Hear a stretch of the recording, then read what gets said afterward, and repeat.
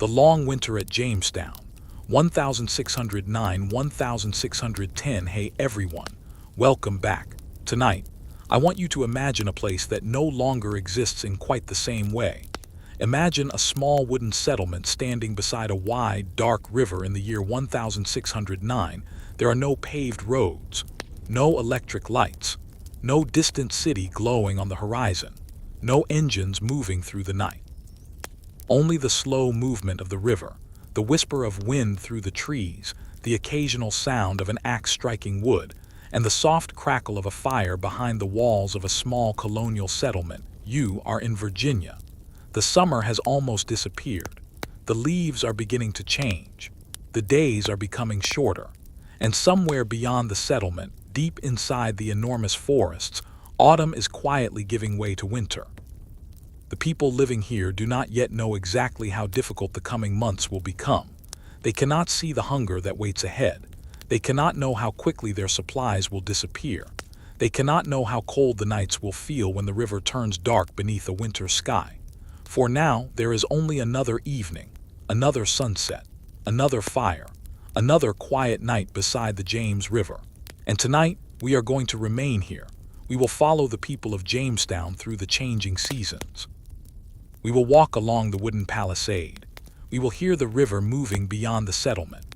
We will enter the small houses where families try to keep warm. We will listen to the conversations around the fire. We will watch boats arrive and disappear. And slowly, almost unnoticed at first, we will feel the approach of the winter that would become one of the most difficult periods in the early history of English America. So make yourself comfortable. Let the modern world become distant for a while. Let the sound of this old river carry you backward through time. It is the autumn of 1609, and Jamestown is still alive. The James River was calm that evening. The surface reflected the last pale colors of sunset. Beyond the river, the forest appeared almost endless. Tall trees crowded together along the shore. Their branches moved gently in the evening breeze. Birds were settling into the trees. Insects hummed quietly among the grasses. And inside the settlement, people were finishing the day's work. Jamestown was still young. Only a few years had passed since the English settlement had been established. The people here had come across the Atlantic believing they were beginning something important, a permanent English presence in the New World, a place where English homes might one day stand beside English farms, a place from which new communities might grow. But the reality of life in Virginia was very different from the dreams that had been carried across the ocean. The land was unfamiliar. The climate was unfamiliar. The rivers were enormous. The forests seemed almost impossible to cross. And the settlement depended heavily upon supplies and trade. Every sack of grain mattered. Every barrel of food mattered. Every healthy horse mattered. Every canoe, boat, axe, fishing line, and musket could make a difference. There was little room for waste. Yet the settlement was still learning how to survive. Some men were experienced soldiers, others were craftsmen, some were gentlemen who had never imagined themselves working with their hands. There were farmers, sailors, laborers, adventurers, and people who had simply hoped that life in Virginia would bring them a better future. They were very different people, but the wilderness placed them in the same situation. They all needed food, they all needed shelter, they all needed warmth. And they all needed the settlement to survive. Among the people living there was a man named William Strachey. He was not one of the ordinary laborers. He had arrived as part of the colonial administration and would later write about what happened during these difficult years. For now, however, he was simply another man watching the settlement change with the seasons. That evening, he walked slowly near the wooden defenses. The palisade stood around the settlement like a rough wooden boundary between the people and the wilderness. Inside were small buildings. Some were used as homes, others for storage or work. There was a church. There were open areas where people moved during the day. And beyond the settlement, the forest waited. Strachey stopped near the river. A boat was tied to the shore. The rope moved slightly with the current. He looked toward the opposite bank. It was becoming difficult to see. The forest had turned into a dark wall. He could smell smoke from the settlement behind him. Someone was cooking. Someone else was repairing a tool. A hammer struck wood, then silence. Strachey listened. The river moved steadily. He thought about England, he thought about the sea, he thought about how far away home seemed. Thousands of miles of water separated Jamestown from the world he had known. And yet, as the evening became darker, he understood that this place was becoming a kind of home too. Not an easy home, not a comfortable home, but a home inside one of the buildings. A young settler named Thomas sat beside a small fire. He was 23. He had crossed the Atlantic only months earlier. Before coming to Virginia, he had imagined the New World as a place of opportunity. He had heard stories about forests full of animals, rivers full of fish, land waiting to be cultivated. He had imagined himself building a small house, perhaps one day owning a farm, perhaps sending letters home describing his success. But the reality had been harder. The summer heat had exhausted him, mosquitoes had tormented him, work had been constant, food had never been as abundant as he expected. Still, there were moments when Virginia seemed beautiful: the river at sunset, the enormous trees, the clear night sky, the strange birds, the feeling of standing at the edge of something unknown. That evening, Thomas held his hands toward the fire. Another man sat beside him. His name was Edward. Edward was older. He had crossed the Atlantic before. He knew that winter could be dangerous. "Much grain remains?" Thomas asked quietly. Edward looked toward him. "Enough." Thomas waited. Edward smiled faintly. "At least for now." That was how people spoke about supplies. For now, enough for now, safe for now, warm for now. The future was always uncertain outside. The temperature began to fall. The river grew darker. One by one, small fires appeared inside the settlement. Smoke drifted upward. The settlement looked almost peaceful. If someone had seen Jamestown from a distance that night, they might have imagined that everything was going well. A few lights, a few fires, people moving slowly through the darkness, the river beside them, the forest beyond. But appearances could be misleading. The settlement had problems that were not visible from the river. Supplies were becoming uncertain. Relations with the surrounding indigenous peoples had become increasingly tense. The arrival of new settlers had placed pressure on the region. And the settlement was not yet producing enough food to make itself completely independent. Everyone understood that the coming winter would require careful planning. Food had to be protected. Firewood had to be collected. Buildings had to be repaired. Tools had to be maintained. Anything that could be preserved had to be preserved. Winter was approaching, and winter did not negotiate. The next morning began before sunrise. A bell sounded inside the settlement. People slowly rose from their beds. The fire in many homes had burned low during the night. Some men immediately went outside to gather wood. Others checked the boats. Some worked on the palisade. The air smelled of damp earth and smoke. A pale mist rested over the river. The forest was almost silent. Then the sun began to rise. Gold light appeared between the trees. For a few minutes, Jamestown looked peaceful again. Thomas carried a bundle of wood toward the settlement. It was heavier than he expected. He stopped halfway and looked toward the river.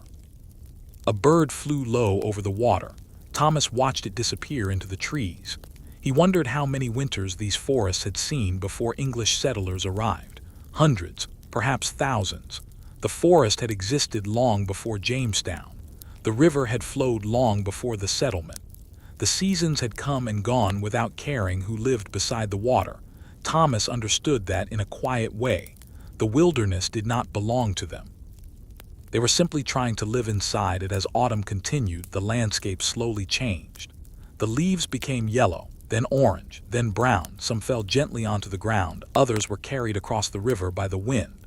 The mornings became colder. The evenings became longer. People worked harder to prepare. Wood was stacked near houses. Food was stored carefully. Clothing was repaired. Buildings were strengthened. Everyone had something to do. Yet there was also waiting for ships, waiting for supplies, waiting for news. Waiting for winter to decide how severe it would be. One afternoon, several people gathered near the river. A ship had been sighted in the distance. For a moment, excitement spread through the settlement. Men walked quickly toward the shore. Someone shouted. Others climbed higher ground to see. The ship moved slowly along the river. It carried supplies and people. To the settlers, its arrival meant more than transportation. It meant hope, food, tools, letters, news from England, perhaps medicine, perhaps clothing. Perhaps something as simple as fresh bread. The ship approached. People gathered along the shore. Some waved, others called out. The settlement suddenly felt alive, but beneath the excitement was another feeling: dependence. Jamestown still needed the outside world, and everyone knew it. That evening the settlement celebrated quietly. There was more food than usual. People talked, some laughed, someone played a simple tune. For a few hours nobody wanted to think about winter. Thomas sat near the fire with Edward. "You see," Edward said. Thomas smiled. "See what? We'll make it." Thomas looked around, at the warm fire, at the people talking, at the wooden buildings, at the river beyond the walls. He wanted to believe Edward. Perhaps they would make it. Perhaps spring would come before they knew it. Perhaps this difficult beginning would become a successful colony. Perhaps, years from now, people would look back and remember only the first steps of a great settlement. Nobody knew. History is strange that way. People living through an event rarely know how important it will become. They simply experience one day, then another, then another. And at Jamestown, the next days would become harder. The autumn nights grew colder. The forest became quieter. The river looked darker beneath the clouds. The people of Jamestown began to notice something. Their supplies were disappearing faster than expected.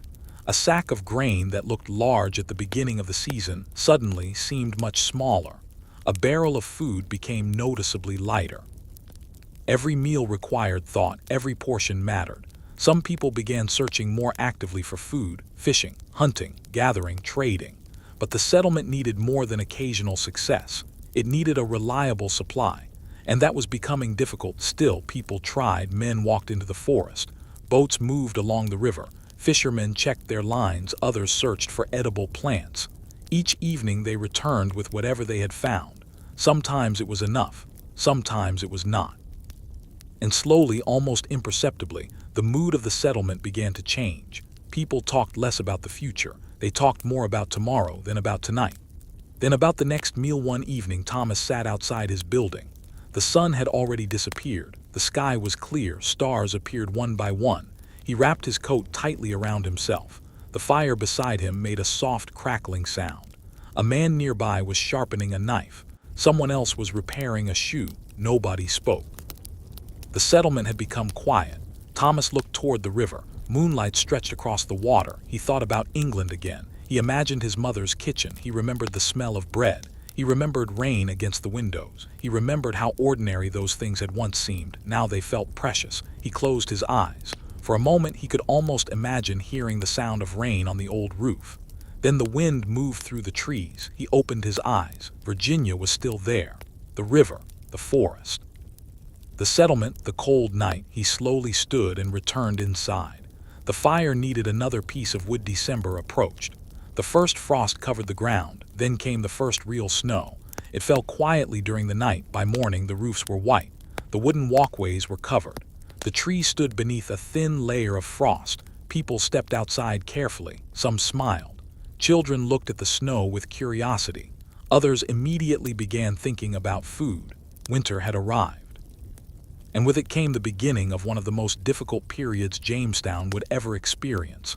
But on that first snowy morning, nobody yet knew exactly how bad it would become. The river was still moving. The fires were still burning. The settlement was still standing. People still had work to do, so they worked. They carried wood. They checked supplies. They repaired doors. They fed animals. They gathered close to the fires. And as evening approached, the snow continued falling, softly, quietly, covering the young settlement beside the James River. The people of Jamestown went indoors. Doors closed, fires burned, candles flickered. The river moved beneath the darkness. And beyond the wooden walls, the immense Virginia wilderness waited patiently through the winter night. For now, everyone was still here. For now, there was still food. For now, there was still hope. But winter had only just begun. The snow did not stay. By the following morning, much of it had melted away, leaving the ground dark and wet beneath the pale winter sky. But the cold remained. At Jamestown, people had begun to understand that winter would not arrive all at once. It would come slowly. A colder morning, a longer night, a sharper wind, a little less food, a little more wood needed for the fire, and then another day. The settlement continued to breathe beneath the gray December sky. Smoke rose from the chimneys. The river moved slowly beside the settlement. The forest stood beyond the palisade, silent and enormous. Inside the walls, people began another day. No one knew how many more difficult mornings were waiting. Thomas woke before sunrise. The room was dark. The fire had almost disappeared during the night.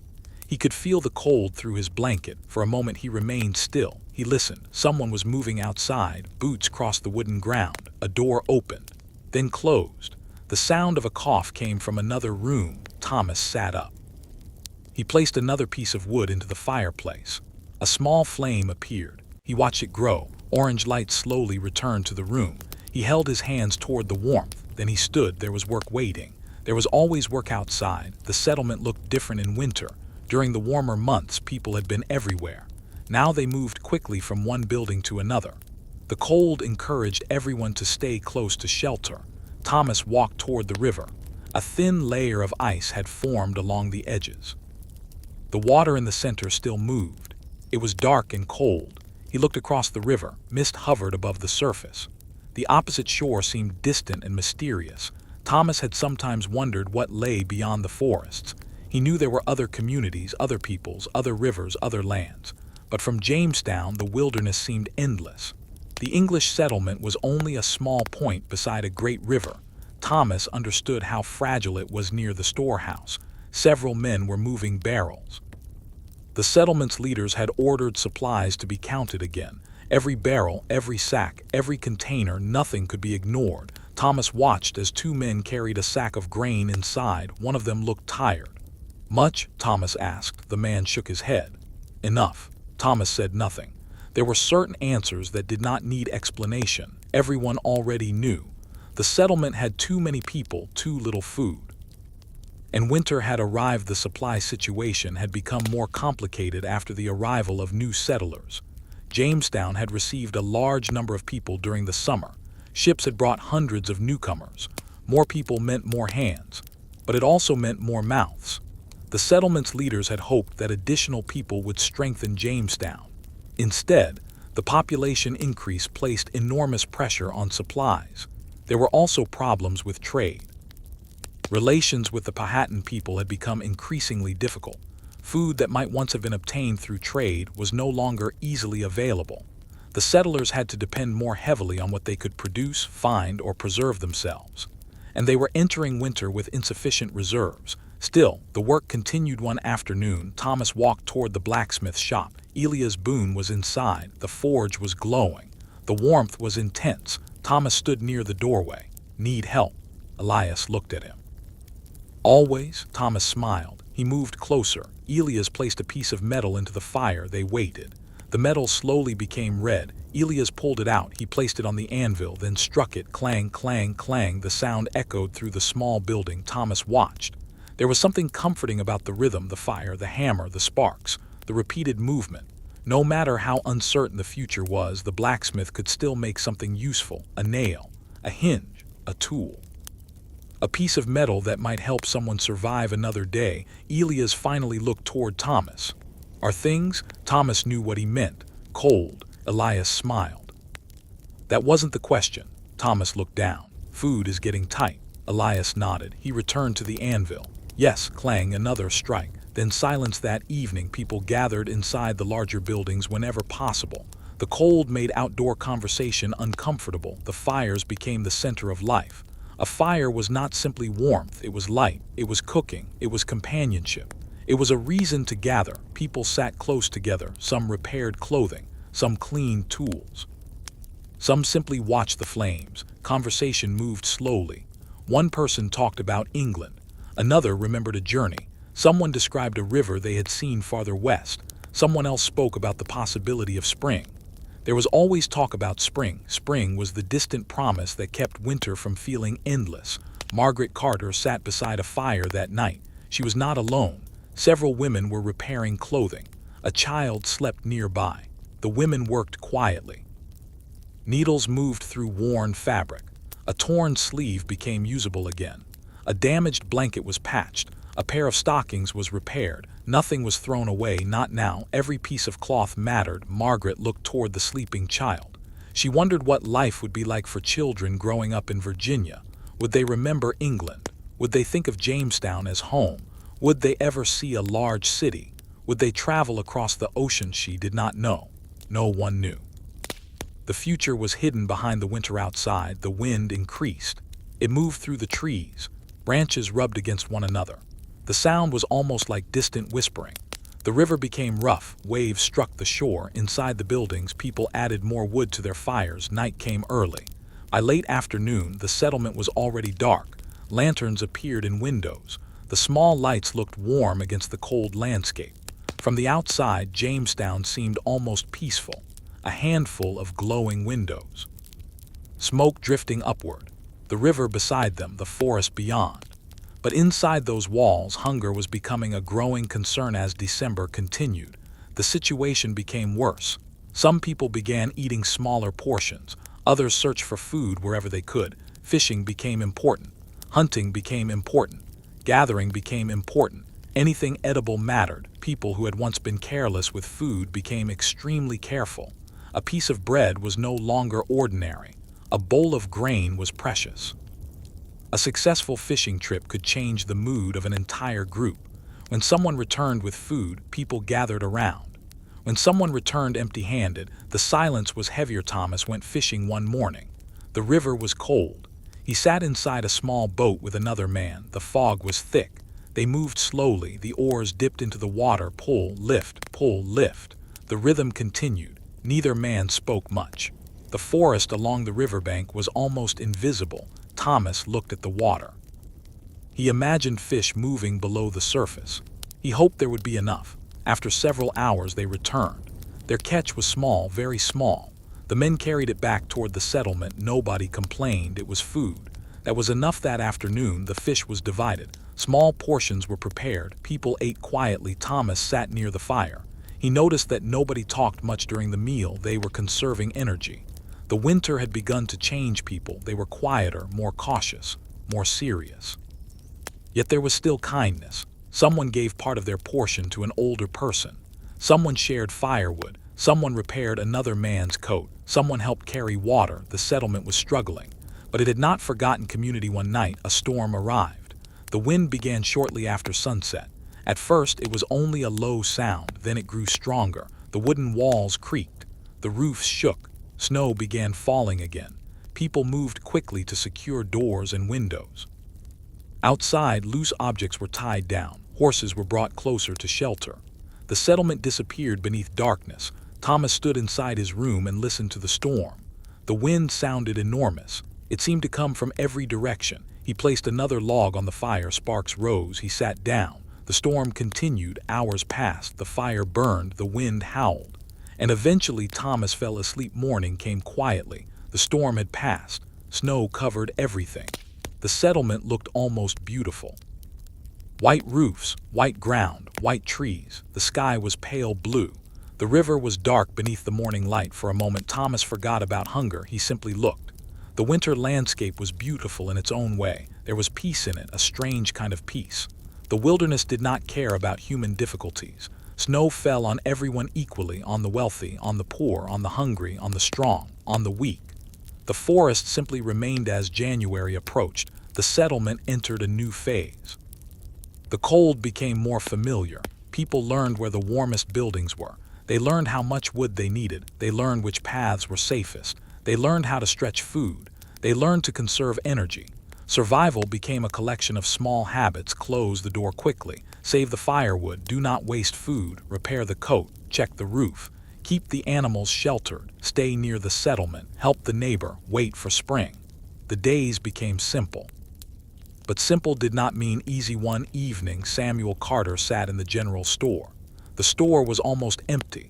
A single lantern hung above the counter. Samuel counted his remaining supplies. He knew the numbers by memory. He counted again anyway: flour, salt, beans, coffee, a little dried meat, some grain, several tools, a few candles. He closed the ledger. For the first time in many years, he was worried, not for himself, for everyone. He looked around the store. Every object on the shelves seemed important now. A blanket, a sack of flour, a candle, a cooking pot, a simple knife. These were not luxuries, they were necessities. Samuel extinguished the lantern, then he locked the door. On the way home, Samuel looked toward the church. A faint light came from inside. He walked closer. The door opened. Clara stood there. She was carrying a candle. "Still awake?" Samuel asked. "Yes." "Everything all right?" She nodded. I was reading. Samuel smiled. Reading is a good way to forget the cold. Clara looked toward the dark street. Do you think we'll be here next winter? Samuel paused. It was not an easy question. He could have given her a comforting answer. Instead, he said quietly, I hope so. Clara looked at him. Samuel continued, we all do. Then he walked home that night. The moon appeared. The snow reflected its light. The entire settlement seemed silver. No voices, no hammering, no wagons, no laughter, only the river, the wind, and the occasional movement of an animal. Inside the homes, people slept. Some slept deeply, others woke because they were cold. Some dreamed of England, some dreamed of food, some dreamed of spring, and perhaps some dreamed of a future that would never come. History often remembers events through dates 1609-1610. Jamestown, Virginia. But people did not experience history as dates.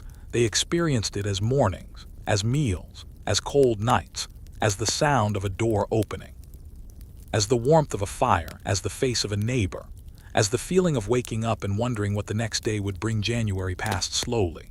The snow came and went. The cold remained. The settlement became quieter. More people became sick. Some buildings were abandoned. Some fires burned lower. Wood became harder to gather. Food became more difficult to find.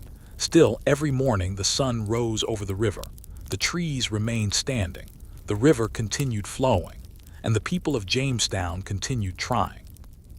They repaired, they searched, they fished. They hunted, they gathered, they traded when possible, they shared when they could.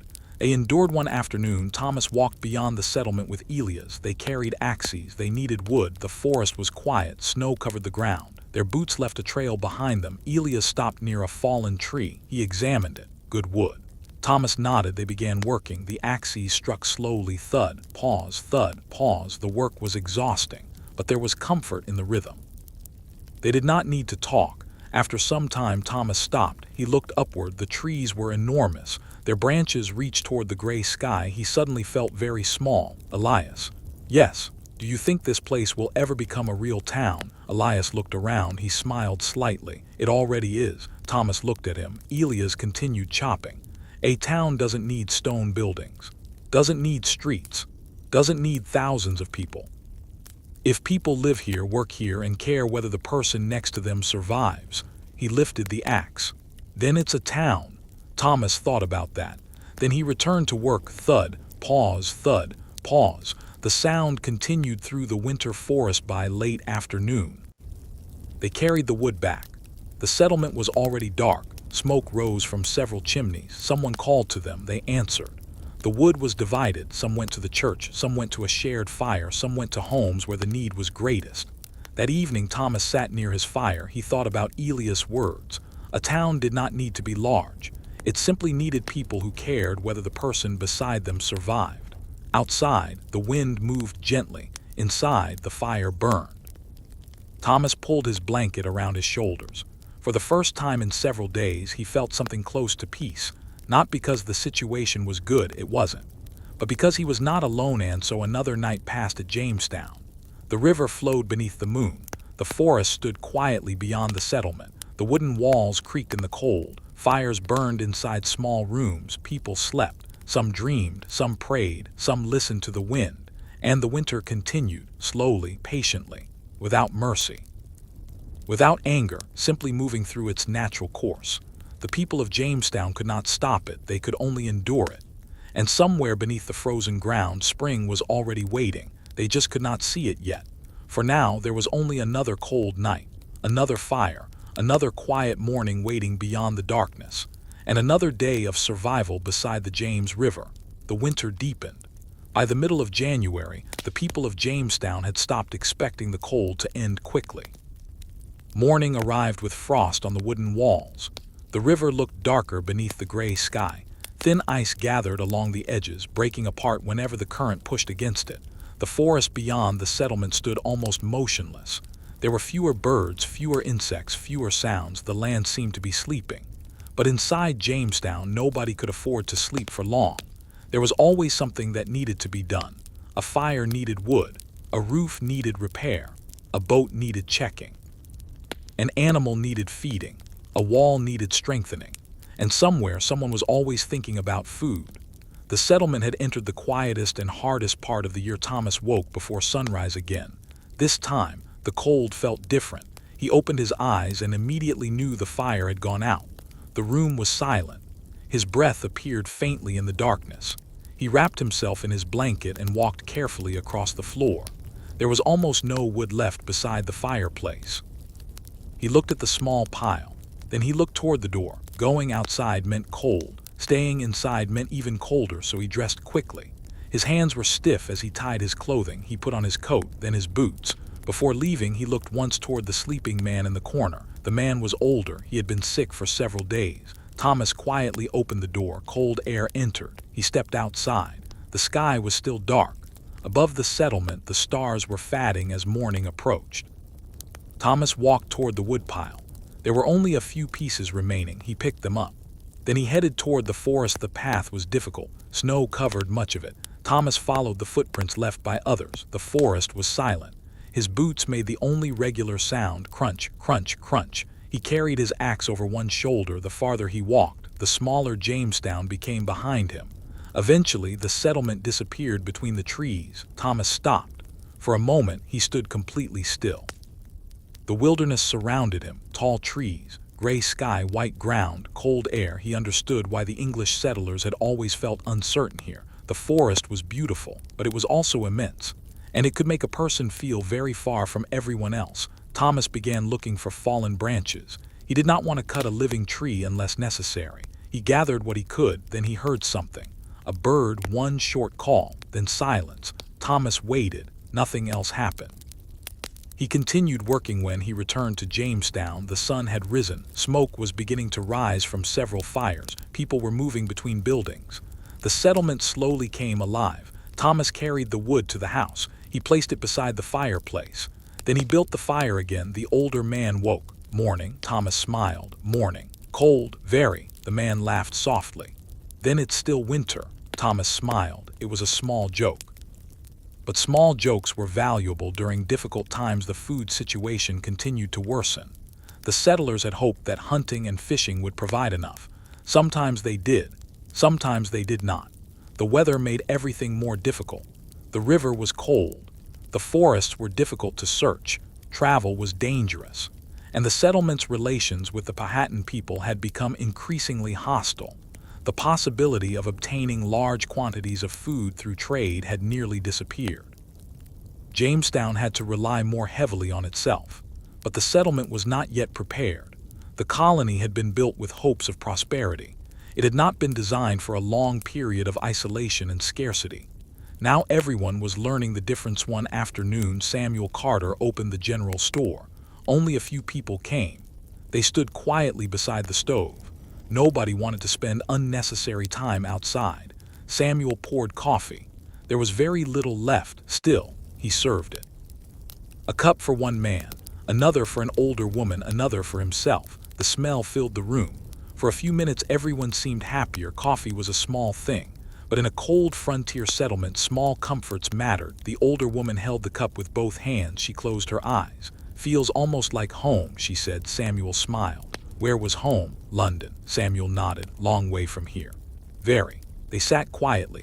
Neither needed to say more. That evening, a small group gathered in the church. There was no formal service. People simply wanted to be together. Candles burned along the walls. The light was soft. A few people spoke quietly. Others sat in silence. A man read from a book. His voice was calm. The words traveled through the cold building. Outside, the wind moved across the settlement. Inside, the people listened. For some, faith was a source of comfort. For others, the gathering itself was enough. Human beings have always gathered during difficult times.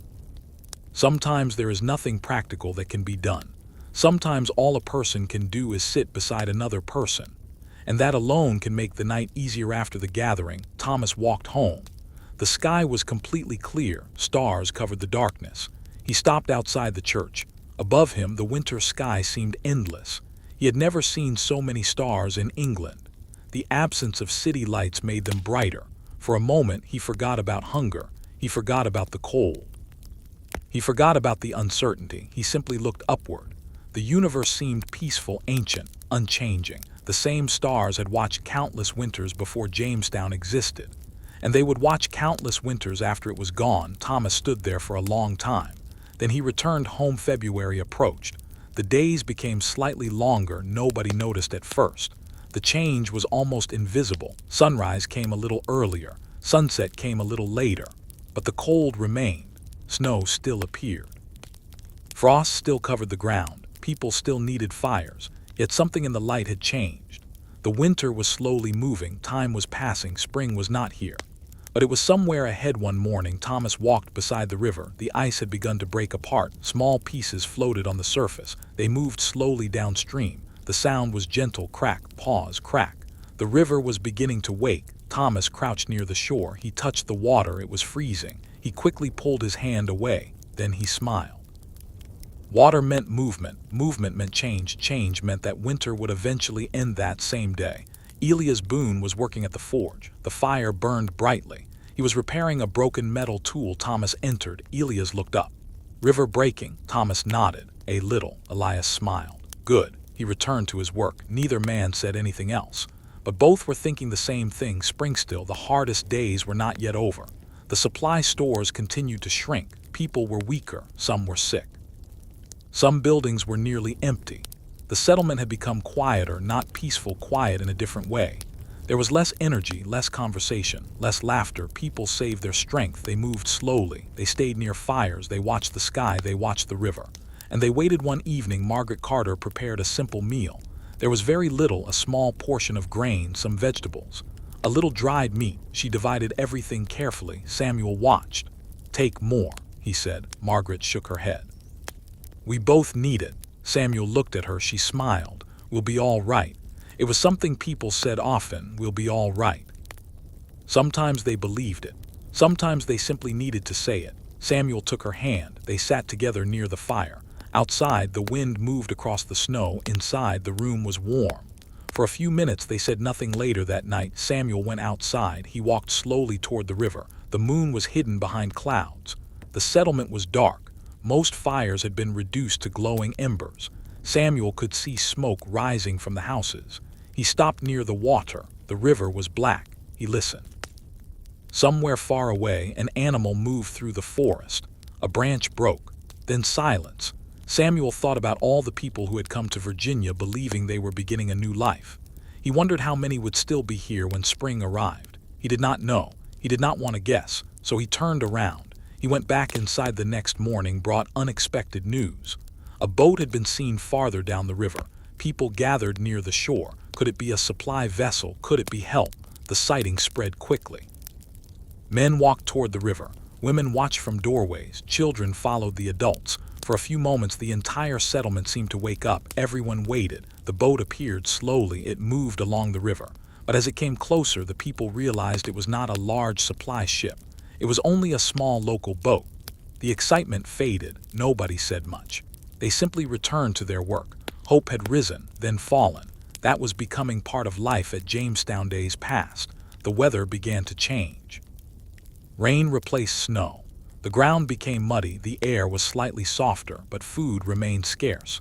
This was the period when winter could feel most cruel. The worst cold was beginning to fade, yet the stores were nearly empty. The people had endured months of scarcity. Their bodies were tired, their strength was reduced, and spring had not yet brought enough food.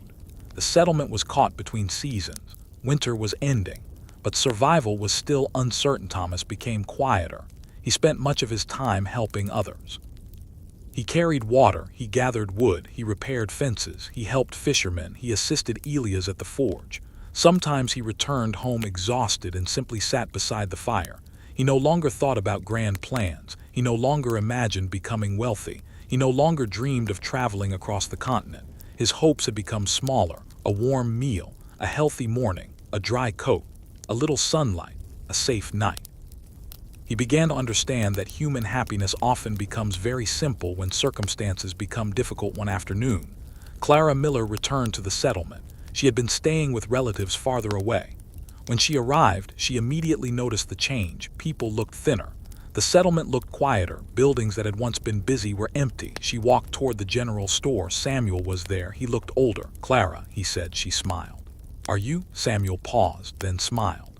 I'm here. Clara understood that was enough. She helped him organize the store. They worked in silence. After a while, Clara noticed a small bag of seeds. "What's that?" Samuel looked at it. "Vegetable seeds. For spring, for spring." Clara smiled. She held the little bag carefully. It was tiny, but it contained something enormous, possibility, a future, a garden, food. Life. That evening, Clara carried the seeds home. She placed them beside the fireplace. She knew it was still too early to plant them, but she liked knowing they were there. The winter had taken much from Jamestown, yet the future had not completely disappeared. There were still seeds, still tools, still people, still fires, still the river, still the possibility of spring. And sometimes that was enough to continue. March began. The snow disappeared, the forest changed. Small signs of green appeared along the ground, birds returned. The river moved more freely. Morning sunlight felt warmer. People stepped outside and stood in it. Some simply closed their eyes. After months of cold, sunlight felt almost luxurious. Thomas walked beyond the settlement. He saw green shoots pushing through the soil. He crouched down. He touched one. It was delicate, almost impossibly small. It had survived the winter beneath the ground. Thomas smiled. He thought about Jamestown. Perhaps people were like seeds. They could disappear beneath difficult seasons. They could become weak. They could seem forgotten. But sometimes, when conditions changed, life began again. The hardest part of the winter was passing. But the story of Jamestown was not yet finished. The settlement had survived, barely. The people had endured hunger, cold, uncertainty, and isolation. Some had not survived, others had become stronger. And now, with spring approaching, everyone began looking toward the river. They were waiting for ships, waiting for food, waiting for news, waiting for the world beyond Virginia to return. One morning, Thomas stood beside the James River. The water reflected the pale morning sky. A bird flew overhead. The forest was green again. He looked toward the horizon. Nothing. He waited. Then he saw something far away, a tiny shape on the river. He narrowed his eyes. A sail. Another person noticed it too, then another. Within minutes, people were moving toward the shore. The settlement began to wake. Hope spread quietly. A ship was coming. And this time, perhaps it carried more than supplies. Perhaps it carried the beginning of a new season. Perhaps it carried the chance for Jamestown to survive. Thomas stood beside the river and watched the sail grow larger. Behind him, the settlement waited. Ahead of him, the river opened toward the distant horizon. And for the first time in many months, the future did not feel quite so dark. The long winter was beginning to release its grip, but what the arriving ship would bring, and what would happen to Jamestown next, was still waiting beyond the river. The sail remained small at first, almost too small to believe. Thomas stood beside the river with several other settlers, watching it move slowly across the brightening water. No one spoke loudly. There was something almost sacred about the moment. After months of cold mornings, empty shelves, weak fires, and long nights, even the sight of a distant sail could fill the heart with hope. The ship moved closer. The white canvas became clearer. The wooden hull slowly appeared above the water. Men began walking toward the shore. Some came from the storehouses. Some came from the workshops. Others simply stepped outside their homes because they had heard the news. A ship was coming. A real ship, from beyond Virginia, from the world across the Atlantic. For a moment, the settlement seemed alive again. Children ran along the path. A few men waved. Someone called out that food might be aboard. Another person said there would surely be letters. Someone else hoped for medicine. Everyone had something they wished the ship might contain. Thomas looked toward the vessel. He tried not to become too hopeful. He had learned during the winter that hope could be fragile. But still, he hoped the ship finally reached the settlement. The people gathered close as the sailors prepared to come ashore. The first men stepped onto the riverbank. They looked tired from the journey. Their clothes were damp, their boots were muddy. But they had arrived. Questions began immediately. How long had they been at sea? What news from England? Were there other ships? Were supplies coming? What had happened during the winter? The sailors answered as best they could. But then the settlers began looking for the cargo. Barrels, crates, sacks, boxes, anything that might contain food. The unloading began slowly, carefully. The settlement watched. And with each barrel carried ashore, hope became a little stronger. Thomas helped move a crate. It was heavy. He placed it beside another. A sailor opened it. Inside were supplies, not enough to erase everything that had happened, but enough to matter. There was food. There were tools. There were materials. There were things the settlement had desperately needed. Thomas stood quietly. He felt something in his chest loosen. For months, he had been thinking only about survival. Now suddenly he could think about tomorrow, not just tonight, tomorrow, next week, perhaps even next year. The idea felt strange almost. Carter arrived at the river shortly afterward. He had walked quickly from the store. When he saw the supplies, he stopped. For a moment, he simply stared. Then he smiled. One of the sailors recognized him. "Need help carrying something?" Samuel laughed softly. "Everything." Sailor smiled. Together they began unloading. The work continued for hours. Boxes were carried, barrels rolled, sacks were lifted, tools were checked. The settlement became busy again. People moved everywhere, voices filled the air. For the first time in months, Jamestown sounded like a living town that evening. The settlement prepared a meal. It was not an enormous feast, but compared with the winter, it felt extraordinary. People gathered around fires. Food was shared. Children ate eagerly. Adults talked. Someone laughed. Someone began telling a story. The sound traveled through the settlement. Thomas sat beside Elias. They ate slowly. Elias looked at him. "Feels different." Thomas nodded. "Yes." "Think winter is finally over?" Thomas looked toward the dark river. "I think so." Elias smiled. "Good." Then he returned to his meal. There was no need for more words. Later that night, Thomas walked alone. He passed the general store. Samuel was still inside. He had spent the entire day organizing supplies. The store looked different. Shelves that had been nearly empty now held new objects, fresh sacks, new tools, small boxes, barrels. The smell of food filled the room. Samuel looked tired, but he was smiling. Thomas stepped inside. "Long day," Samuel nodded. "Long day we've had in months." Thomas laughed. Samuel handed him a cup. "Coffee." Thomas accepted it. He held the warm cup between his hands. For a few seconds, neither man spoke. The store was quiet. Outside, the river moved beneath the night sky. Samuel finally said, "Do you remember the first snow?" Thomas nodded. "Feels like another lifetime." Samuel smiled. "That's what winter does." Spring continued. The trees became green. Flowers appeared near the edges of the settlement. Birds filled the mornings with sound. The river reflected sunlight. The forests no longer seemed empty. Life returned everywhere. But the people of Jamestown had changed. The winter had left a mark on them. They were more careful. More aware of food, more aware of firewood, more aware of how much they depended upon one another. The settlement had learned a difficult lesson. A colony could not survive on dreams alone. It needed food, work planning, discipline, and cooperation. The wilderness could not be ignored. It had to be understood. Thomas began helping in the fields.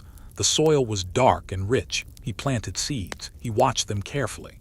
The first shoots appeared after several days. Small green leaves pushed through the earth. He smiled when he saw them. The sight reminded him of Clara's little bag of seeds. She had planted her own garden. Several families had done the same. The settlement was beginning again, not from nothing, but from whatever had survived. Clara often walked through the settlement with a book. She had begun teaching some of the younger children. There was no proper school yet, but children gathered around her whenever she had time. She taught them letters, numbers, reading. Sometimes she told them stories. One afternoon, Thomas passed by and heard the children laughing. He stopped. He watched Clara teaching. For a moment, he thought about the winter, the cold rooms, the empty barrels, the dark mornings. It seemed impossible that those days had been real, yet they had been. The children knew little about them. To them, spring was simply spring, green trees, warm sunlight, running water, laughter. Thomas smiled. Perhaps that was how life continued. One generation remembered hardship. The next generation simply enjoyed the sunlight as the weather warmed. People began repairing the settlement. Walls were strengthened, roofs were fixed, buildings were cleaned, the church was repaired. The blacksmith worked from morning until evening. Samuel's store became busy again. Boats moved along the river. Trade slowly resumed. Jamestown was changing. The settlement was not safe yet. There were still many difficulties, but it was alive. And being alive gave people time to learn, time to build, time to make mistakes. Time to improve. One evening, Samuel and Margaret sat outside their home. The sun was setting. The sky was orange and gold. Birds crossed above the river. The air was warm. Margaret looked toward the trees. "You remember how quiet it was in winter?" Samuel smiled. "Too quiet," she laughed. "I thought it was beautiful." They sat together. Neither spoke for a while. The sounds of evening surrounded them. Birds, water, insects, distant voices, a hammer from the blacksmith's shop. It was a very different kind of silence, not the silence of winter. The silence of a place becoming alive again. That night, Samuel walked toward the river. He had done this many times during the winter. But now the landscape was completely different. Green trees reflected in the water, fireflies appeared along the shore. The air smelled of plants and wet earth. Samuel stood there. He remembered standing in the same place months earlier. He remembered the cold, the dark water, the empty settlement. The fear that winter might never end. Now he could hear laughter behind him. Someone was playing music, children were running. A dog barked, people were talking. Samuel smiled. The river had not changed. It had simply continued flowing through summer, through autumn, through winter, and now into spring. Perhaps people were like the river. They simply had to keep moving. The summer of 1610 approached. With warmer weather came more ships, more people, more supplies, more news from England. But Jamestown also faced new challenges. The colony needed better organization, better agriculture, better relations with surrounding communities, more reliable food production. The lessons of the winter could not be forgotten. People who had survived it knew that. Thomas especially remembered. He had become more cautious. He kept extra food whenever possible. He repaired tools before they broke. He saved wood. He helped neighbors. He never again assumed that tomorrow would provide everything. Winter had taught him that. One evening, Thomas walked to the edge of the settlement. He looked toward the forest. The trees were green, sunlight filtered through the leaves. A deer moved in the distance. Thomas watched it quietly. He remembered the winter forest, gray, cold, silent. Now it was filled with life, the same forest, a different season. He thought about how strange time could be. The hardest winter eventually became a memory. The memory became a story, and the story would eventually become part of American history. But the people living through it had not known that. They had only known they were cold. They had only known they were hungry. They had only known they needed another morning. That was the true nature of history. It was not made only by famous people. It was made by ordinary people getting through ordinary days. Years later, someone might stand on the same ground and see something completely different. Perhaps larger buildings, perhaps more farms, perhaps more roads, perhaps more people. The settlement might grow. It might change, it might struggle again, it might survive. But beneath all those changes would remain the memory of the first difficult winters. The people who stayed, the people who left, the people who died, the people who endured, the people who planted seeds after believing there might never be another harvest. One quiet evening, Clara sat near her garden. Small plants moved gently in the summer breeze. She touched one of the leaves. It had grown from the seed she had carried through the winter. She smiled. Nearby, Thomas was repairing a wooden fence. He looked over. Growing well? Clara nodded. Well, she looked at him. Do you remember when we thought spring would never come? Thomas laughed. I remember. It seems silly now. Then she smiled. No, for a moment they were silent. Then Clara looked toward the horizon. Maybe that's what winter teaches. Thomas waited. That things can change. Thomas nodded. Yes. The sun began to disappear. The sky turned pink, then purple. The river reflected the last light. People slowly returned to their homes. Doors opened, doors closed, fires were lit, dinner was prepared. The settlement settled into evening. It was peaceful, not perfect, not safe forever, but peaceful. Thomas walked toward his home. He passed the church, he passed the store, he passed the blacksmith's shop, he passed the river. Everything looked familiar. Yet he knew how quickly a place could change. One winter could transform everything. One spring could bring it back. That night, Thomas sat beside his fireplace. Window was open. Warm air moved gently through the room. He could hear insects outside. The sound of the river came faintly through the darkness. He thought about the previous winter. He remembered the cold, the hunger, the silence, the fear. Then he remembered the first sail appearing on the river. He remembered people running toward the shore. He remembered the first warm meal. He remembered spring sunlight. He remembered the little green plants emerging from the soil. He smiled. The winter had been long, but it had ended. And sometimes, perhaps, that was the most important lesson of all. No winter lasts forever. The night became deeper. Across Jamestown, lights slowly disappeared. The church was dark. The store was dark. The blacksmith's forge was cold. The homes were quiet. Only the river continued moving. It flowed past the settlement, past the trees, past the fields, toward the distant Chesapeake Bay, and beyond that toward the Atlantic Ocean, the same ocean that had once separated these people from England. The same ocean that had carried them here. The same ocean that would continue carrying ships toward the new colony. Thomas listened to the river. His eyes became heavy. He leaned back. The fire burned softly. Outside, the summer night was warm. There was no snow, no bitter wind, no frozen river, only darkness filled with gentle sounds. And as he closed his eyes, the memory of winter slowly became distant. The difficult days, the empty stores, the cold mornings, all of them belonged to the past now. For tonight there was warmth. For tonight there was food. For tonight there was peace. And tomorrow would come when it came. So now, as we slowly leave Jamestown behind, imagine that old settlement beneath the summer stars. The wooden buildings rest quietly beside the river. The trees move gently in the warm breeze. A few fires glow in the distance. The river reflects the moon somewhere. A night bird calls, then becomes silent. The people of Jamestown are sleeping. They have survived another day. The long winter is behind them. The river keeps moving. The forest keeps breathing. The stars remain above, and the little settlement beside the James River rests quietly beneath the summer sky.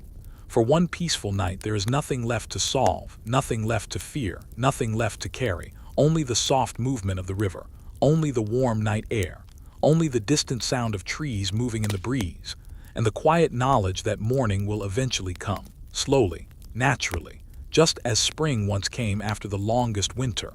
And perhaps that is where we can leave our story. Not with a battle, not with a great speech, but with a quiet river, a sleeping settlement, and a new season beginning. The people of Jamestown had survived the winter, and somewhere beyond the darkness, the future was waiting quietly, patiently, one morning at a time. The winter was over, but Jamestown was not yet safe. The green leaves had returned to the trees. The James River moved beneath the warm Virginia sun, carrying small pieces of drifting wood toward the distant Chesapeake Bay. Birds had returned to the forest. The ground was soft again beneath the settlers' feet, and for the first time in many months, the air no longer carried the sharp cold of winter. Yet beneath the beauty of spring, Jamestown carried the quiet scars of the season that had passed. There were fewer people now. Many had died. Others were weak. Some had left. The buildings were still standing, but many were worn and damaged. The fields needed attention. The food stores were still dangerously low. And the people who remained understood something they had not fully understood before. Surviving one winter did not mean they had solved the problem. They had simply reached another morning. And sometimes, reaching another morning was already a victory. The spring of 1610 brought a strange mixture of relief and uncertainty. The settlers could finally move more freely. They could fish again. They could search the woods. They could work the soil. They could repair their homes. They could plant crops. But planting a crop was not the same as harvesting one. Seeds needed time. The earth needed care, rain needed to come. And the people needed enough food to survive until the harvest. That was the difficult part. They had survived the winter, but hunger had not disappeared with the snow. The settlement still stood in a fragile balance. One morning, several men walked toward the fields. The sun was already warm above the trees. A thin mist still rested over the river. The men carried simple tools over their shoulders. There was little conversation. Everyone understood the importance of the work.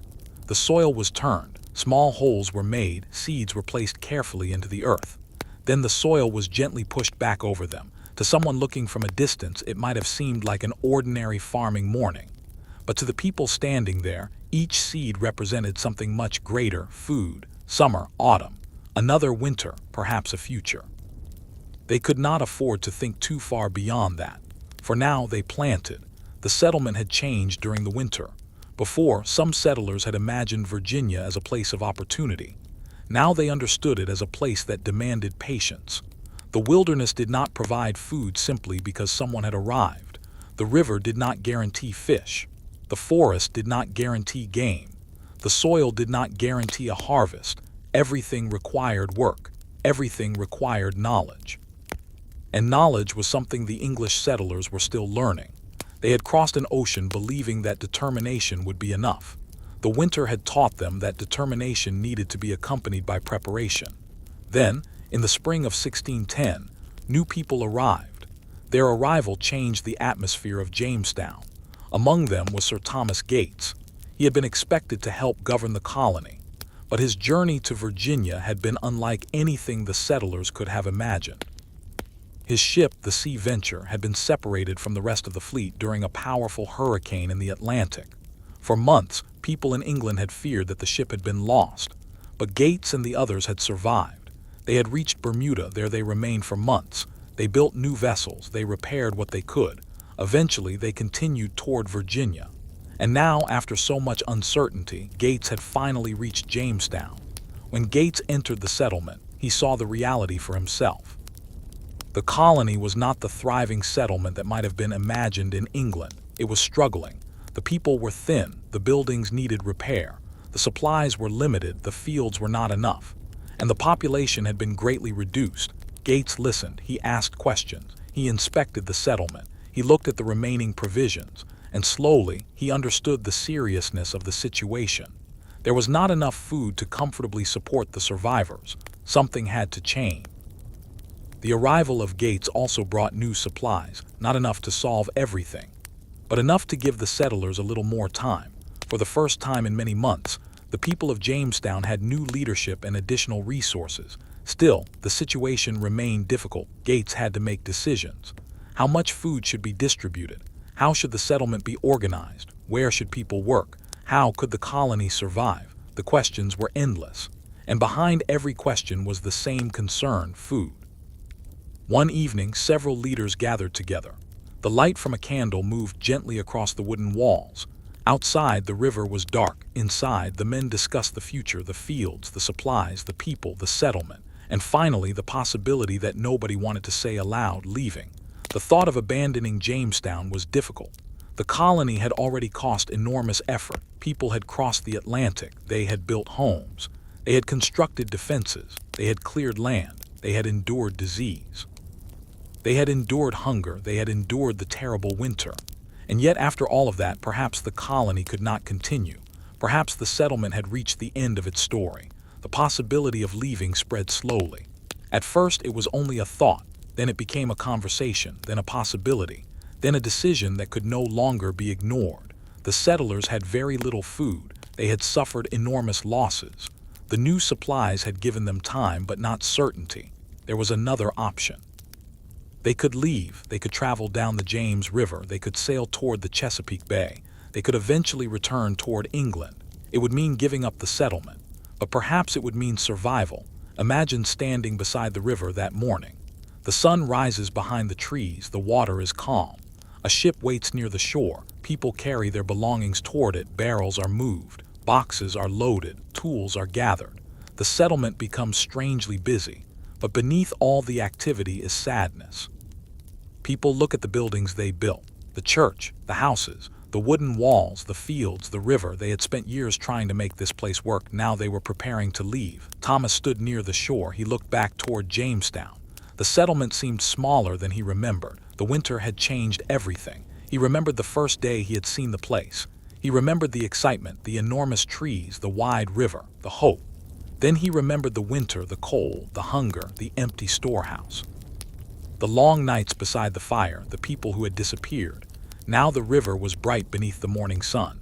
It was almost difficult to believe that the same place had once seemed so dark. The boats began moving slowly. One after another, Jamestown was being left behind. The river opened ahead. The settlers watched the shoreline. Some were relieved. Some were disappointed. Some were simply exhausted. There was no single emotion. Everyone carried their own memories. The riverbank slowly disappeared behind them.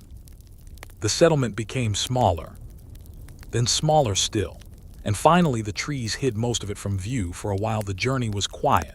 The boats moved with the current. The Chesapeake lay ahead. The settlers had left Jamestown, perhaps forever, but history had not yet finished with them. As the boats continued down the river, something unexpected happened. A ship appeared, then another, and another. The sails grew larger. The people aboard the departing vessels watched in confusion. Who were they? Where had they come from? Then the answer became clear. A new English fleet had arrived, and with it came a new governor, Thomas West, Lord de la Warr. The arrival changed everything. The settlers who had been preparing to abandon Virginia now had a reason to turn back. New supplies were coming. New leadership was coming. The colony would receive another chance. The boats changed direction. They returned toward Jamestown. Slowly, the settlement appeared again. The wooden buildings, the riverbank, the fields, the trees. The place they had nearly abandoned, it was still there, waiting. When the settlers returned, Jamestown entered a new period. The colony would continue. It would not become easy. There would be more difficulties, more illness, more conflict, more uncertainty. But Jamestown had survived the moment when it seemed most likely to disappear. The settlement remained beside the James River, and the story continued. That evening, as the sun went down, the river became golden. The ships rested near the shore. The sails hung quietly. The settlement was busy again. People unloaded supplies. Others repaired buildings. Some simply stood near the water they had almost left. Now they were back. The feeling was strange, almost unreal. A place that had seemed finished had been given another beginning. Night arrived. The fires were lit. The sounds of work slowly disappeared. One by one, the people returned indoors. The river became dark. The stars appeared. And Jamestown settled into another Virginia night. The same forest surrounded it. The same river flowed beside it. But the people were different. They had endured something that would remain with them for the rest of their lives. They had learned how quickly hope could disappear, and how quickly it could return. The story of Jamestown would continue for many years. The settlement would change. The population would grow. New farms would appear.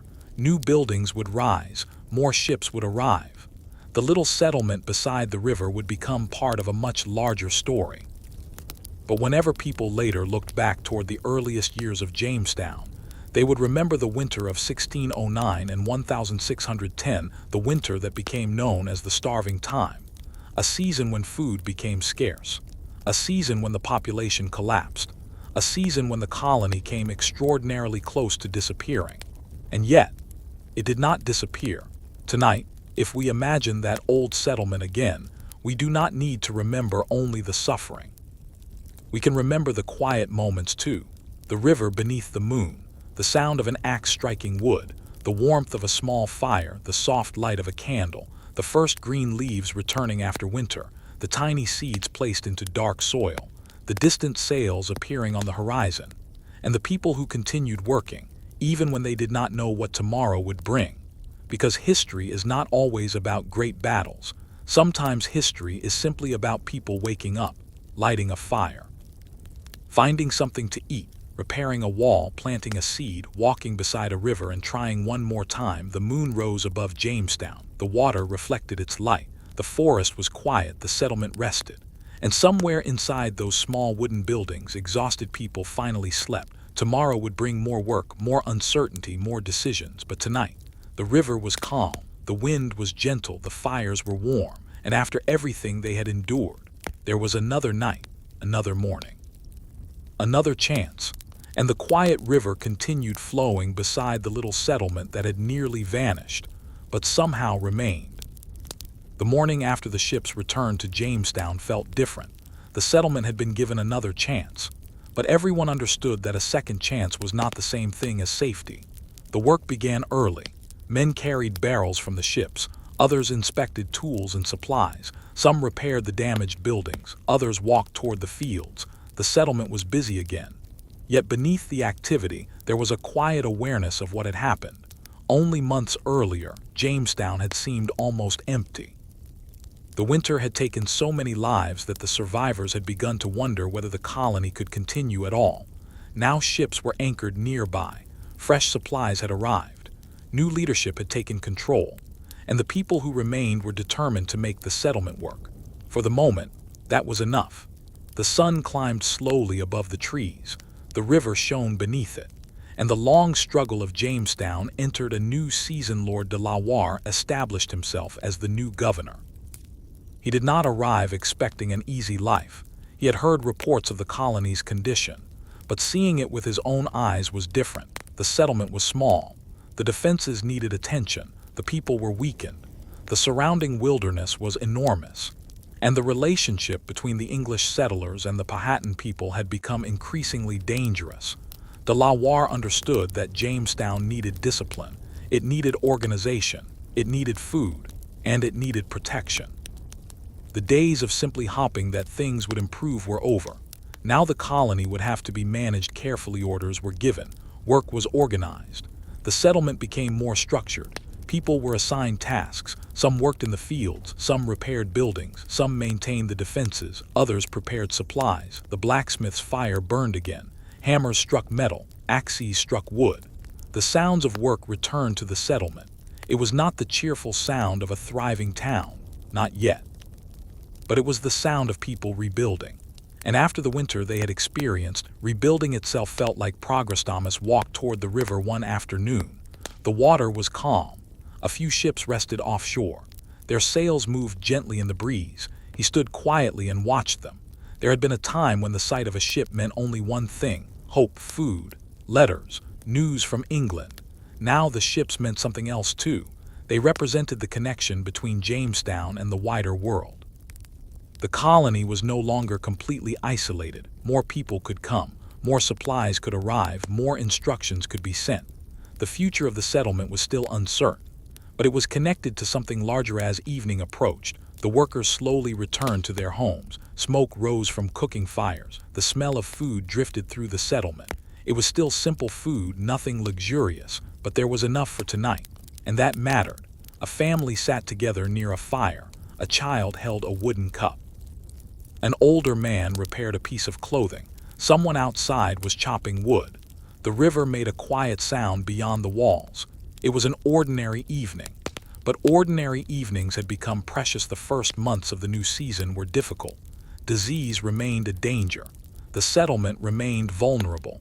Relations with the Powhatan Confederacy continued to shape everyday life.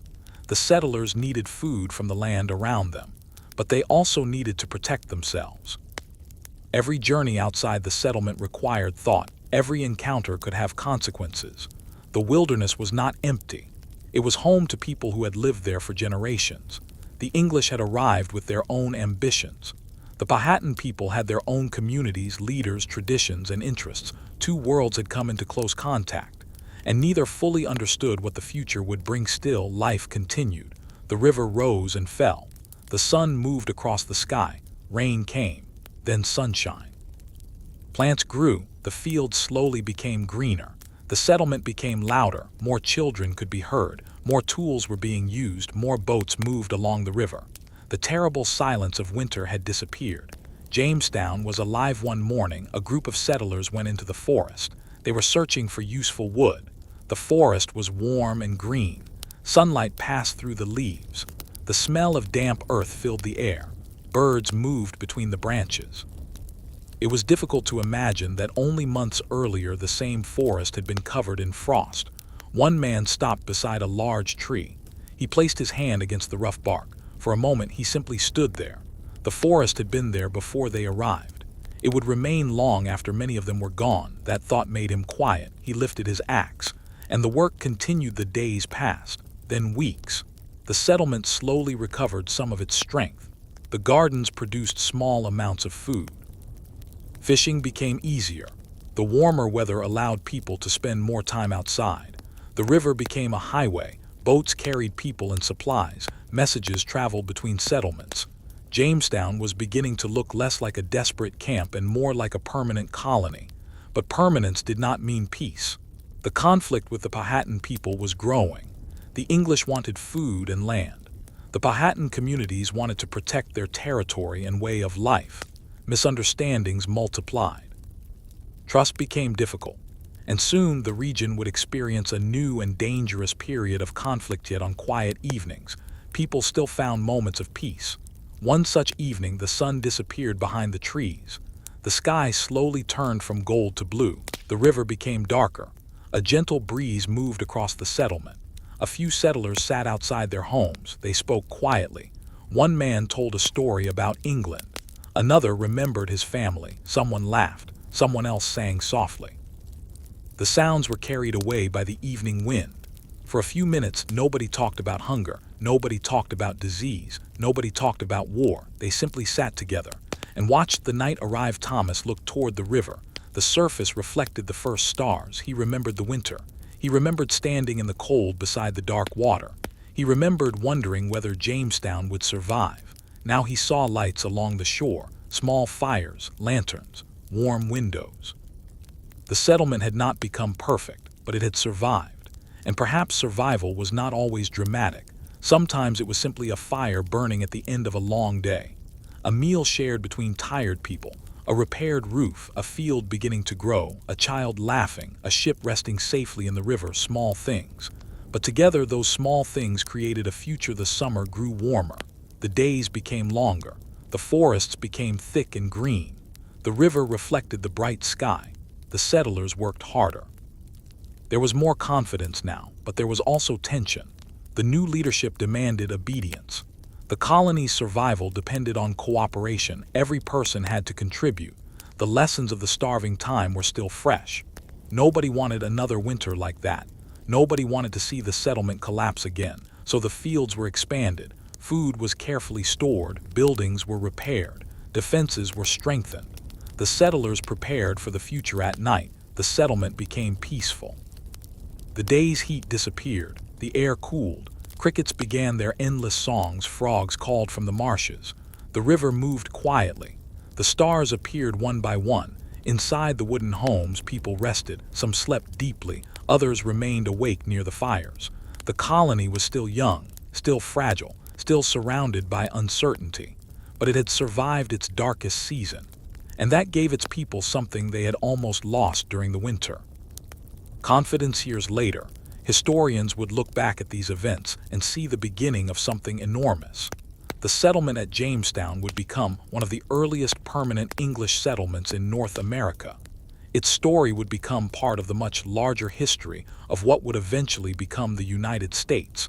But the people living there did not know any of that. They did not know what America would become. They did not know how many towns would someday rise beyond the forests. They did not know that roads and cities would eventually cross the land. They did not know that millions of people would one day live far beyond the river they watched each evening. They only knew Jamestown. They knew the river, they knew the forest, they knew their neighbors, they knew their work. And they knew that another winter would eventually come, so they prepared. Wood was gathered, roofs were repaired, food was stored, seeds were saved, tools were maintained. The people had learned. The next winter might still be difficult. But they would not enter it exactly as they had entered the previous one. They had experience now. They had memories. They had knowledge. And perhaps most importantly, they had learned how precious preparation could be. One evening, after a long day of work, Thomas returned home. He placed his tools beside the wall. He sat near the open doorway. Outside, the sky was turning dark. A warm breeze moved through the trees. The sound of the river came softly from the distance. He closed his eyes. For a moment he thought about England. He imagined the streets, the stone houses, the familiar roads, the smell of bread, the sound of bells. Those memories seemed very far away now. Virginia had become his world. The river had become familiar. The forest had become familiar. Even the uncertainty had become familiar. He opened his eyes. A small fire burned nearby. He watched the flames. They moved gently in the evening air. And he thought about how strange life could be. A person could cross an ocean believing they were traveling toward a new future. Then one winter could make them question everything. And yet somehow they could wake up again. Plant another seed, build another wall, light another fire, try again. The night deepened. Across Jamestown, the lights slowly disappeared. One house became dark, then another. The workshops were silent. The fields rested beneath the moon. The river continued flowing. The forest moved gently in the breeze. And above the settlement, the stars remained bright. For the people sleeping inside those small wooden homes, tomorrow would bring another day of work. There would be difficult decisions. There would be dangers. There would be uncertainty. But tonight there was peace. The kind of peace that comes after a long day. The kind of peace that comes when a person knows they have done everything they could. The fire burned low. The river continued its quiet journey. And Jamestown rested beneath the Virginia night. The winter was behind them, the future was ahead. And somewhere between the two, the little settlement beside the river continued to breathe. The summer of 1610 slowly settled over Virginia. The days were warm now. The forests were thick with green leaves, and the James River reflected the bright afternoon sky. From a distance, Jamestown might have looked peaceful. But beneath that peaceful appearance, the settlement remained fragile. The people had survived the starving time. They had survived the moment when Jamestown nearly disappeared. Now they faced a different challenge. They had to build a colony that could actually last. That would be much harder than simply surviving one winter. Every morning began with work. The sound of axes came from the forest. Hammers echoed from the buildings. The blacksmith's fire glowed inside the forge. Boats moved slowly along the river. Men worked in the fields. Women prepared food and clothing. Children followed adults through the settlement. The sounds of everyday life returned. And slowly, Jamestown began to feel less like a temporary camp. It began to feel like a place where people might actually stay. Thomas spent many mornings near the fields. He had learned to respect the soil. Before the winter, he had thought of farming as simple work. Put seeds into the ground, give them water, wait. But now he understood how much depended on those small green plants. A failed harvest could mean hunger. A successful harvest could mean survival, so he watched the crops carefully. He pulled weeds, he repaired fences, he carried water when necessary. And whenever he saw a new plant growing, he felt a quiet satisfaction. The plants did not care about politics. They did not care about governors. They did not care about England. They simply grew. And in that simple act of growing, they gave people hope. One afternoon, Thomas walked through the settlement and noticed how much had changed. A building that had been damaged during the winter had been repaired. The church had been cleaned. The storehouse was fuller. The paths between the houses were being cleared. New gardens were appearing. People were speaking more loudly. Children were playing again. He stopped near the river. The water moved gently past him. He remembered the winter, the dark mornings, the empty stores, the cold rooms, the long nights. It felt impossible that those days had been so recent, but the scars were still there. Some houses were empty, some families were gone, some names were no longer spoken except in quiet conversation. Jamestown had survived. But survival had a cost. The arrival of Lord de la Warr brought new expectations. He wanted Jamestown to become stronger. The colony needed order, it needed production, it needed discipline. It needed protection. The settlers were instructed to work according to a more organized system. Everyone had a role, everyone had responsibilities. The settlement could no longer depend on luck. The wilderness was too demanding. The colony needed structure. For some settlers, the new discipline was reassuring. For others, it felt harsh. But the memory of the starving time was still strong. Nobody wanted to return to those desperate days. So most people continued. Relationship with the Powhatan people remained complicated. There had once been moments of trade and cooperation, but the situation had changed. The English settlement was growing. The English wanted food, they wanted land, they wanted security. The Powhatan communities wanted to protect their own lands and independence. Neither side could easily understand what the other intended. Small disagreements could become serious. A missing animal, a disputed piece of land, a misunderstanding during trade, a group of armed men. Each event could create more distrust, and slowly the possibility of open conflict became stronger. Thomas knew little about politics. He was not a governor, he was not a military commander, he was simply one of the people trying to live, but he could feel the tension. When people traveled outside the settlement, they were more careful. When boats approached, people watched closely. When unfamiliar figures appeared near the fields, everyone became quiet. The settlement had learned to listen. Sometimes silence carried more information than words. One evening, Thomas sat beside the river with Elias. The sun was disappearing behind the trees. The sky was soft and golden. Elias skipped a small stone across the water. It bounced twice, then disappeared. "You think it'll ever be easy?" Elias asked. Thomas smiled. "No," Elias laughed. Even a little. Thomas looked toward the settlement. "Maybe someday." They sat quietly. The river moved in front of them. The evening breeze passed through the trees. For a few minutes everything seemed peaceful. Neither man mentioned the dangers beyond the settlement. They did not need to. Both knew they were there. The summer passed. Then came early autumn. The air became cooler. The leaves began changing. The first harvests arrived. Food was gathered and stored. For the people of Jamestown, harvest season was more than a celebration. It was preparation. Winter would return. It always did. The settlers now understood that. They filled storage spaces. They dried food. They gathered firewood. They repaired roofs. They strengthened walls. They prepared clothing. They checked tools. The lessons of the previous winter remained fresh. No one wanted to be surprised again. Thomas helped stack firewood outside his home. Piece by piece, he arranged it carefully. The pile grew taller. He stepped back. It was not much. But it was enough for several weeks. He looked at it with satisfaction. A year earlier, he would never have thought about firewood this way. Now he understood. A pile of wood could mean warmth. Warmth could mean health. Health could mean survival. Sometimes the difference between life and death was something as ordinary as dry wood beside a fireplace. The evenings became longer. The sun disappeared earlier. The settlement grew quiet sooner. People began gathering inside their homes. Fires were lit. Meals were prepared. Clothing was repaired. Stories were told. Outside, the river reflected the darkening sky. The first cool winds moved through the trees. Autumn had arrived. And with it came memories. The settlers knew what would come next. One night, Clara sat beside her garden. The plants had grown tall. Some had already produced food. She gathered what remained. Then she looked at the empty soil. It was difficult to believe that only months earlier the ground had been bare. She remembered carrying those tiny seeds. She remembered wondering whether they would ever grow. Now she held the harvest in her hands. It was not enormous, but it was real. She smiled. The soil had kept its promise, slowly, quietly, in its own time. Clara brought some of the harvest to Samuel's store. Samuel looked at it. Bad, Clara smiled. Better than nothing. Samuel nodded. Better than nothing is sometimes a lot. He placed the food carefully on the shelf. Every small amount mattered.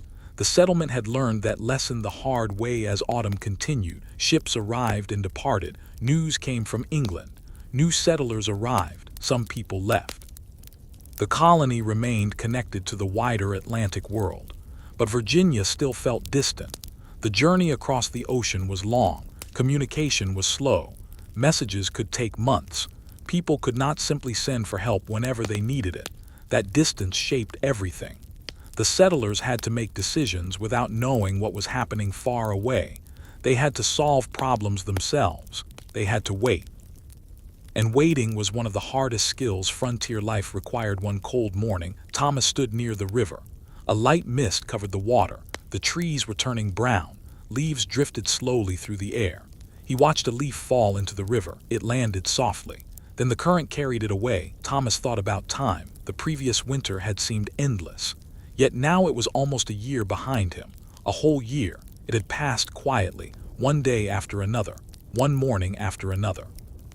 One night after another. That was how history moved, not always through dramatic moments, often through ordinary days. The first cold night came in late autumn. People noticed immediately. The fires burned longer, doors stayed closed, blankets came out. The smell of smoke filled the settlement. Thomas sat beside his fire. He listened to the wind outside. It was not yet the bitter winter wind, but he remembered. His body remembered. The cold of the previous year, the hunger, the darkness. He looked at the wood stacked beside the fireplace. There was plenty. He looked at the food stored inside the house. There was some, not enough to feel completely safe, but enough to feel prepared. He breathed slowly. This year would be different. At least that was what he hoped. Across Jamestown, similar preparations were taking place. The settlement was learning. People who had once ignored small problems now noticed them. A loose roof tile was repaired. A broken tool was fixed. A leaking barrel was replaced. A weak fence was strengthened. A shortage was reported. Every little problem was treated seriously. The starving time had taught them that small problems could become enormous when combined. A little less food, a little less firewood, a little more sickness, a little more rain, a little more cold. Eventually, those little things could become a disaster, so the settlers tried to prevent them. The first frost arrived. It covered the grass in silver. The fields looked beautiful beneath the morning light. Thomas stepped outside. His breath appeared in the air. He looked toward the river. Mist hovered above the water. The settlement was quiet. For a moment he simply stood there. He realized that winter was coming again. But this time he was not afraid in the same way. He had experienced winter before. He knew what it could do, and he knew how to prepare. That knowledge gave him strength. One evening, the settlers gathered near a fire. There was food. There was conversation. Someone played a simple tune. A few people laughed. The winter had not yet become severe. The night was cold, but not unbearable. Thomas sat quietly and listened. The fire crackled. Someone added another piece of wood. The flames rose. Warm light touched the faces around him. He looked at those faces. Some were new, some were old. Some had survived the previous winter. Others had arrived later. Together, they represented something larger than any one person. A settlement. A community.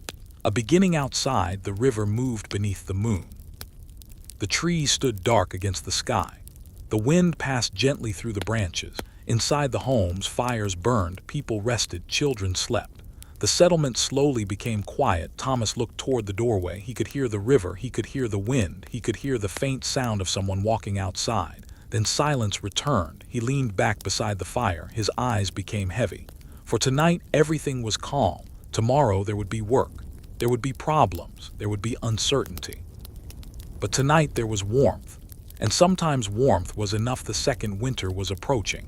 But Jamestown was no longer the same settlement that had entered the starving time. Its people had learned.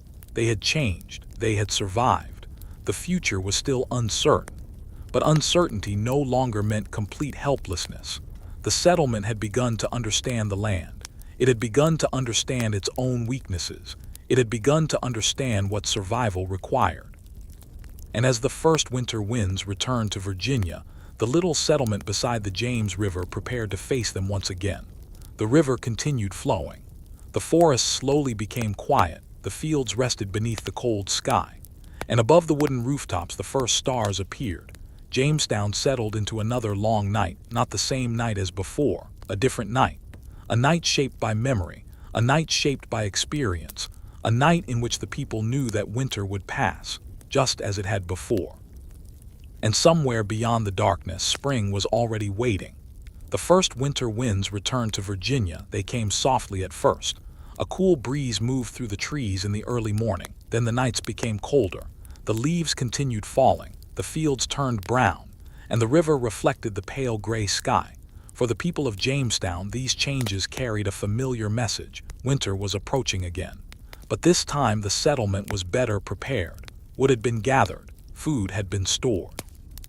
Roofs had been repaired. Tools had been checked. The lessons of the previous winter had not been forgotten. Still, preparation could not remove uncertainty. The wilderness remained enormous. The weather remained unpredictable. And the future remained beyond anyone's control. Thomas woke before sunrise one morning. The room was cold, but not dangerously cold. He reached toward the fireplace and found a few pieces of wood waiting beside it. He smiled. A year earlier, there had been almost nothing. Now there was enough. He placed the wood onto the ashes. Soon a small flame appeared. It grew slowly. Orange light touched the walls. Thomas sat quietly beside it. He listened to the wind outside. The sound reminded him of the previous winter, but the memory no longer frightened him in quite the same way. He had survived that winter. He knew what it was like. And he knew that winter eventually ended. Across the settlement, people were waking. Doors opened. Smoke rose from chimneys. Footsteps appeared along the muddy paths. Someone carried a bucket toward the river. Someone else walked toward the fields. The blacksmith's forge began glowing. The settlement slowly became active. It was another ordinary morning. And ordinary mornings were becoming precious. The new season brought more settlers. Ships continued arriving from England. Some people came with families, others came alone. They carried tools, clothing, letters, and hopes. Many had heard stories about Virginia. Some imagined opportunity. Some imagined land. Some imagined wealth. Some simply wanted a new beginning. But those who had already lived through the starving time knew that Virginia demanded more than hope. They watched the newcomers carefully, not because they disliked them, but because they remembered what happened when too many people depended on too little food. One afternoon, a group of new settlers walked through the town. They looked toward the river with amazement. The wide water stretched into the distance. The forest seemed endless. One young man smiled. "I never imagined it would be so large." Thomas, standing nearby, heard him. He almost laughed. Instead, he smiled. "It is larger than it looks." Young man looked at him. "What do you mean?" Thomas looked toward the forest. "You'll see." The new settlers soon learned Virginia was beautiful, but beauty did not make survival easy. The forests were thick. The soil required work. The summers were hot. The winters were cold. The rivers could be dangerous. Disease remained a constant threat. And relations with the Powhatan people were becoming increasingly tense. Every new person meant another mouth to feed. Every new building required more labor. Every new field required more clearing. The colony was growing. But growth brought its own problems. One morning, Thomas walked along the edge of the settlement. He noticed several men repairing the wooden palisade. The wall was being strengthened. New posts were placed into the earth. Heavy beams were carried into position. Hammers struck repeatedly. The sound echoed through the trees. Thomas stopped for a moment. He remembered the old wall. It had once seemed enormous. Now it looked small. The colony was changing. And the people were changing with it as winter approached. The relationship between the English and the Powhatan communities became even more strained. The English wanted food. They wanted access to land. They wanted the colony to expand. The Powhatan people had their own lands, communities, and political relationships. They were not simply waiting for the English to take control. Tensions that had been growing slowly began turning into open conflict. For ordinary settlers like Thomas, this meant uncertainty. The forest no longer felt like a place where one could simply walk freely. Travel required caution. Hunting required care. Trading became more complicated. The settlement had to protect itself. One evening, Thomas and Elias sat near the river. The sky was dark. A small fire burned between them. Elias looked toward the forest. Things are changing. Thomas nodded. They always do, like this. Thomas remained silent. Elias continued. I remember when the only thing we feared was hunger. Thomas looked at him. Hunger was enough. Elias smiled sadly. Yes. Two men watched the fire. Neither spoke for a while. The river moved quietly beside them. The next morning, work began again. That was one of the strange things about frontier life. Even when danger was nearby, people still had to work. Bread still had to be made. Water still had to be carried. Wood still had to be gathered. Fields still had to be planted.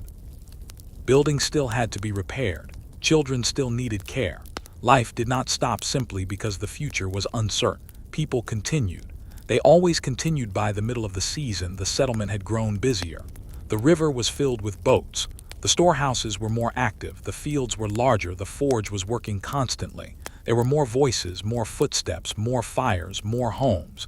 Jamestown was slowly becoming a real community, not a comfortable one, not a peaceful one, but a permanent one. Thomas often thought about how different the settlement looked from his first days there. At first, the place had felt like the edge of the world. Now it felt familiar. He knew the river. He knew the paths. He knew the sound of the blacksmith's hammer. He knew which house belonged to which family. He knew where the best firewood could be found.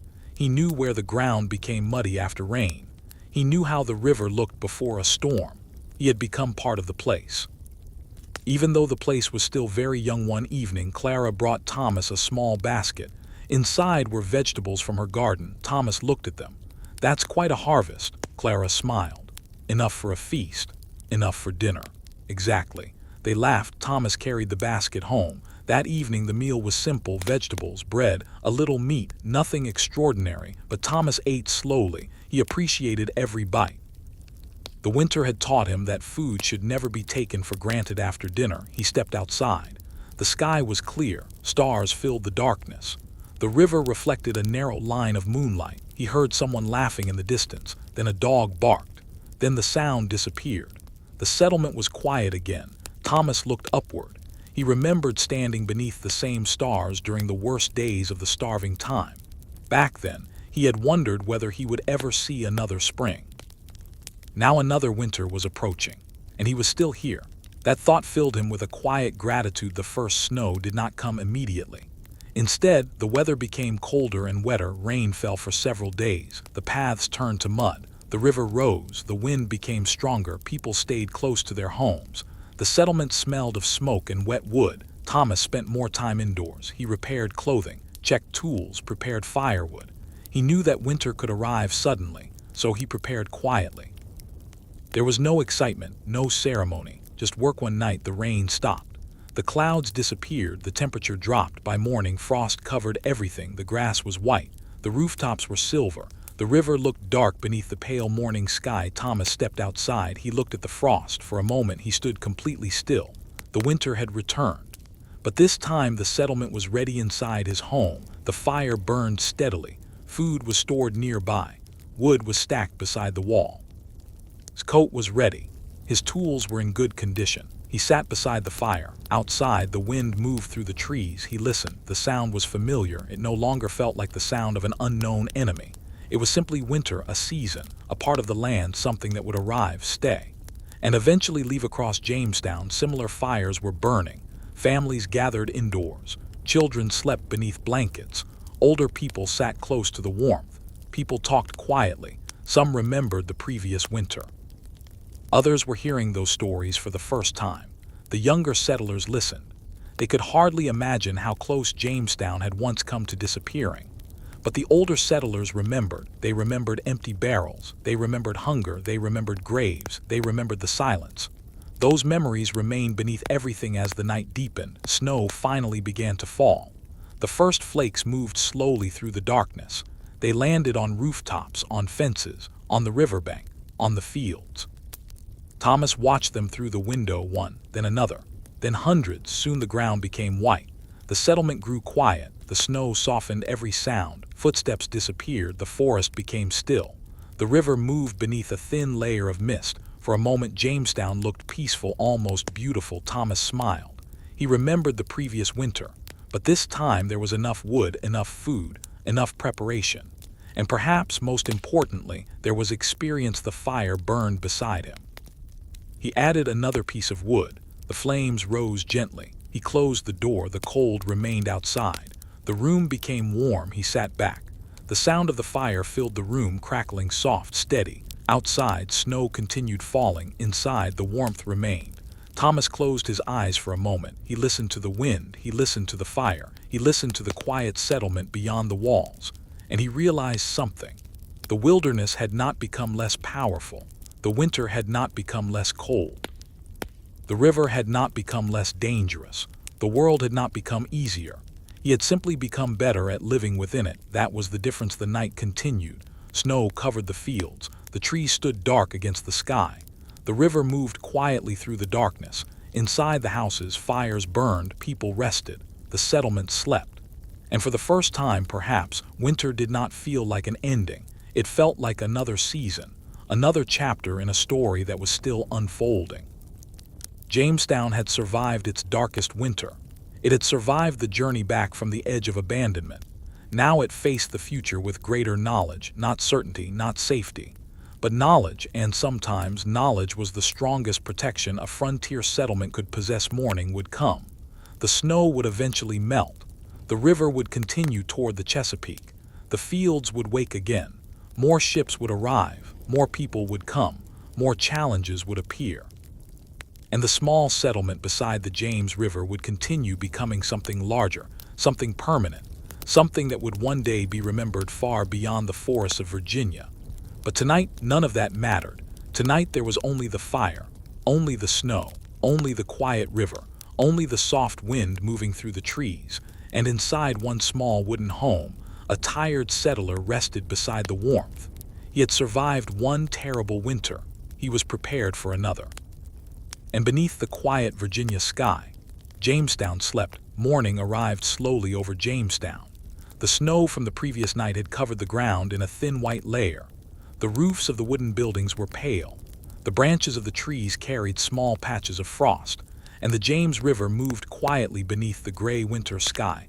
Thomas opened the door and looked outside. For a moment, he simply watched the settlement. Smoke rose from several chimneys. Someone was already walking toward the river. A man carried an axe over his shoulder. Another carried a bucket. The settlement was waking. Winter had returned. But this time nobody was surprised. Thomas walked toward the storehouse. The path was slippery beneath his boots. He moved slowly. There was no reason to hurry. Inside the storehouse, several men were checking the supplies. Barrels were opened. Sacks were inspected. Food was counted. Everything was being recorded. This was something Jamestown had learned to take seriously. During the starving time, nobody had known exactly how quickly the food would disappear. Now the settlers understood the importance of keeping careful records. Every sack mattered. Every barrel mattered. Every piece of food mattered. Samuel was inside the storehouse too. He looked at the supplies, then he looked at Thomas. Better than last year, Thomas nodded. Better, Samuel smiled. But not enough to waste. Thomas laughed softly. No. They continued working. Outside, snow began falling again. Small flakes drifted through the air. They landed quietly on the wooden roof. Inside, the men continued counting. It was ordinary work. But ordinary work was what kept the settlement alive. By afternoon, the snowfall became heavier. The paths disappeared beneath white powder. People stayed inside whenever possible. The blacksmith's forge burned brightly. The sound of hammering came from within the workshop. Clang, pause, clang, pause. The rhythm was steady, almost comforting. Thomas stood near the doorway for a moment and watched Elias work. Elias lifted a piece of metal from the fire. It glowed orange. He placed it on the anvil, then struck it again. And again. The sparks briefly illuminated the dark workshop. Thomas smiled. Even in winter, life continued. That evening, the settlers gathered in their homes. The wind was stronger now. It moved around the wooden buildings. Snow brushed against the walls. Inside, fires burned. Families sat close together. Someone cooked a simple meal. Someone repaired a coat. Someone told a story. The sound of conversation mixed with the crackling fire. Outside was winter. Inside was warmth. The difference between the two felt enormous. Thomas sat beside the fire.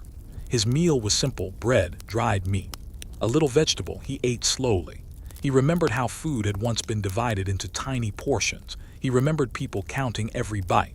He remembered the fear of opening an empty barrel. Tonight there was enough, not abundance, but enough. And that was enough to make him grateful. The fire burned lower. Thomas added another piece of wood. The flames rose. Shadows moved across the walls. He listened to the wind. It sounded distant now, almost peaceful. He thought about how strange it was that the same weather that once frightened him could now make him sleepy. The wind moved, the snow fell. The fire burned, everything had a rhythm. A slow winter rhythm. Days passed, the snow melted, then returned, then melted again. Winter in Virginia was not always constant. There could be cold mornings followed by warmer afternoons. Rain could replace snow. Fog could cover the river. Then the sun could return. The settlers learned to adapt. They watched the sky, they watched the river, they listened to the wind, they learned the signs of changing weather. The land was becoming familiar. One morning, Thomas walked outside and noticed birds near the fields. He stopped. The birds moved through the grass, searching for food. He smiled. They were small signs, but they mattered. The world was already preparing for spring. Winter was not permanent. It never was. Thomas looked toward the trees. The branches were still bare. But beneath the soil, roots were waiting, seeds were waiting. Life was waiting. As the weeks passed, the settlement remained busy. More fields were cleared, more buildings were repaired, more food was prepared. The settlers were slowly learning how to become farmers. They were learning which crops grew well. They were learning how much land was needed. They were learning when to plant. They were learning how to store food. These lessons were not learned from books. They were learned through experience, sometimes through success. Often through failure. The Powhatan people continued living around them. Their villages were part of the landscape. Their knowledge of the land was deep. They understood the rivers. They understood the seasons. They understood the forests. The English settlers could learn much from the people who had lived there for generations. But the relationship between the communities had become increasingly difficult. Trust was fragile. Each side watched the other. And as the English settlement expanded, tension grew. One afternoon, Thomas saw a small group of Powhatan people across the river. They remained at a distance. The settlers noticed them. For a moment, nobody moved. The river separated them: water, mud, trees, silence. Thomas wondered what the people across the river thought when they looked toward Jamestown. Did they see a small settlement, a threat, a temporary camp, something that would eventually disappear? He did not know. Perhaps they did not know what to think either. The group eventually moved away. The settlers returned to their work. But the moment stayed in Thomas's mind. He understood that Jamestown was not alone in Virginia. It was part of a much older world, a world that existed before the English arrived, a world with its own communities and traditions. The settlers were newcomers, and the land already had a history. Spring slowly returned. The snow disappeared. The river became brighter. Trees began showing small green buds. The fields softened. Birds filled the mornings with sound. People stepped outside more often. The settlement became active again. The winter had passed, another one. And this time Jamestown had survived without collapsing. That was a major difference. The colony had learned. Thomas walked through the fields one morning. Young plants were appearing. He touched one gently. The leaves were small, bright, fresh. He remembered Clara's garden. He remembered the first tiny shoots of the previous spring.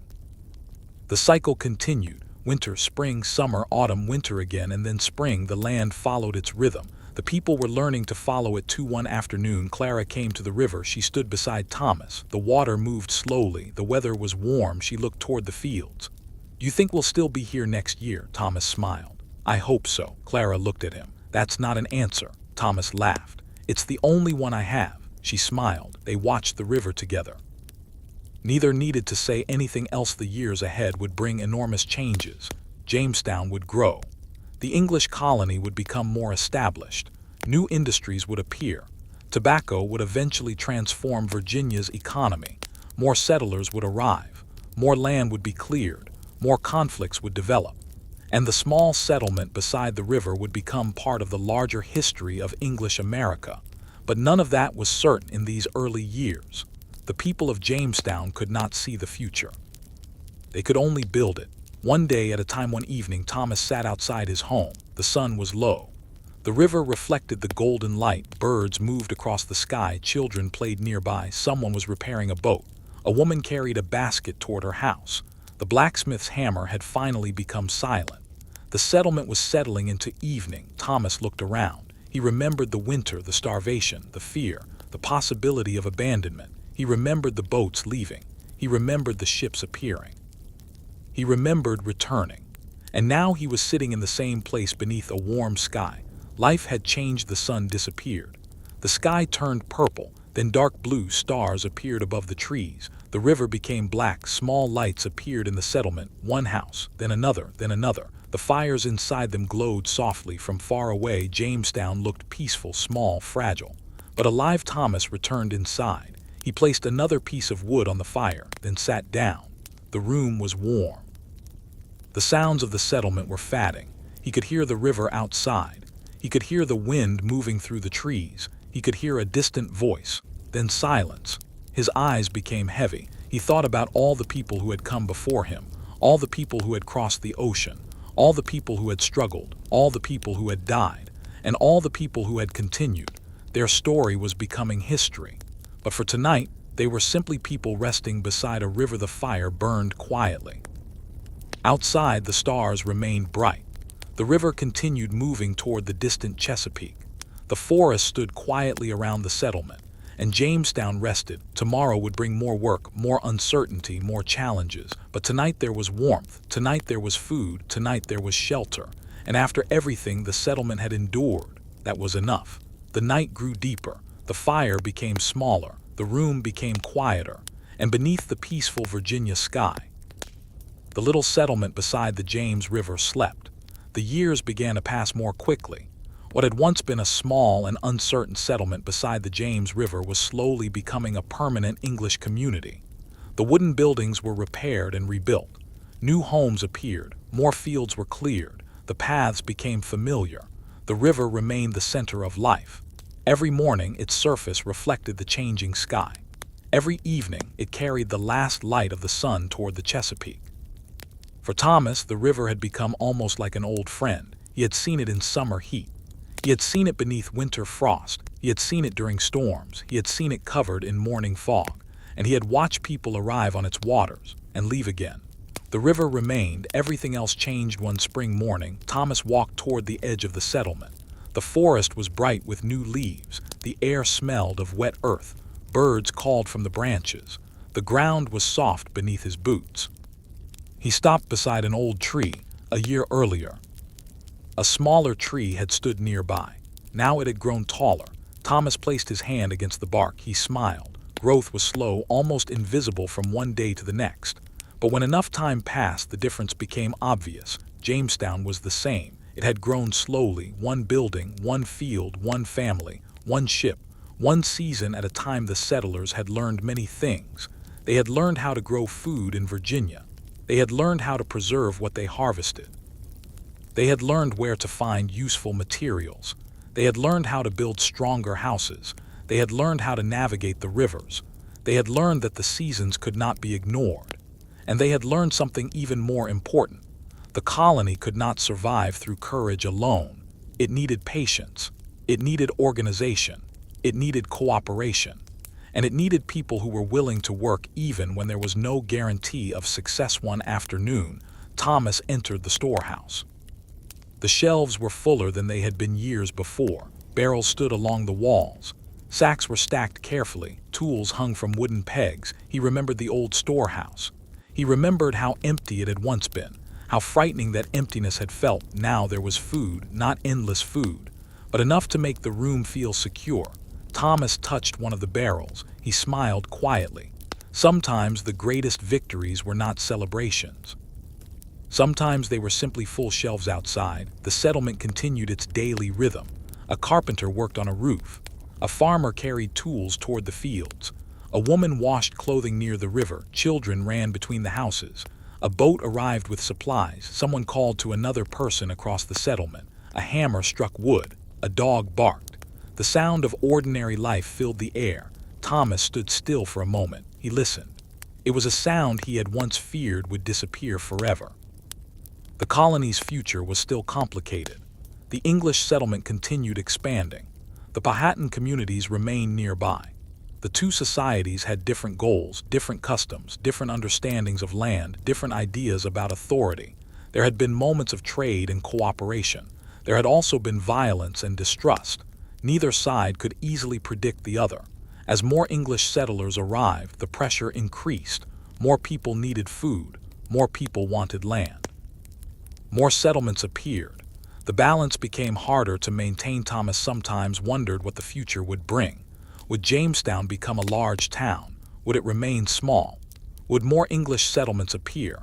Would the people of Virginia eventually live peacefully together? He did not know. No one did. History was still being written. The people living there were not characters in a story they could read. They were simply people trying to make decisions without knowing the ending. One evening, Thomas walked along the river. The sun was setting. The water turned gold. The trees became dark silhouettes. A warm breeze moved across the surface. He heard the sound of oars. A small boat moved slowly downstream. Two men sat inside. They spoke quietly. Thomas watched them disappear around a bend. The river swallowed the boat from view. He smiled. The river had a way of making everything seem temporary. People came, people left. The water continued that night. A light rain began. It tapped softly against the roof. Thomas sat near the fireplace. The sound was gentle, steady, comforting. He had once feared rain. During difficult seasons, rain could destroy crops, it could flood paths, it could make travel dangerous. But tonight it was simply rain, a quiet sound outside. The fire warmed the room, the rain continued. Thomas closed his eyes. For a moment he felt completely at peace. The next morning, the rain had stopped. The world smelled fresh. Water droplets covered the leaves. The river was slightly higher. The fields were dark and wet. People returned to work. The settlement never stayed still for long. There was always something to repair, something to plant, something to build, something to carry, something to prepare. The work was endless. But the people had become accustomed to it as the seasons passed. The children who had once been small began to grow. They learned to walk around the settlement. They learned the names of the plants. They learned where the river was deep. They learned how to help their families. They listened to stories about the terrible winter. Some had been born after it. They had never experienced the hunger. For them, the starving time was something adults talked about, a distant memory. But for Thomas, it was never distant. He could still remember one evening a young boy asked him about it. Was it really that bad? Thomas looked toward the river. Yes, how bad? Thomas thought for a moment. Bad enough that people stopped talking. Boy frowned. When people are very hungry, they don't always have the strength to talk. Boy became quiet. Thomas smiled gently. But that was then. Boy looked toward the settlement. And now Thomas looked around. Now we have another story. The boy smiled. He ran back toward the houses. Thomas remained beside the river. Another story. That was exactly what Jamestown had become. The settlement was no longer defined only by the winter. There were new memories now, harvests, weddings, children, new homes, new arrivals, long summer evenings, quiet winter mornings. The colony was becoming a collection of ordinary human lives. One autumn evening, the leaves began falling again. Thomas walked through the settlement. He noticed how familiar everything had become, the smell of smoke, the sound of hammers, the river, the fields, the wooden houses. He realized that he could now imagine growing old there. That thought surprised him. When he first arrived, he had imagined returning to England. Virginia had seemed temporary. Now England felt distant. Virginia was home, not because it was easy, Not because it was perfect, but because he had lived there through difficult years. He had planted things there, built things there, lost people there, and survived there. The autumn nights became colder, the fires burned longer, the stars appeared earlier. Thomas sat beside his fireplace. He watched the flames. Outside, the settlement was quiet. He thought about the first winter. He thought about the people who had not survived.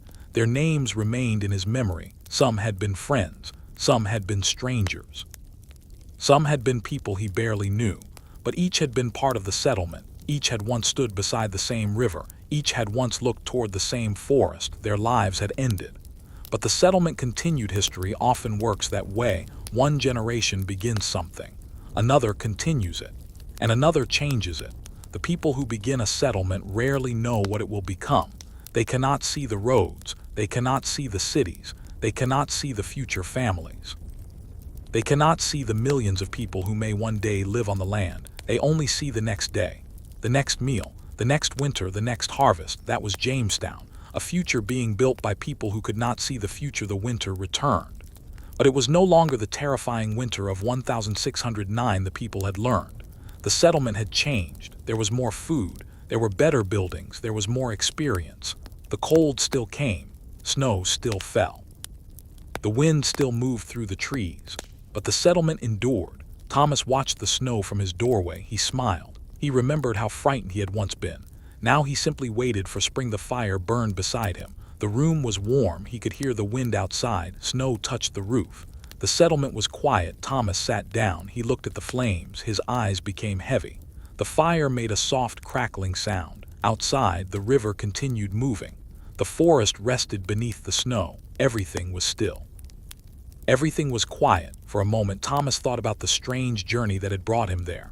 Across the ocean, through storms, into an unfamiliar land, through hunger, through fear, through winter, through uncertainty, and somehow he had found a home. The night became deeper. One by one, the lights of Jamestown disappeared. The settlement became dark. Only a few fires remained. The river reflected the moon. The snow covered the ground. The trees stood silently, and the wind moved softly through the branches. Thomas closed his eyes. He listened. The fire, the wind, the river, nothing else. He breathed slowly. For tonight there was nothing he needed to solve, nothing he needed to build, nothing he needed to carry. Tomorrow would come. But tonight belonged to rest outside. The James River continued its endless journey. It had been there before the English arrived. It would remain after many of them were gone. It carried the memories of the settlement, the ships, the storms, the harvests, the winters, the people, the hopes, the mistakes, the beginnings. And beneath the quiet winter sky, it continued flowing slowly, steadily, patiently, just as it always had. The little settlement rested beside it. The buildings were dark, the fields were silent, the forest was still, the people slept. And for a brief moment there was no hunger, no fear, no argument, no journey, no uncertainty, only warmth, only quiet, only the soft sound of the river beyond the walls. And as the moon crossed the winter sky, Jamestown slept peacefully beside the water. The morning came quietly. A pale light appeared beyond the trees, slowly spreading across the winter sky. The river was covered in a thin veil of mist. The wooden buildings of Jamestown stood silently along the shore. Smoke rose from the first fires of the morning. One by one, doors opened. People stepped outside into the cold air. The settlement began another day. For the people who lived there, this was no longer a place of complete uncertainty. They knew the land now. They knew the seasons. They knew the river. They knew the dangers. They also knew that difficult times could be survived. That knowledge had changed them. Thomas walked toward the river. The ground was hard beneath his boots. A thin layer of frost covered the grass. He stopped near the water and watched the current. The river moved slowly beneath the morning mist. It seemed peaceful, almost unchanged. Thomas thought about the first days of Jamestown. The excitement, the uncertainty, the enormous trees, the strange birds, the unfamiliar plants, the hope of finding a new life. Then came the hunger. Then the winter, then the terrible silence. Then the decision to leave, then the ships, then the return. So much had happened, yet the river remained. He sat on a fallen log for a few minutes. He did nothing. There was no work to hurry toward, no urgent message, no immediate danger, only the quiet morning. A bird called somewhere in the trees, another answered. The sound traveled across the river. Thomas smiled. These small sounds had become familiar. They were part of his life now behind him. Jamestown became busier. The blacksmith opened his workshop. The forge began to glow. Someone carried water. Another person brought firewood. Children moved between the houses. A horse pulled a small cart. The settlement slowly filled with movement. It was not a large town, but it was alive. And that was something the people had once feared they might never see again. By midday, the sun had risen high enough to warm the settlement. The frost disappeared. The river became bright. Thomas worked with a group of men repairing a wooden structure near the edge of town. The work was slow. The wood was heavy. The tools were simple. But everyone understood the importance of keeping buildings strong. A roof that leaked during winter could become a serious problem. A weak wall could allow cold air inside. A broken door could make a house unsafe. The settlers had learned to respect small repairs. They had learned that neglect could become disaster. During the afternoon, a ship appeared on the river. People stopped to watch. The sails were visible beyond the trees. Slowly, the ship came closer. Everyone wanted to know what it carried. Supplies, letters, new settlers, news from England. The river suddenly seemed more crowded. Small boats moved toward the ship. People called to one another. The quiet settlement became busy. Thomas watched from the shore. He wondered who might step onto the land. Every ship brought new possibilities, and sometimes new problems. When the ship finally reached the settlement, several men unloaded barrels. Others carried boxes. One man brought tools. Another brought cloth. There was food too, not an enormous amount, but enough to make people grateful. Thomas helped carry one of the smaller barrels. It was heavy. He placed it inside the storehouse. Then he stepped back. The room was becoming fuller. That sight still made him happy. A full storehouse meant something different to him now. It meant time. It meant security. It meant another winter might be possible. That evening, the settlement celebrated quietly. There was no great ceremony, no music from a grand hall, no enormous feast. Just a better meal than usual. People gathered together. Some talked about the ship. Others discussed the supplies. Someone told a story. Someone laughed. A child ran between the adults. The fire burned brightly. Thomas sat near the edge of the group. He listened, he watched, and he smiled. The sound of laughter was something he had missed during the starving time. It was a sound of life. Later that night, the settlement became quiet again. Thomas returned home. He removed his coat, placed his boots near the door, then sat beside the fire. The flames moved gently. He could hear the wind outside. He thought about how much had changed. When he first arrived, the future seemed enormous. Now he understood that the future was built from small things. A repaired roof, a planted field, a full barrel, a safe boat. A warm fire, a healthy child, a peaceful night. One small thing after another. Outside, clouds moved across the moon. The settlement became darker. The river reflected almost no light. Only the stars remained visible between the clouds. Thomas leaned back.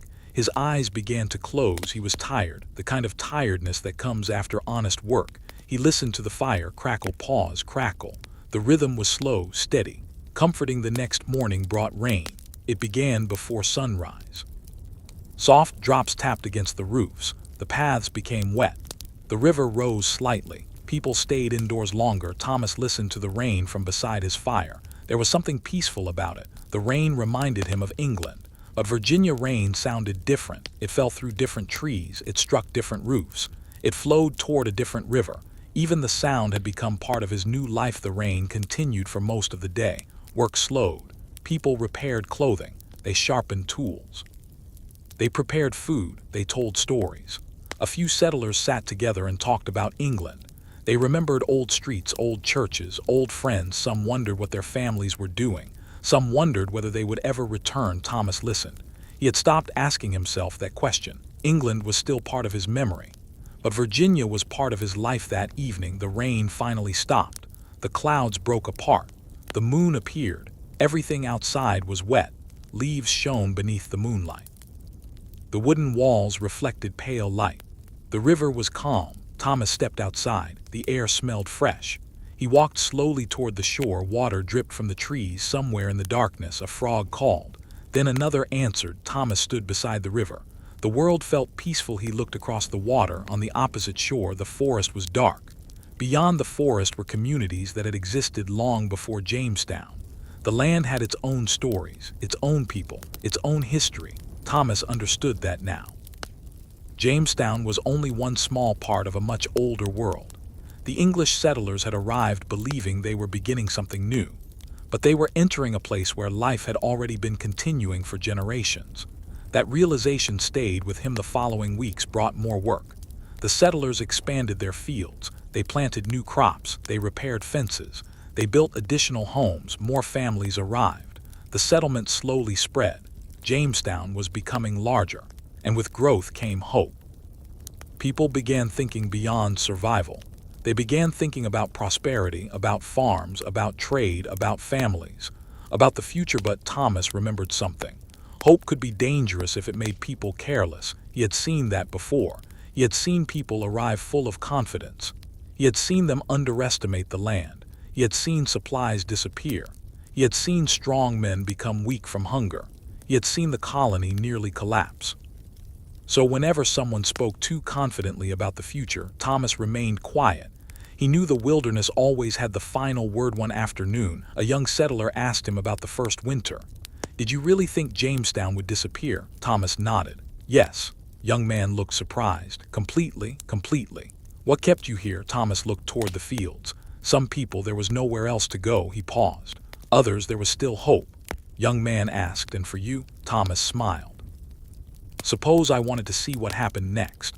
Answer stayed with the young man. What happened next? Perhaps that was what kept many people moving forward. Not certainty, not confidence, just curiosity, the desire to see another morning, another harvest, another ship, another child, another season, another year. Sometimes people survive simply because they want to know what tomorrow will look like. The seasons continued. Summer returned. The forests became green again. The river warmed beneath the sun. The fields grew. The settlement became busier. Then autumn arrived. The leaves changed. The evenings became cooler, and once again, people began preparing for winter. But this time, preparation felt almost routine. Wood was gathered, food was stored, clothing was repaired, roofs were checked. The settlers had done it before. They knew what to do. Winter was no longer an unknown enemy. It was a familiar season. Thomas stood beside his woodpile.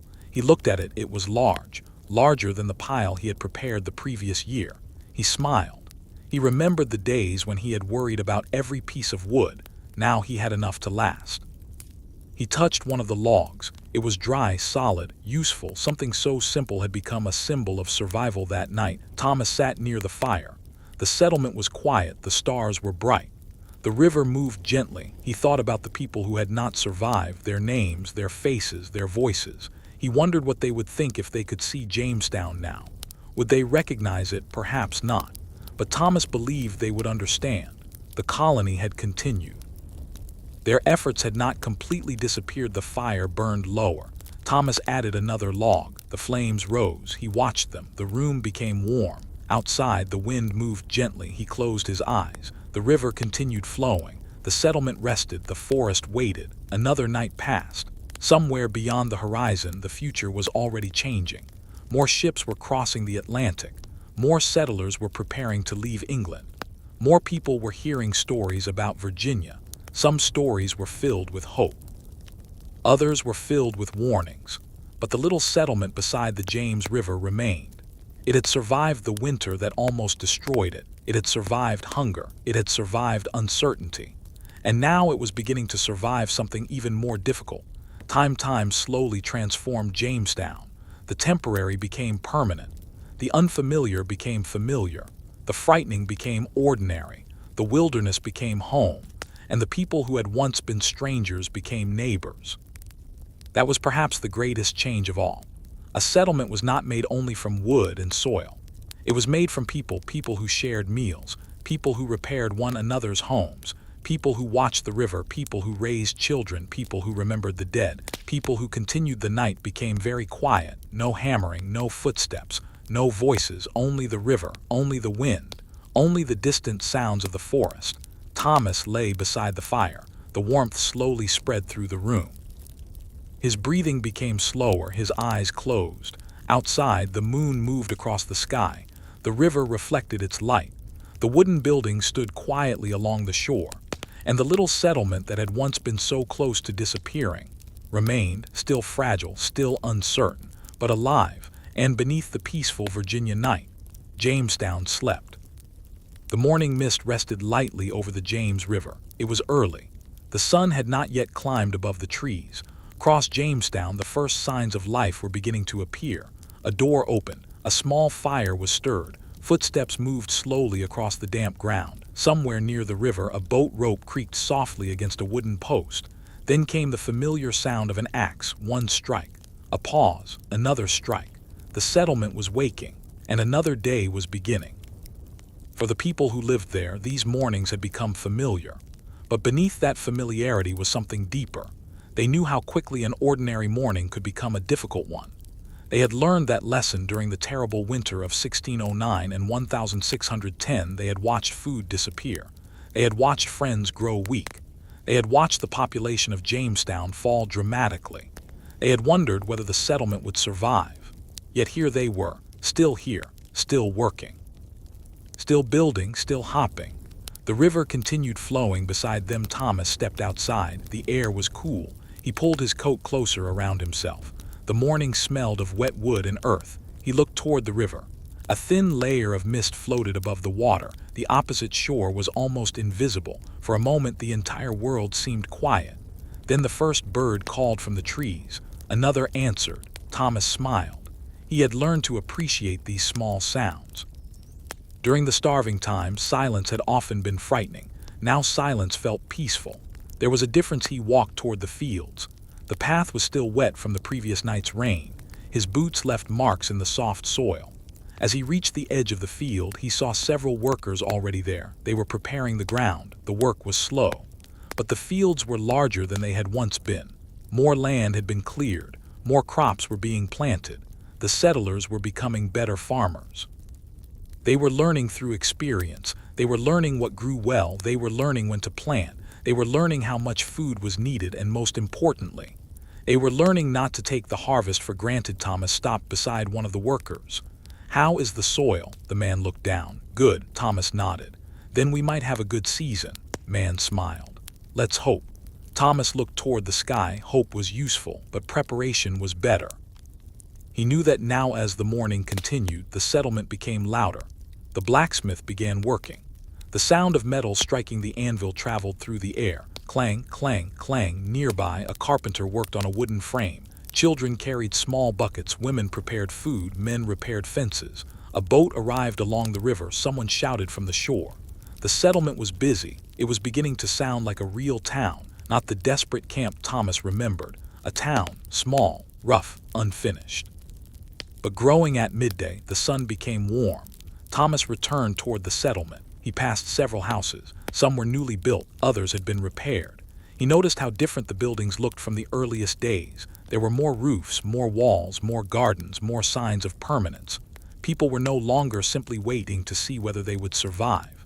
They were beginning to imagine living there for years. That was a powerful change. Near one of the houses, Clara was hanging clothing to dry. She saw Thomas. "Been working since sunrise." Thomas smiled. "So have you." Clara looked toward the clothes. "At least mine don't fight back." Thomas laughed. For a moment the two simply stood there. The sunlight was warm, the river was bright. The settlement sounded peaceful. It was an ordinary moment. But ordinary moments were becoming the heart of their lives. Later that afternoon, a group of settlers gathered near the river. A ship had arrived. People were curious. Ships always brought news, letters from England, tools, clothing, food.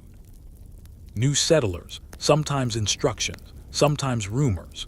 The ocean connected Jamestown to England, but it also kept them apart. Messages could take months. Families waited for news. People wondered what had happened to friends back home. Some letters arrived long after the events they described. Life across the Atlantic moved at a different pace. Thomas watched the unloading. A young man carried a wooden box toward the storehouse. Another carried a sack. Someone brought a bundle of cloth. There were tools too. The settlement needed all of it. Every useful object had value. A good axe could save hours of work. A strong hammer could repair a building. A warm coat could make winter easier. A barrel could hold food. Simple things had great importance on the frontier. As evening approached, the ship became quiet. Most of the supplies had been unloaded. The crew prepared to rest. The settlers returned to their homes. The river turned golden beneath the setting sun. Thomas stood beside the shore. He watched the ship's reflection move gently on the water. He wondered how many people aboard had never seen Virginia before. Perhaps they were frightened, perhaps excited, perhaps both. He remembered feeling the same way he remembered his first night. The unfamiliar sounds, the strange darkness, the enormous trees, the feeling that the wilderness was watching from beyond the settlement. Back then, he had believed the greatest challenge would be building a home. He had been wrong. The greatest challenge was learning how to live. Learning how to eat, learning how to stay healthy, learning how to understand the land, learning how to prepare for winter, learning how to live among people whose homeland this had been for generations. The settlement had taught him all of that. The sky became darker, the first stars appeared. The fires of Jamestown began glowing. Thomas walked home. He entered his small house. The room was warm, a meal waited. He sat beside the fire for a while. He simply watched the flames. The fire moved gently. Orange light touched the walls. Outside, the river made a soft sound. He took a slow breath. It was peaceful after dinner. Thomas stepped outside again. The settlement was quieter now. Most people had finished their work. A few fires remained bright. Someone was speaking softly nearby. A child laughed, then a door closed. The sound disappeared. The forest was dark. The river reflected the moon. Thomas walked toward the shore. He sat down. He did not feel the need to speak. The night itself was enough. He thought about the future. Jamestown would probably grow. More people would come. More land would be cleared. More houses would be built. The settlement might one day become a large town. Perhaps other towns would appear nearby. Perhaps roads would connect them. Perhaps people would travel far beyond Virginia. Perhaps children born here would grow up never seeing England. He wondered what they would think of the old stories. Would they believe that Jamestown had once nearly disappeared? Would they understand what their parents had endured? Thomas did not know. But he hoped they would remember. History was already beginning to form around them. But nobody living there could see it. They could not look ahead and know that their small settlement would become famous. They could not know that historians would study their lives centuries later. They could not know that people would one day talk about the starving time. To them, history was simply life. The work of today, the meal of tonight, the winter waiting beyond autumn, the next ship, the next harvest. The next morning, a gentle breeze moved across the river. Thomas pulled his coat closer. The night was becoming cooler. He looked toward the settlement. Small lights glowed between the trees. He could see the faint smoke from the fires. He smiled. He remembered the darkness of the starving time. There had been nights when almost no light could be seen. Now there were many small lights, but many. He liked that. He stood and walked home. The path was quiet. Leaves moved beneath his boots. The moon was high. When he reached his door, he paused. He looked back toward the river one last time. The water was silver beneath the moonlight. The forest stood quietly on both sides. Everything seemed still. He opened the door. Warm air greeted him. He sat beside the fire. Then slowly he closed his eyes. Outside, the settlement became quieter. The last voices faded. The workshops were dark. The fields rested. The boats remained still along the shore. The river continued moving, slowly, patiently, without stopping. The same river had carried the first settlers toward this place. It had carried supplies. It had carried messages. It had carried people away. It had witnessed hunger. It had witnessed hope. It had witnessed the return of the settlers after they nearly abandoned Jamestown. And now it simply flowed. The fire burned lower. Thomas added one final piece of wood. The flame rose gently. He watched it for a few moments. Then his eyes became heavy. The room was warm. The night was quiet. The wind moved softly outside. He could hear the river in the distance. Everything was calm. Tomorrow would come. There would be work. There would be uncertainty. There would be new challenges. But tomorrow was still tomorrow. Tonight could simply be tonight. And so the little settlement beside the James River rested. The wooden home stood beneath the stars. The field slept beneath the moon. The forest whispered softly in the night wind. The river moved endlessly toward the Chesapeake. And inside their small homes, the settlers slept. Some dreamed of England. Some dreamed of the future. Some dreamed of families they had left behind. Some dreamed of the land around them. And some simply slept without dreams at all for one quiet night. There was nothing to fear, only the gentle fire, the cool night air, the distant river, and the deep silence of Virginia. The settlement had survived. The story continued. And beneath the endless stars, Jamestown slept. The years that followed slowly changed the way people thought about Jamestown. At first, Every season had felt like a test. Winter meant survival, summer meant planting, autumn meant gathering, spring meant beginning again. But gradually the seasons became familiar. The settlers learned to live according to them. They learned when the river was calm. They learned when storms were likely. They learned how the forests changed. They learned which plants could be gathered. They learned how to protect their crops. They learned how much food needed to be stored before winter. The land was still demanding, but it was no longer completely unknown. And that difference mattered. Thomas had grown older. His hair had begun to show traces of gray. His hands were rough from years of work. There were small scars across his fingers. His boots were worn. His coat had been repaired many times. But when he looked toward the settlement, he felt a quiet pride. He remembered the place as it had been. A handful of wooden buildings, a small group of exhausted settlers, a river, a forest, and uncertainty everywhere. Now there were more houses, more gardens, more fields. More boats, more families. Children who had been born in Virginia were growing into young adults. Some had never seen England. For them, Virginia was not a distant colony. It was home. One morning, Thomas watched a group of children playing near the river. They were laughing. One boy chased another along the shore. A girl carried a small wooden bucket. Another child stood near the water, carefully watching the boats. Thomas smiled. He remembered a time when he had wondered whether children would ever grow up in Jamestown. The settlement had once been too uncertain for such thoughts. Now children were part of everyday life. That was perhaps the clearest sign that Jamestown had changed. People were no longer simply surviving. They were beginning to build generations. The river remained central to everything. Boats arrived almost every day. Some carried supplies, others carried food, some transported people. The river connected Jamestown to the rest of Virginia. It was also the road toward the sea. Beyond the Chesapeake was the Atlantic. And beyond the Atlantic was England.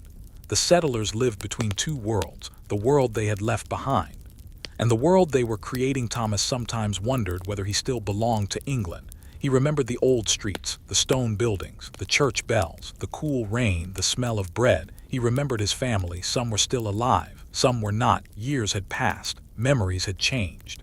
The England he remembered was partly real, and partly something he carried inside himself. Virginia was different. The light was different, the trees were different, the summers were hotter, the rivers were wider, the wilderness was larger. But after so many years, Thomas no longer felt like a visitor. He belonged here too. One evening, Clara sat beside him near the river. They watched the sunset. The sky slowly changed color, the water reflected the light. Neither spoke for several minutes. Finally, Clara said, "You remember the first winter?" Thomas smiled. "Remember everything." "Cold, yes." "The hunger?" "Yes." "People leaving?" Thomas nodded. "And the ships coming?" He smiled. "Especially the ships." Clara looked toward the horizon. "Sometimes I wonder what would have happened if those ships had never arrived." Thomas thought about it. Maybe we'd have gone back. Maybe Jamestown would have disappeared. Clara was quiet. Then she said, "But it didn't." Thomas looked at the settlement. "No, didn't." Simple fact carried enormous meaning. Jamestown had survived because people had continued. Sometimes because they were forced to. Sometimes because they had no other choice. Sometimes because they believed in the colony. Sometimes because they simply wanted to see what tomorrow would bring. There was no single reason. There were thousands of small decisions. A person waking before sunrise, a farmer planting another field, a carpenter repairing another roof, a mother caring for a child, a blacksmith making another tool, a sailor guiding another boat, a settler deciding not to leave. Together, those choices became history. As Jamestown grew, the colony also became more complicated. Trade became increasingly important.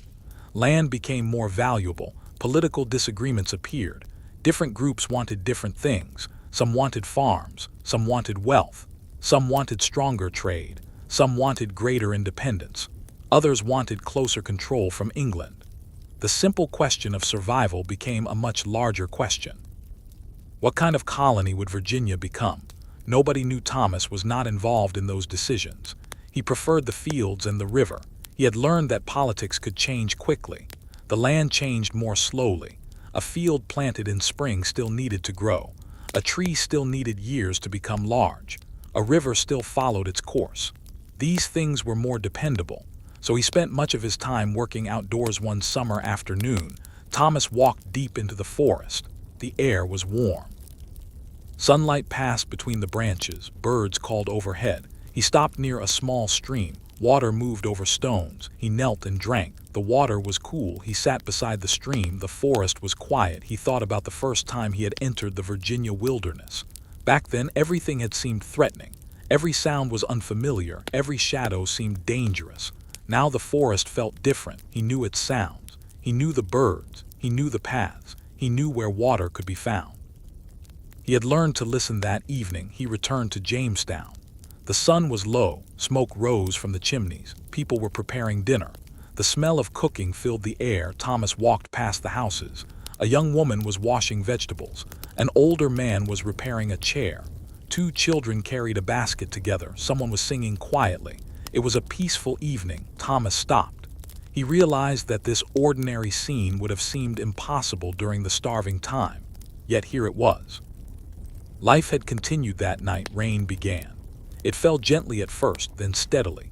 Thomas sat inside his home. The fire crackled. Rain tapped against the wooden roof. He listened. The sound was soothing. The fire was warm. The room smelled of wood smoke. He closed his eyes. The rain continued. For a while there was nothing else. No work, no arguments, no distant voices. Only rain. He thought about time. The first winter had seemed endless. But now, looking back, it seemed like a distant memory. Years had passed. The people who survived that winter had grown older. Some had died. Others had moved away. New generations had appeared.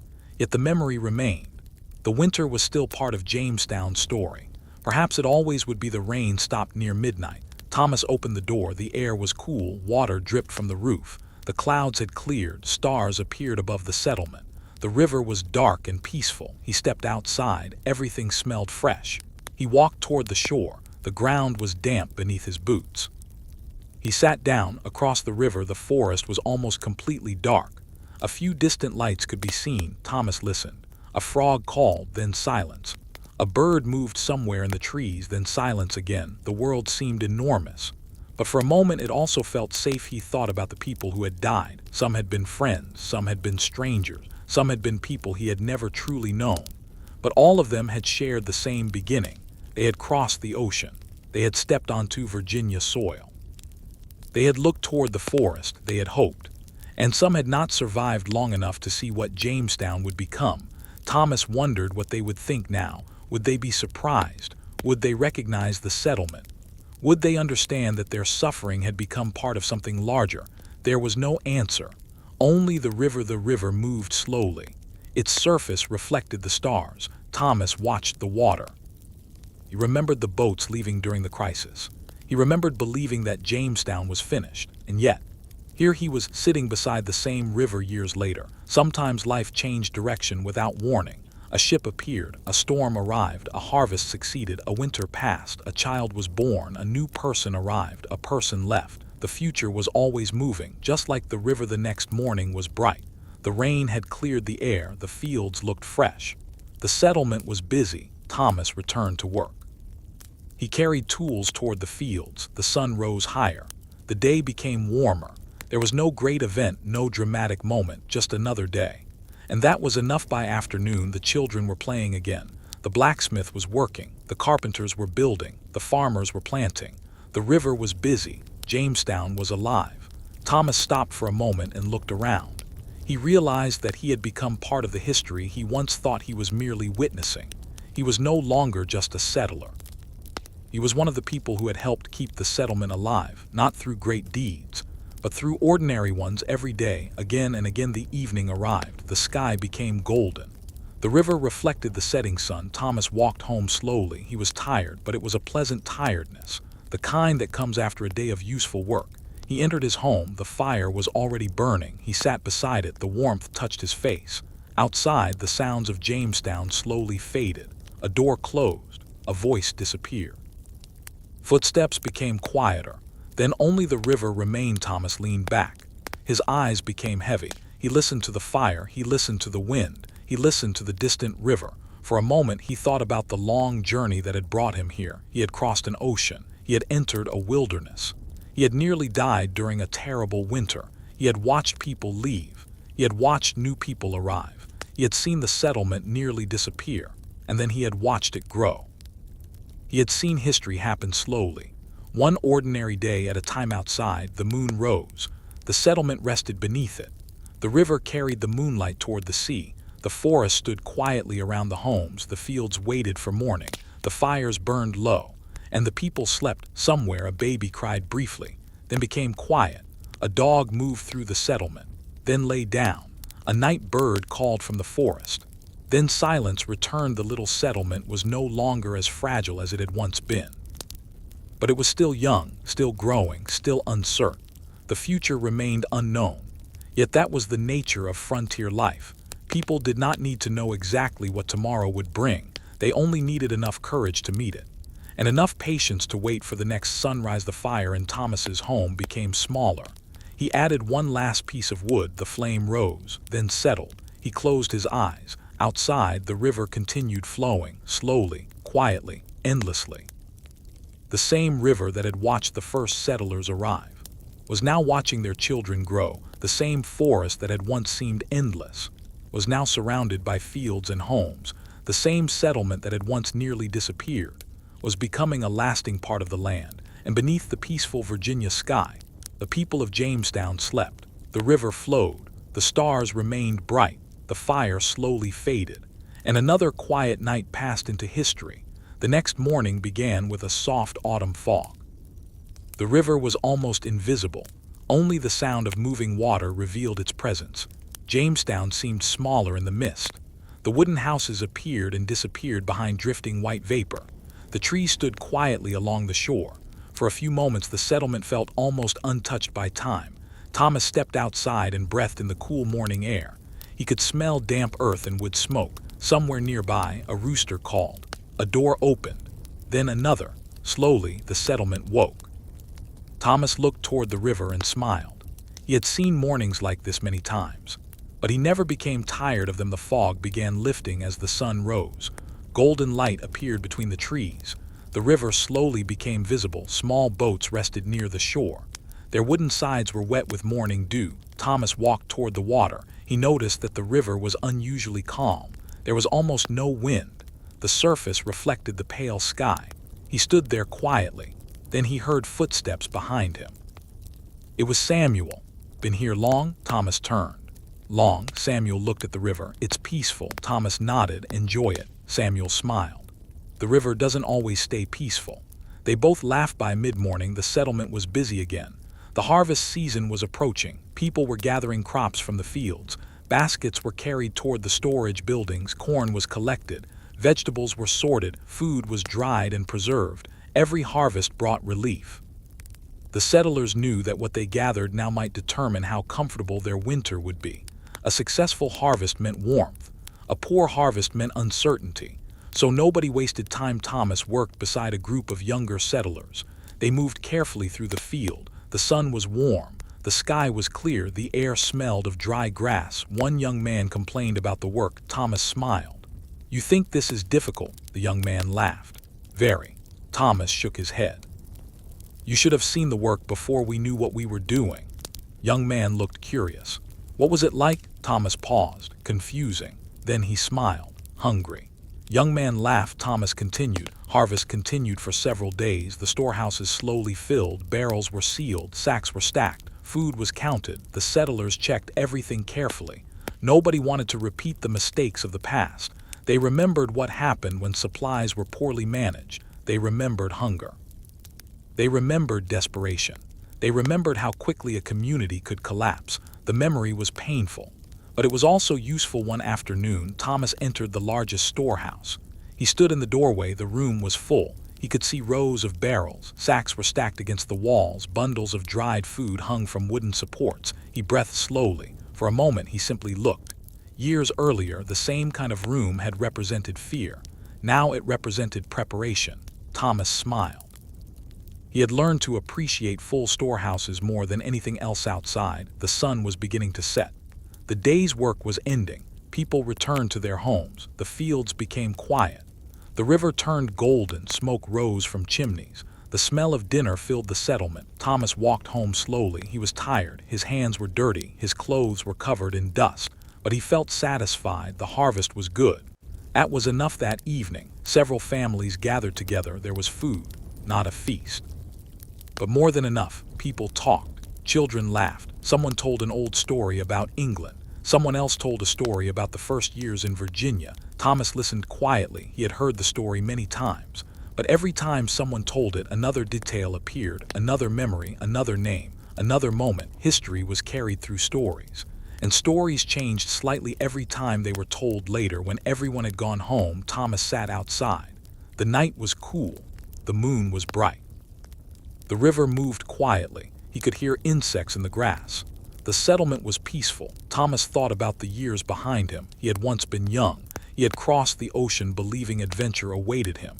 He had imagined Virginia as a place of opportunity. He had not imagined hunger. He had not imagined death. He had not imagined the terrible winter, but he had survived. And now he was watching another generation grow. A young woman approached. It was Clara. She sat beside him. For a while they watched the river. "You are quiet tonight," she said. Thomas smiled. "Thinking."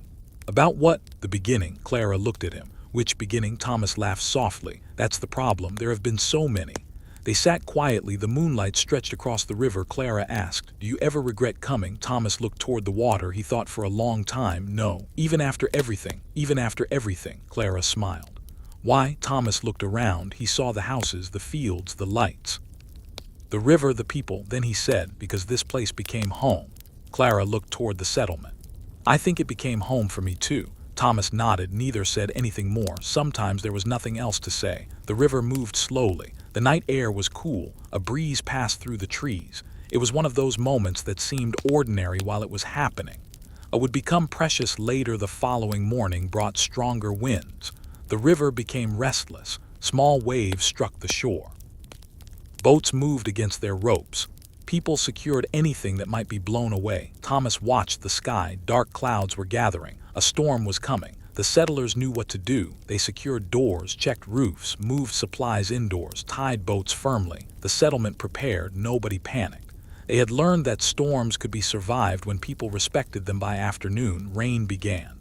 The wind pushed hard against the houses. Trees moved violently. The river became dark.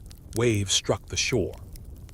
Thunder rolled across the sky. People stayed inside. Thomas sat near the fire. The house shook slightly with each strong gust. He listened to the storm. It was loud, but he was not afraid. He had lived through worse. The fire continued burning. The roof held. The walls held. Everything was secure. The storm lasted through the night. Rain struck the roof. Wind moved through the trees. Thunder came and went. Thomas slept beside the fire. He woke several times. Each time the storm was still there. Eventually, exhaustion overcame him. He closed his eyes again. The sound of rain became distant. The fire remained warm. The house remained safe. And the storm continued outside. By morning, the storm had passed. The sky was clear. The air was cool. Branches and leaves covered the ground. Some fences had fallen. A few roofs needed repairs. But the settlement remained standing. People stepped outside. They looked around. Then they began cleaning. The work started immediately. That was another lesson frontier life had taught them. After every storm, repair. After every winter, prepare. After every failure, begin again. Thomas helped repair a damaged fence. The wood was heavy. He worked beside several young men. One of them said, "It never ends." Thomas smiled. "No, work." Young man sighed. Thomas laughed. "That's life." The sun climbed higher. The settlement became warm again. The river returned to its peaceful rhythm. Birds returned to the trees. Smoke rose from chimneys. The storm was already becoming a memory. Thomas looked toward the sky. It was difficult to believe that only hours earlier the world had been dark and violent. Now everything was calm. That was the strange nature of frontier life. Danger could arrive quickly. Peace could return just as quickly. That evening, Thomas walked along the river again. The water was calm. The sunset was beautiful. He watched the reflection of the sky. He thought about how many storms the settlement had already survived. Not only storms of wind and rain. There had been storms of hunger, disease, fear, conflict, uncertainty. And yet Jamestown remained. Perhaps that was the real story, not that life had become easy, but that people had learned to continue. The sun disappeared. The first stars appeared. Thomas sat near the shore. He listened to the river. A gentle breeze moved across the water. The settlement behind him was becoming quiet. One by one, fires appeared inside the houses. Small lights, warm lights, human lights. Thomas watched them. He remembered the darkness of the starving time. He remembered how few people had remained. Now there were so many families, children, workers, farmers, craftsmen, sailors, people who had arrived from England, people who had been born in Virginia. A new community was taking shape. Thomas returned home. He placed wood on the fire. The room became warmer. He sat down. Outside, the river continued flowing. The sound was soft, almost like breathing. Thomas closed his eyes. He thought about the past, then the present, then the future. The future remained unknown. But he no longer needed to know everything. He had learned something important. A person could live without knowing what came next. Sometimes it was enough to know that morning would arrive, that the fire could be lit, that food could be prepared, that people could work together, that after winter came spring, after storms came calm, after darkness came light. The fire burned slowly. The room was quiet. Thomas's breathing became slower. Outside, the settlement rested. The river moved beneath the moon. The forest stood silently. The fields waited for another season. The houses were dark and warm, and the people slept. Tomorrow there would be work again. More fields, more repairs, more boats, more crops, more uncertain days. But tonight was peaceful, and peace, Thomas had learned, was something worth noticing. So he listened to the fire, he listened to the river, he listened to the quiet wind, and slowly, very slowly, he fell asleep. Outside, Jamestown remained beneath the stars.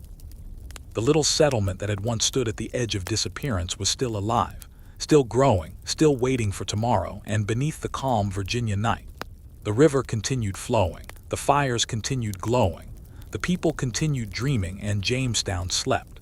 The winter that followed was quieter than the terrible winter Thomas remembered. There was cold, there was rain, there were mornings when frost covered the fields, there were nights when the wind moved sharply through the trees, but there was food. There was firewood, there were strong roofs over the settlers' heads, and there was experience.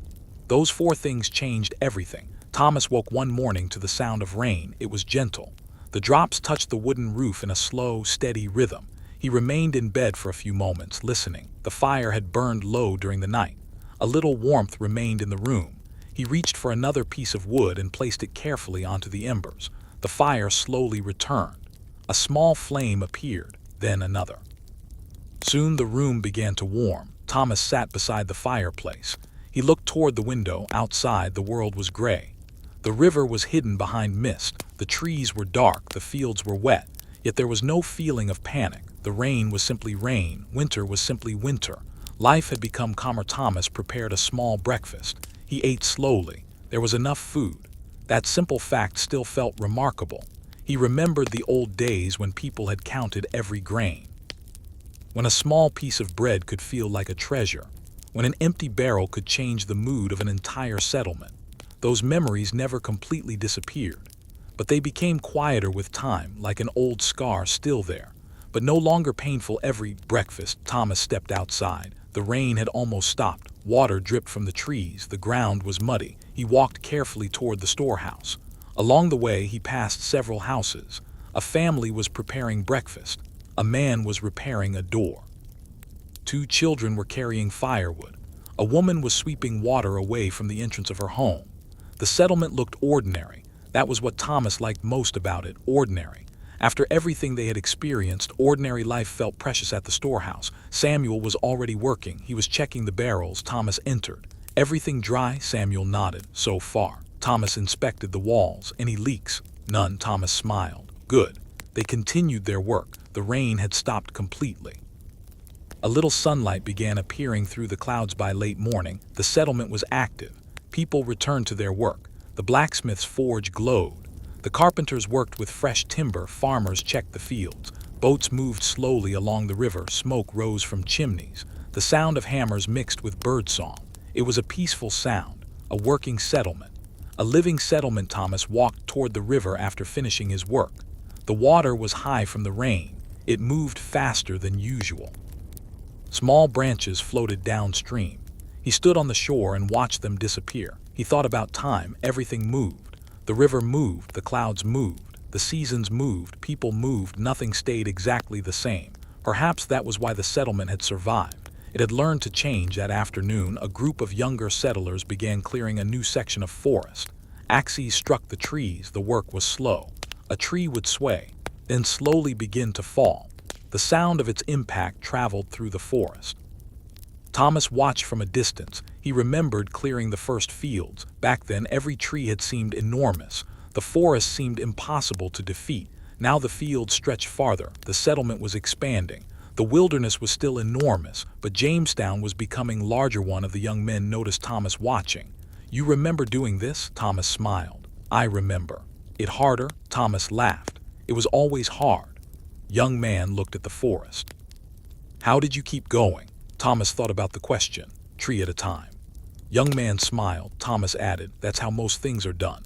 The young man returned to work. Thomas continued walking. He liked that answer. One tree at a time, one field at a time, one house at a time, one winter at a time. That was how Jamestown had been built, not through one great moment, but through thousands of ordinary efforts. That evening, the temperature dropped. The sky became clear. Stars appeared. Thomas sat outside his home. The ground was still wet. The air smelled of rain. He could hear frogs near the river. A few insects moved through the grass. The settlement was quiet. Thomas looked toward the sky. The stars seemed brighter than they had the night before. He wondered how many people in England were looking at the same stars. Perhaps someone was standing outside a small village home. Perhaps someone was walking along a familiar road. Perhaps someone was thinking about Virginia. Perhaps someone dreamed of crossing the ocean. Thomas smiled. He had once been that person. The next day brought visitors. Several Powhatan people approached the settlement. The meeting was cautious. People watched from a distance. Trade and communication had become complicated. There had been cooperation. There had also been violence. Both sides carried memories. Thomas understood that. He did not know what the future would bring, but he knew that the people living around Jamestown were not simply part of the background. They were communities with their own histories, their own families, their own leaders, their own relationship with the land. Virginia had never been empty. Thomas had learned that slowly. He watched the meeting from a distance. No one shouted. No one raised a weapon. For a short while, the riverbank remained peaceful. Then the visitors departed. Their canoes moved away from the shore. Thomas watched them disappear. He hoped the peace would last. Even a short period without conflict felt valuable that night. He thought about how different the world was from the one he had imagined before coming to Virginia. He had expected adventure. He had found responsibility. He had expected freedom. He had found hard work. He had expected wealth. He had found uncertainty. But he had also found something he had not expected. Continued. Some days were cold, some were mild. Rain came and went. Occasionally snow appeared, but the settlement endured. People learned to make the most of quiet days. They repaired clothing. They fixed tools. They prepared food. They told stories. They sat beside fires. They waited. Winter taught patience. There was nothing else to do. The land could not be hurried. The crops could not be forced. The weather could not be controlled. So people learned to wait. One evening, Thomas sat with Clara beside the fire. The room was warm. Outside, rain tapped against the roof. Clara was repairing a piece of clothing. Thomas was sharpening a small tool. Spoke for a long time. The silence was comfortable. Finally, Clara said, "Do you miss England?" Thomas looked at the fire. "Sometimes." "What do you miss most?" He thought. "Certain sounds." "Which sounds?" "Church bells." Clara smiled. "Never heard them." "I know." Thomas looked toward the window. "But I've heard the river so many times now that I think I'd miss it more." Clara smiled. "Then Virginia really is home?" Thomas nodded. "Yes." The fire crackled. The rain continued. Thomas returned to sharpening his tool. Outside, the night became deeper. The settlement grew quieter. The rain became softer. Soon there was almost no sound except the fire. The following weeks passed peacefully. There were no major storms, no severe shortages, no great emergencies. The settlers continued working. The fields remained productive. The storehouses remained stocked. The river remained navigable. For once, nothing extraordinary happened. And that was exactly what everyone wanted. Thomas began noticing something else. The young people no longer spoke about England as much. They spoke about Virginia. They talked about farms, about the river, about places they had never explored, about families they wanted to build, about land they hoped to cultivate. Their dreams were becoming local. That was another sign that Jamestown was becoming permanent. The first settlers had arrived thinking about England. The younger generation thought about Virginia. One spring morning, Thomas saw a young boy planting seeds. The boy worked carefully. He pressed each seed into the soil, then covered it gently. Thomas watched. "What are you planting?" The boy looked up. "Beans." "How many?" The boy smiled. "Enough for everyone." Thomas laughed. "That's ambitious." Boy returned to his work. Thomas smiled. He liked the answer. Enough for everyone. It was a simple dream. But perhaps every successful settlement began with dreams like that. The seasons continued. Spring became summer. Summer became autumn. Autumn became winter. Another cycle. Another year. The settlement grew. More buildings appeared. More fields were cultivated. More children were born. More people arrived. The river carried ships. The forest slowly gave way to farmland. Jamestown was changing. Thomas sometimes stood at the edge of the settlement and looked back. He could still see the forest. It remained vast. But the settlement now had a shape, a rhythm, a life. The place was no longer just an experiment. It was becoming a community. And communities were difficult to destroy. They were held together by memory, by relationships, by work, by shared hardship. I hope one winter evening snow began falling again. Thomas stood at the doorway. The flakes moved slowly through the air. He remembered the terrible winter many years before. He remembered how different this scene had once been. Then snow had meant danger. Now it meant quiet, the same weather, different circumstances, different people, different time. Thomas watched the snow settle on the ground. Then he closed the door inside. The fire was warm. He sat beside it. The room was quiet. He could hear the wind outside. He could hear the occasional creak of the wooden walls. The fire crackled. Thomas leaned back. His eyes became heavy. He thought about all the winters he had survived, the first, the worst. The uncertain ones, the peaceful ones, each had passed. Every winter eventually ended. He smiled. There was comfort in that. Nothing lasted forever. Not hunger, not storms, not cold, not fear. Even the hardest seasons eventually gave way to spring. Thomas closed his eyes. The fire warmed his face. The wind moved outside. Snow continued falling. The settlement was quiet across Jamestown. Families were doing the same. Fires burned, doors were closed, children slept, parents whispered, old people remembered, young people dreamed. The settlement rested. The river flowed beneath the darkness. The forest stood beyond the houses. The stars remained hidden behind clouds. And for one peaceful winter night, the world seemed to pause. Thomas listened to the fire. He listened to the wind. He listened to the distant river. His breathing became slow. The years behind him felt distant. The future did not matter tonight. Tomorrow would come. There would be work. There would be new challenges. There would be new seasons. But tonight there was warmth. Tonight there was shelter. Tonight there was enough. And that was enough. Outside, snow covered the fields. The wooden building stood quietly beneath the winter sky. The river moved steadily through the darkness. The forest waited. The fires burned low. And Jamestown slept. The little settlement that had once nearly vanished had survived, not because life had become easy, but because people had learned. They had learned to prepare, they had learned to adapt, they had learned to work together, and they had learned that survival was not one great victory. It was 1,000 small victories repeated every day. A fire lit before dawn, a field planted in spring, a roof repaired before winter, a barrel filled before the cold arrived, a neighbor helped, a child protected, a meal shared. A morning survived, a night passed, then another, and slowly, those ordinary days became history. The snow continued falling, the fire continued glowing, the river continued flowing, and beneath the quiet Virginia sky, another peaceful night passed over Jamestown. Spring returned to Virginia with almost no announcement. There was no single morning when winter simply disappeared. Instead, the change happened quietly. A little more sunlight each day, a little more warmth in the afternoon. Small green leaves appearing on branches that had looked lifeless only weeks before, birds returning to the trees, the soft sound of insects beginning again. And beneath the soil, seeds that had waded through the cold began to wake. Thomas noticed these things because he had learned to watch the land. He no longer expected nature to announce its changes. The wilderness moved slowly, patiently, almost invisibly. But it always moved. One morning, Thomas walked toward the fields. The ground was damp from a night of rain. Tiny plants were beginning to appear. He crouched down and touched one of the leaves. It was small, delicate, almost too small to notice. But Thomas smiled. He knew what it meant.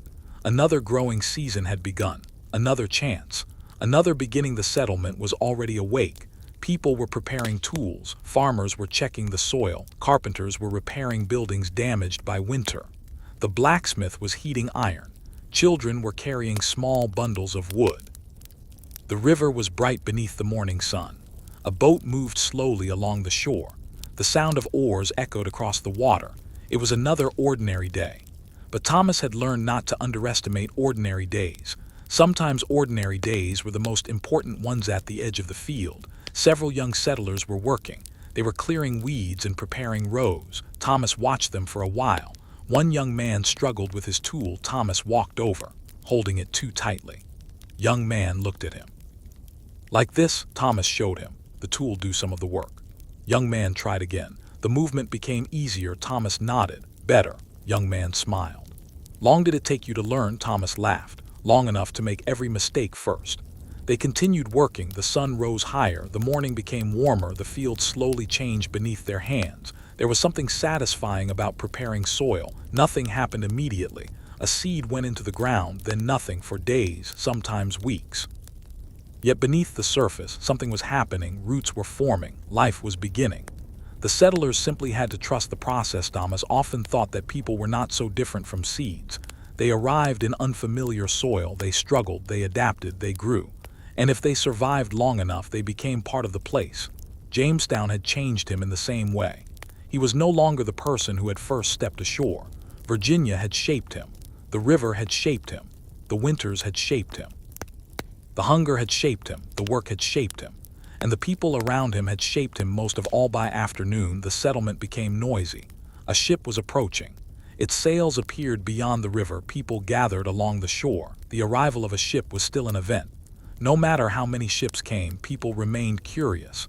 The ocean was unpredictable. Every ship carried news from a distant world. Thomas stood near the river and watched. The ship moved closer. Its sails caught the wind. The wooden hull rose and fell gently on the water.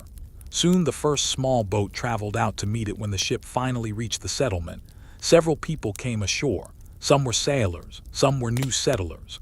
A few carried letters, others carried packages. Thomas watched the newcomers carefully. They looked tired, excited, confused. He remembered that expression. He had worn it himself. One young man stood near the shore and stared at the forest. Thomas walked past him. The young man asked, "Is it always this quiet?" Thomas smiled. "Always." Young man looked toward the trees. "What should I expect?" Thomas thought for a moment. "Expect the unexpected." Then he continued walking. The new settlers soon discovered that Virginia demanded patience. The first days were filled with work, unpacking, building, cleaning, learning. The newcomers were shown where they would stay. They were told where to find water. They were taught how to move through the settlement. They were warned about the river. They were introduced to the fields, and they were told stories, especially stories about the winter of 1609 and 1610. Some newcomers found those stories difficult to believe. They looked around Jamestown. They saw food, buildings, fields, people, children. It seemed impossible that the settlement had once nearly vanished. But the older settlers remembered. Thomas was one of them. When he spoke about the past, he never exaggerated. He did not need to. The truth was already terrible enough. One evening, several young settlers gathered around Thomas. They asked questions. What was it like? How cold was it? How little food did you have? How many people died? Thomas answered some questions, others he did not. There were memories he preferred to keep quiet. Finally, one young woman asked, "Why didn't you leave?" Thomas looked toward the fire. "Almost did," she waited. "But then we turned around." "Why?" Thomas looked at her. "Because sometimes you don't know what you have until you're about to lose it." Group became silent. No one asked another question. The fire burned between them. The night was calm. The stars were bright. Thomas looked around at the young faces. They belonged to a new generation. They had not seen the worst years. They had grown up in a settlement that was already becoming established. Thomas was glad. They did not need to suffer the same way. Perhaps that was what progress meant, not making the past disappear, but making sure the same mistakes did not happen again. The following months were productive. The fields produced a good harvest. The storehouses remained full. More houses were built. The settlement expanded. The river remained busy. Trade increased. The people became more confident. Jamestown no longer seemed temporary. It had roots. Deep roots. Thomas noticed that some of the younger settlers were beginning to dream of owning their own land. They talked about farms. They imagined large fields. they planned families. They spoke about the future as though it were something they could shape. Thomas admired their optimism, but he also remembered the past. He knew that land could bring conflict. He knew that expansion could create tension. He knew that prosperity could make people careless. Still, he did not want to discourage them. Hope was necessary. Without hope, nobody would build anything. One evening, Thomas walked toward the edge of the settlement. The sun was setting. The sky was orange and gold. The river reflected the colors. He looked toward the fields. The land that had once been covered by forest was now open. Rows of crops stretched toward the trees. He stood there for a long time. The transformation was remarkable. But he wondered what the land would look like another 100 years from now. Would there be towns, roads, churches, markets? Would people still remember Jamestown? He could not imagine it. The future was too large. He sat on a fallen log. The evening air became cooler. Birds flew across the sky. One by one, they disappeared into the forest. The settlement behind him grew quieter. A child laughed. A door closed. Someone called from a nearby house. Then silence. Thomas listened to the river. He had spent so many years beside it that its sound had become part of his identity. He knew its moods, its rhythms, its changing colors. It was always there. As darkness arrived, Thomas returned home. He lit the fire. The room became warm. He prepared a simple meal, then sat beside the flames. Outside, the wind moved softly. The night was clear. Thomas looked through the small window. Stars filled the sky. He thought about England again, not with sadness, just memory. He wondered whether someone there remembered him. Perhaps, perhaps not. Time had a way of carrying people in different directions. The next morning, another season of work began. The settlement prepared for summer. Fields needed attention. Boats needed repair. Buildings needed maintenance. The blacksmith needed charcoal. The storehouses needed organization. Life was full of small responsibilities. Thomas understood that this was how a community survived, not through heroic moments, through routine, through repetition, through people doing what needed to be done. One afternoon, Thomas noticed a young boy struggling to carry a bucket. He walked over. "Me help?" Boy shook his head. "I can do it." Thomas smiled. "I know." He waited. The boy lifted the bucket again. He carried it several steps, then stopped. Thomas said nothing. After a moment, the boy continued. When he reached the house, he looked proud. Thomas smiled. "Well done." Boy grinned, then ran inside. Thomas stood there for a moment. He thought about how every generation learned the same lessons: work, patience, responsibility, courage. The young boy would grow up. He would become stronger. Perhaps one day he would build his own house. Perhaps he would have children. Perhaps he would tell them stories about the old days. And perhaps he would tell them about the man who once taught him how to carry a bucket. Small memories became family histories. Family histories became community histories. And eventually they became part of the larger story of America. That evening, the settlement was unusually peaceful. The sky was clear, the air was warm. The river moved slowly. People sat outside their homes. Children played. Adults talked. Someone played a simple tune. The sound drifted across the settlement. Thomas sat near his doorway. Listened. The music was quiet, almost soft enough to disappear into the night. He smiled. There had been years when nobody in Jamestown had had the strength to make music. Now there was music again. That meant something. The moon rose, the fires glowed. The settlement slowly became quiet. Thomas remained outside. He looked at the stars.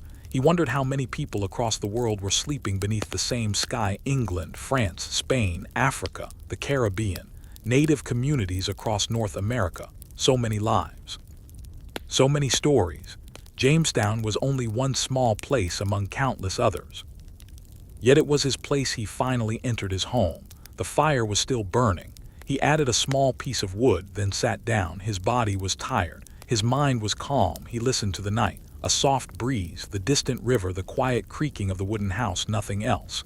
His eyes began to close. Outside, the settlement slept. The fields rested beneath the moon. The forest stood silently beyond them. The river continued toward the Chesapeake. A boat moved gently in the distance. Its oars made a soft rhythm. Dip. Pull, dip, pull. Then the sound faded. Thomas breathed slowly. He thought about the long journey, the ocean, the first landing, the first winter, the hunger, the return, the years of rebuilding, the harvests, the storms, the people, the children, the quiet evenings. Everything seemed connected. Every difficult moment had led to another morning. Every winter had eventually ended. Every storm had passed. Every empty field had eventually been planted again. And the settlement had continued. The fire became smaller. Thomas closed his eyes. The room remained warm. The night remained quiet. Outside, the river flowed beneath the stars. There was no need to hurry, no need to worry about tomorrow. Tomorrow would come when it came. For now there was only rest, only warmth, only the gentle sound of Virginia at night, and beneath the peaceful sky, Jamestown slept. The settlement had begun as a fragile experiment. It had survived hunger, it had survived winter, it had survived fear. Now it was becoming something more, a community, a home. A place where children were growing up beneath the same trees their parents had once feared. A place where the river had become familiar. A place where the wilderness was slowly becoming part of everyday life. The story was far from finished. But tonight, nothing needed to be finished. The fires could burn quietly, the boats could rest, the fields could wait, the river could continue flowing, and the people could sleep, slowly, peacefully, under the wide Virginia sky. By the time another summer arrived, Jamestown no longer felt like a place waiting to decide whether it would survive. It had become a place where people expected to wake up the next morning. That difference was difficult to explain. There was no great wall marking the moment when uncertainty ended. No bell rang. No official announcement was made. It happened gradually. A family repaired a house instead of preparing to leave. A farmer planted more land than he needed for one season. A child was born. A boat was built. A storehouse was filled. A garden was planted beside a home. People began making plans that stretched beyond the next winter. And when people began making long-term plans, they were no longer simply surviving. They were building a future. Thomas noticed this change one morning while walking through the settlement. The sun was just rising. Golden light passed through the trees. The river was calm. He walked slowly between the houses. A young carpenter was measuring timber. Two farmers were discussing a field. A woman was carrying vegetables from her garden. Children were already awake. Someone was repairing a boat near the shore. The sounds were familiar, almost comforting. Thomas stopped beside one of the newer houses. The walls were straight. The roof was strong. There was a small garden beside it. A wooden chair sat outside the door. It looked ordinary. But Thomas knew how much work had gone into creating that ordinary scene. He remembered the first houses. They had been rough, temporary, built quickly. The settlers had not known whether they would remain long enough to repair them properly. Now people built differently. They built with the expectation that someone would live there for years, perhaps decades. That was a powerful change. A house built for tomorrow was different from a house built for years. Thomas continued toward the river. A small boat was being repaired. The owner had removed several boards from its side. He was replacing them with fresh timber. Thomas watched for a moment. Long will it last? The man looked at the boat. Long enough. Thomas smiled. That's what we used to say about everything. Man laughed. Did it work? Sometimes. They both looked at the river. The water moved peacefully. The river had become the heart of Jamestown. It carried supplies, it carried people, it carried messages, it carried trade, it also carried memories. Thomas could remember the first ships entering the river. He could remember the desperate attempt to leave. He could remember turning back. He could remember the arrival of new settlers. The river had witnessed all of it. And now it simply continued flowing. The summer became hotter. The fields grew tall. The forest became thick and green. Insects filled the evenings with sound. The air became heavy with moisture. Thomas often worked early in the morning. By midday, the heat was exhausting. He had learned that frontier work required knowing when to rest.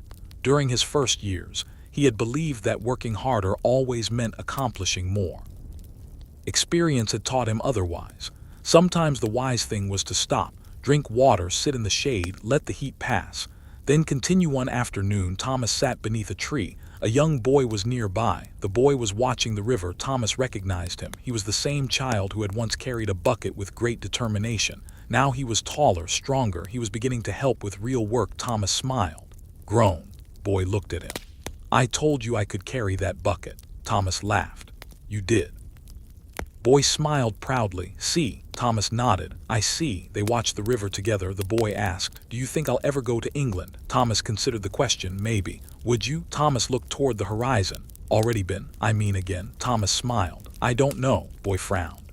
Sometimes a place you once called home becomes part of your past. Boy looked confused. Thomas continued, "You may love a place without needing to return to it." Boy thought about that. Then he looked toward Jamestown. "Virginia is home," Thomas nodded. "Yes." The afternoon passed quietly. The heat slowly decreased. The river reflected the evening light. The settlement became more active again. People returned to their work. Dinner fires were lit. Children played. The smell of cooking drifted through the air. Thomas walked home. He noticed something as he passed the houses. There were more lights than there had been years before, more families, more homes, more life.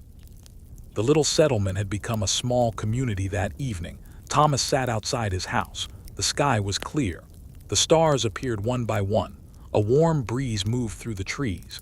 He could hear voices from nearby homes. Someone was telling a story. Someone laughed. A child cried briefly, then became quiet. The river moved in the darkness. Thomas listened. He had learned that peace was not the absence of sound. Peace was familiar sound. The sounds of people living. A few days later, the weather changed. Dark clouds gathered over the river. The air became still. Thomas looked toward the sky. He recognized the signs. A storm was approaching. People began preparing. Boats were secured. Tools were moved indoors. Loose objects were tied down. Doors were checked. The settlers had become experienced. Nobody needed to explain what to do. Everyone simply began doing it. By evening, the wind arrived. The trees moved. The river became rough. Thunder rolled across the sky. Rain followed. Thomas stood inside his home. The fire burned brightly. He listened to the storm. The walls shook slightly. Rain struck the roof. The sound was loud, but there was no panic. The house was strong. The supplies were safe. The boat was secured. The settlement was prepared. The storm could pass. Hours later, the wind became stronger. Thomas woke from sleep. Thunder shook the room. He sat beside the fire. Outside, branches moved through the darkness. Rain came down heavily. For a moment, he remembered the old days. He remembered how storms had once seemed like another threat among many. Now he felt different. He knew what preparation could do. He knew that fear was not always necessary. Sometimes the best response to danger was simply to prepare before it arrived. Near dawn, the storm weakened. The rain became softer. The wind slowed. Thomas sat quietly. He listened. The settlement was beginning to wake. Somewhere outside, a door opened. Then another. People were checking their homes. The worst had passed. When the sun rose, the damage became visible. Several branches had fallen. A section of fence was broken. One small roof had lost some shingles. The river was muddy. But the settlement remained standing. Thomas stepped outside. The air smelled fresh. The sky was bright. Birds began calling again. He smiled. Another storm had passed. People began repairing the damage. There was no complaint, no great ceremony, just work. The fence was rebuilt. The roof was repaired. Branches were removed. Boats were checked. The fields were inspected. The settlement returned to normal. Thomas helped where he could. He carried timber. He lifted broken boards. He cleared branches. He worked beside people who were young enough to be his children. That thought made him smile. By afternoon, the settlement was almost back to normal. The river had calmed. The sky was clear. The fields were still standing. The sun warmed the wet ground. Thomas sat beneath a tree. A young man brought him water. "Thank you." Young man nodded. "You worked hard." Thomas smiled. "So did you." Young man looked toward the settlement. "Do you think storms like this will always happen?" Thomas laughed. "Probably." Young man sighed. Thomas smiled. "But that's all right." "Why?" "Because now we know how to prepare." Simple lesson had taken years to learn. The land could not be controlled. The weather could not be controlled. The river could not be controlled. But people could control how they responded. They could prepare. They could cooperate. They could learn. They could rebuild. And perhaps that was why Jamestown had survived. As autumn approached, the fields changed color. The green slowly faded. The air became cooler. The evenings became longer. The settlers began gathering their harvest. Baskets moved through the fields. Food was carried toward the storehouses. The rhythm of the settlement changed. Summer had been about growth. Autumn was about gathering. Winter would be about waiting. The cycle continued. Thomas walked through the fields one evening. The sunset was beautiful. The sky was orange. The clouds were pink. The river reflected everything. He stopped beside a field. The crops were ready. He looked at them. Then he looked toward the settlement. He remembered the empty fields of the starving time. He remembered how little had been available. Now the harvest stretched across the land. He felt a quiet gratitude, not pride, not triumph, just gratitude. That night, the settlers shared a meal. It was one of the better meals of the year. There was fresh food, there was bread, there was meat, there were vegetables, people gathered together. The atmosphere was warm, children laughed, adults talked, someone raised a cup not to celebrate victory, but simply to be thankful. Thomas sat near the fire. He looked around, so many faces, so many lives. So much had changed. One older man began telling stories about the first years.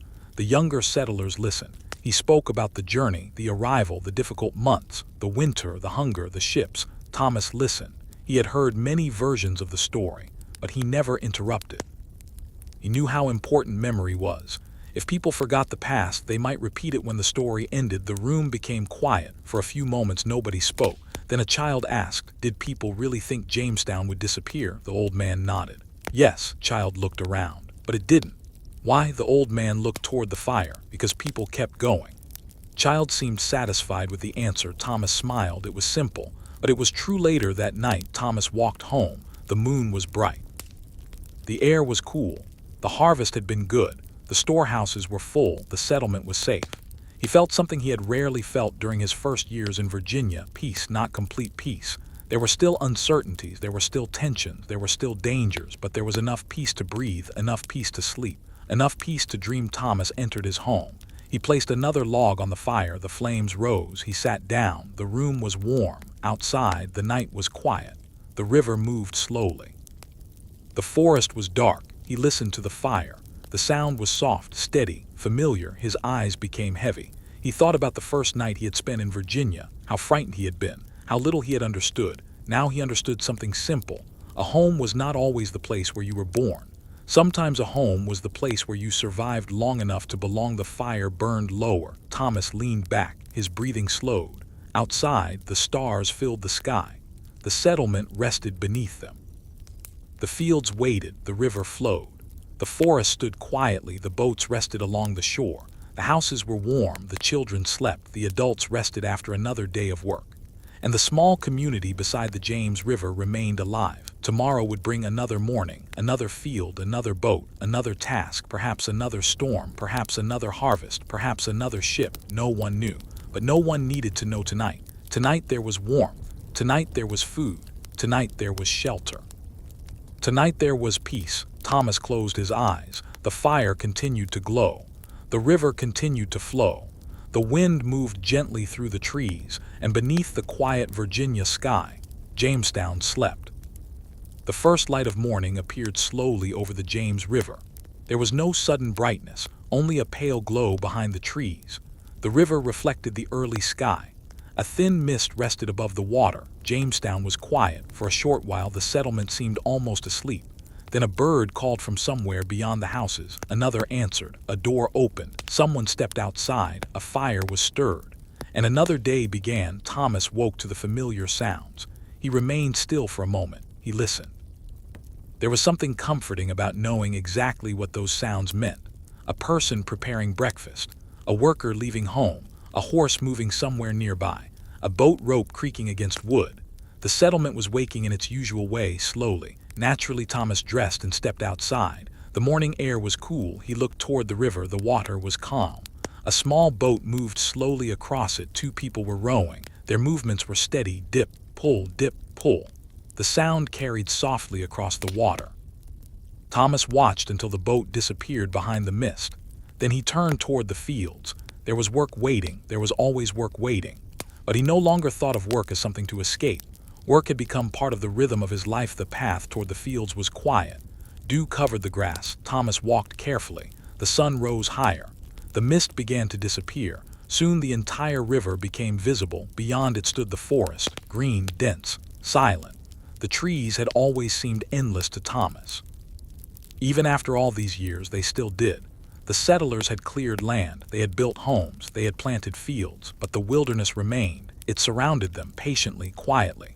As if waiting for the day when people might stop working at the fields, several workers were already busy. Thomas joined them. The soil was soft. The morning was cool. It was a good time to work. They moved steadily. Nobody spoke much. There was no need. The sounds of tools and footsteps were enough. For Thomas, these quiet mornings had become almost meditative. Work, breathing, sunlight, soil. The rhythm repeated. After several hours. Thomas stopped. He looked across the field. The settlement was visible in the distance. Smoke rose from chimneys, the river shone beneath the sun, the forest stretched beyond everything. He remembered when he had first seen this land. It had seemed impossibly large. Now he knew that it truly was.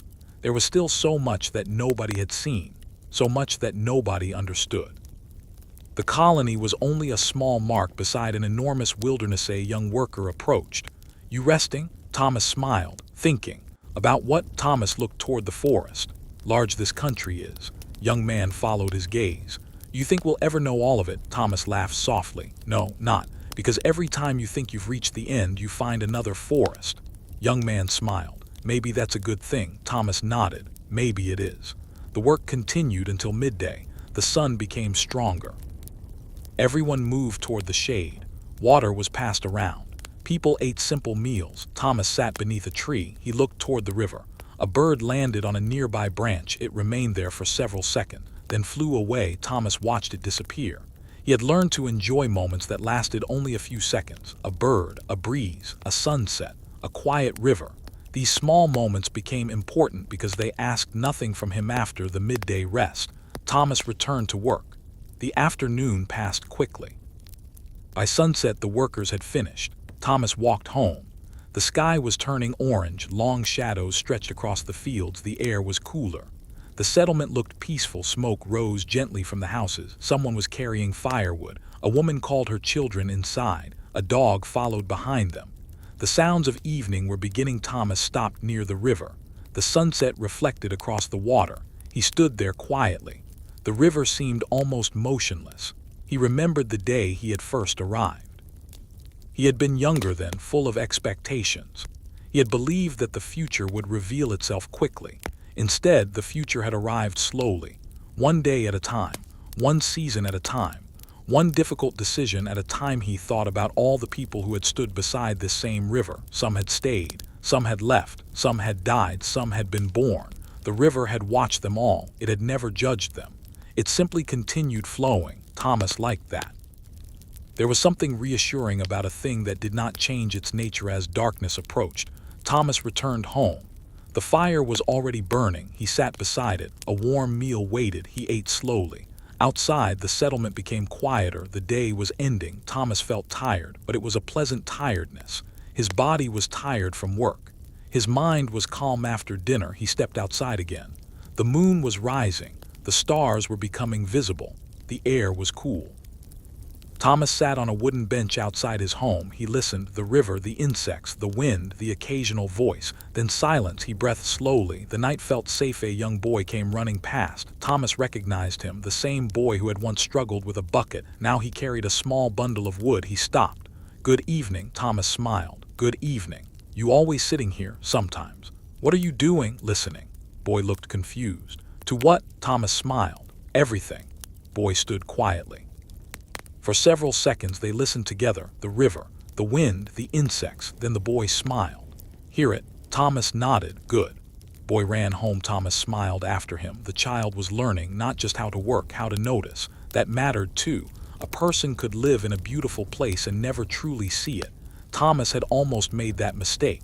He had been too busy surviving. Only later had he learned to notice the quiet beauty around him. The night became deeper. More fires went dark. The settlement settled into sleep. Thomas remained outside. The stars were bright. The moon reflected on the river. A soft breeze moved through the trees. He thought about the future again. He wondered what Jamestown would look like when he was gone. Would the houses still stand? Would the fields be larger? Would more people live here? Would the settlement become a city? He could not imagine it. The future was too distant, but perhaps that was how it should be. People did not need to see the entire road. They only needed to walk the next part. Thomas had learned that during the hardest years. When the future looked impossible, the next meal mattered. The next fire mattered. The next morning mattered. Life had always been built from small things. He stood and entered his home. The fire had burned lower. He added one small log. The flame brightened. He sat down. His eyes were becoming heavy. Outside, the river continued its endless movement. He could hear it through the walls, a low, gentle sound. Like breathing, Thomas closed his eyes. He thought about the river, the forest, the fields, the houses, the people, the children, the old settler.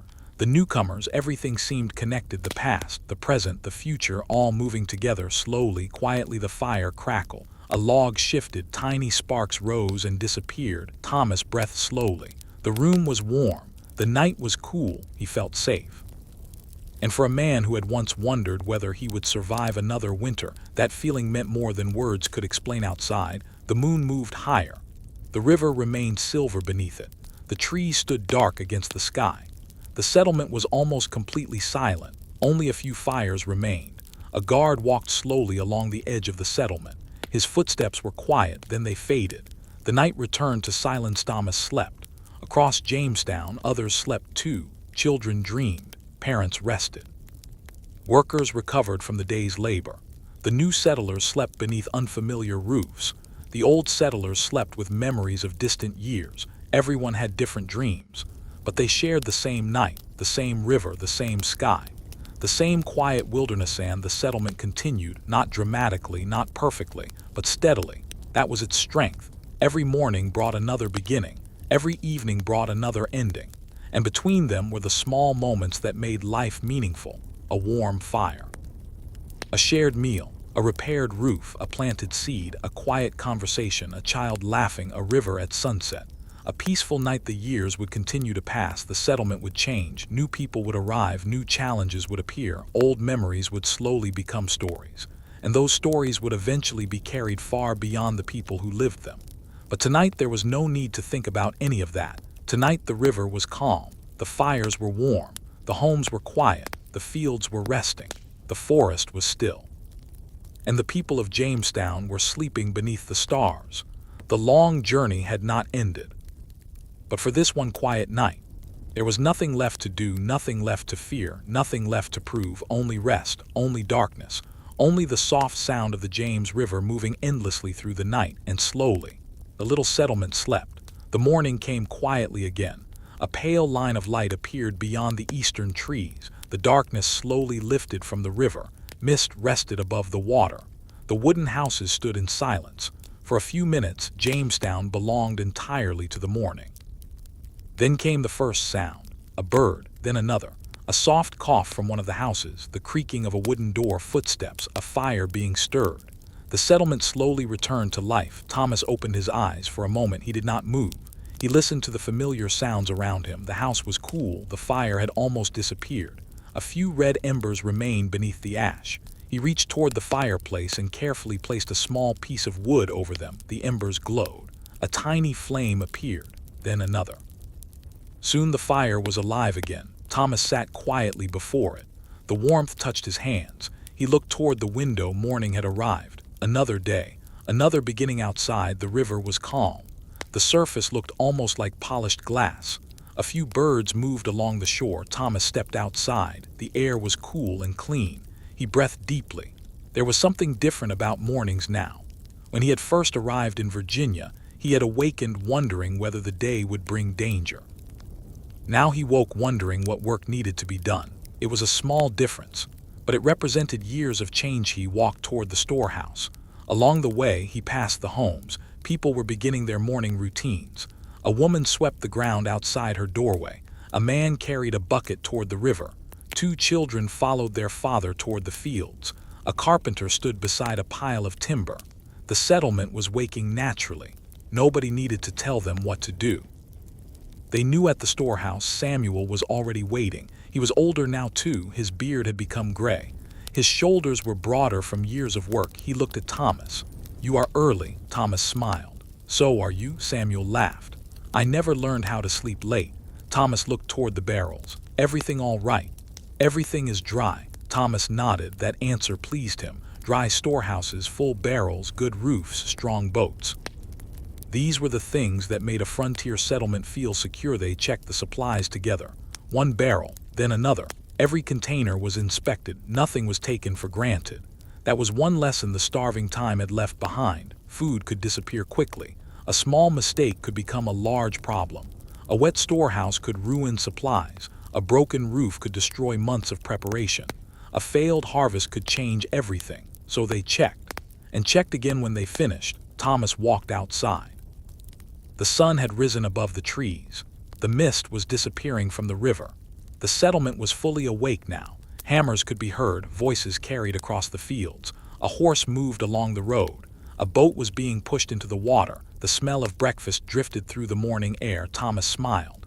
It was a good morning, nothing extraordinary. And that made it good. He walked toward the fields. The crops were growing well. Green leaves moved gently in the breeze. The soil was dark and moist. Several workers were already there. Thomas joined them. The work was repetitive: dig, plant, cover, move again and again. There was something peaceful about it, the same movement repeated until the mind became quiet. Thomas liked that. A young woman working nearby asked, "Did you always enjoy farming?" Thomas smiled.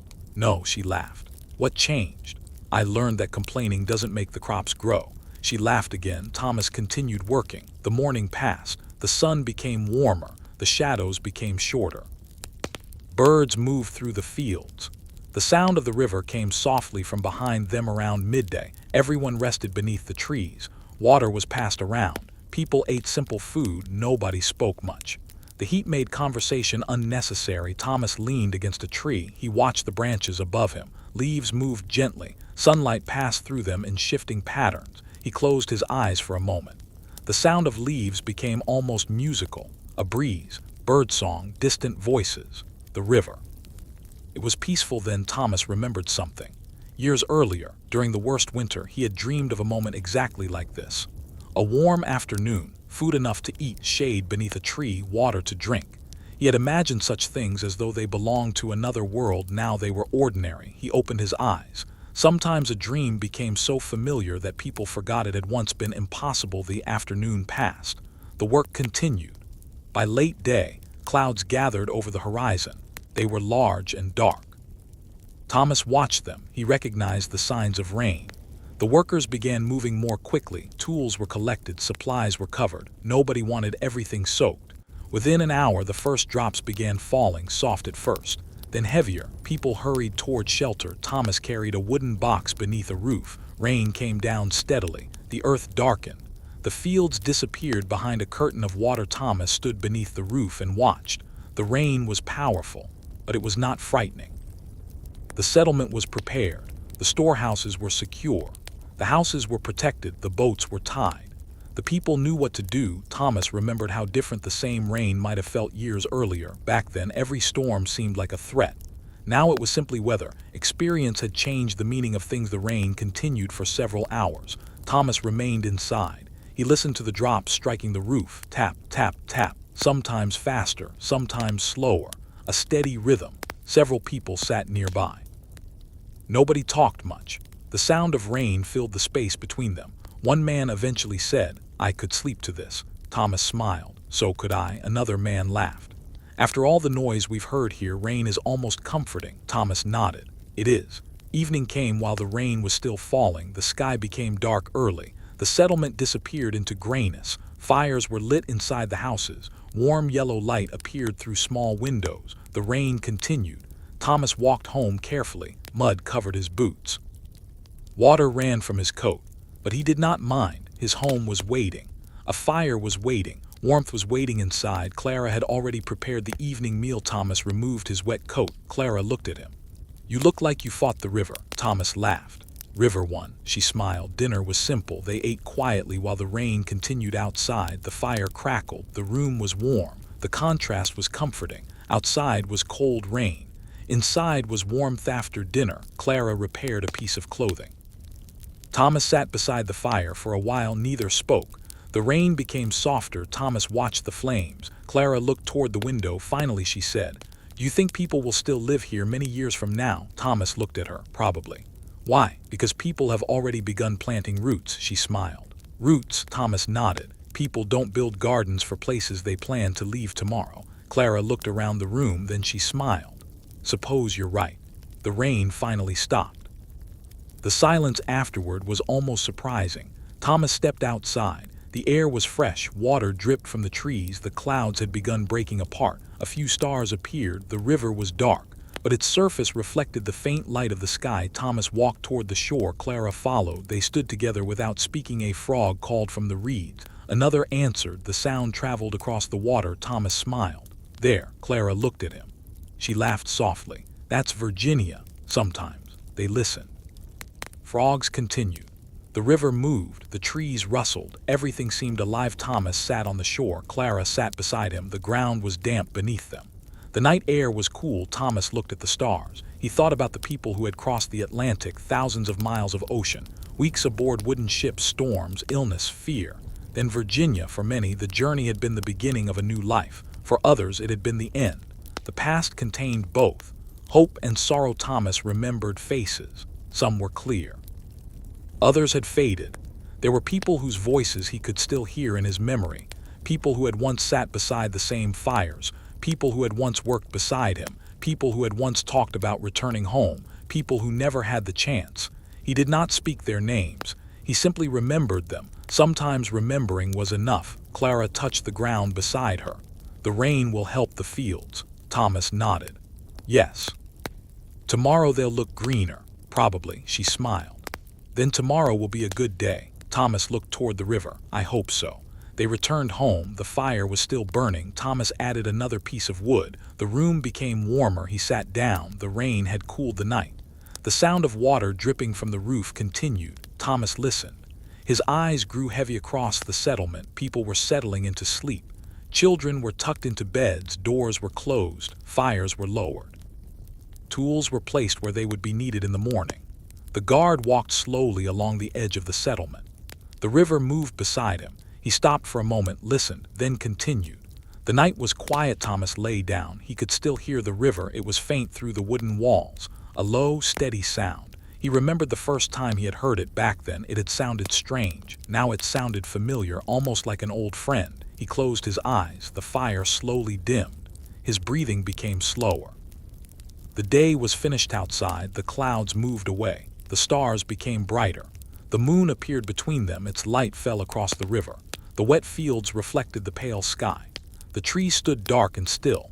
The houses were quiet. Jamestown rested. Another day had passed without disaster. No great battle, no terrible hunger, no desperate journey, just work, rain, food, conversation, memory, rest. It was easy to overlook such a day. But these were the days that built communities, not only the famous moments, not only the dramatic events, but the quiet days in between. The days when people repaired things, the days when children grew, the days when seeds were planted, the days when families ate together, the days when people simply stayed. Thomas slept deeply. In his dreams he saw the ocean. A ship moved slowly across endless water. The wind filled its sail. The horizon was wide. Then the scene changed. He saw the James River, the forests, the fields, the small houses, the warm lights, the people.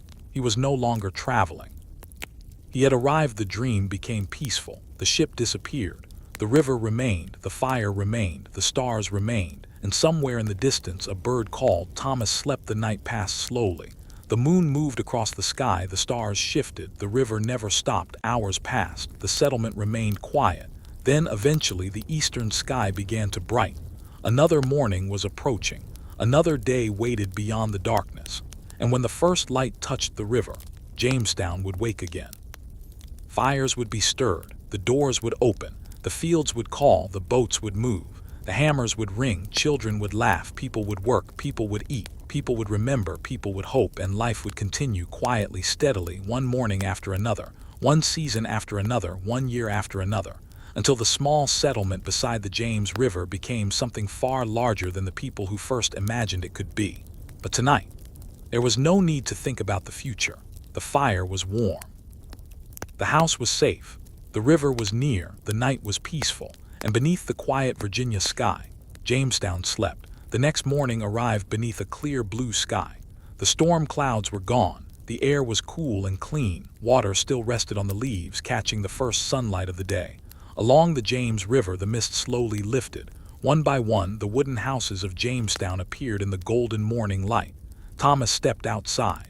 He paused at the doorway and looked toward the river. Everything seemed peaceful. The river moved gently. The birds had already begun their morning calls. Smoke rose from a few chimneys. Somewhere nearby, a wooden bucket was placed on the ground. Then came the sound of footsteps. Another morning had begun. Thomas walked toward the shore. The ground was still damp from the previous day's rain. His boots made soft sounds against the earth. He stopped beside an old wooden post. The post had been there for years. Its surface was cracked. The wood was dark from weather. Thomas placed one hand against it.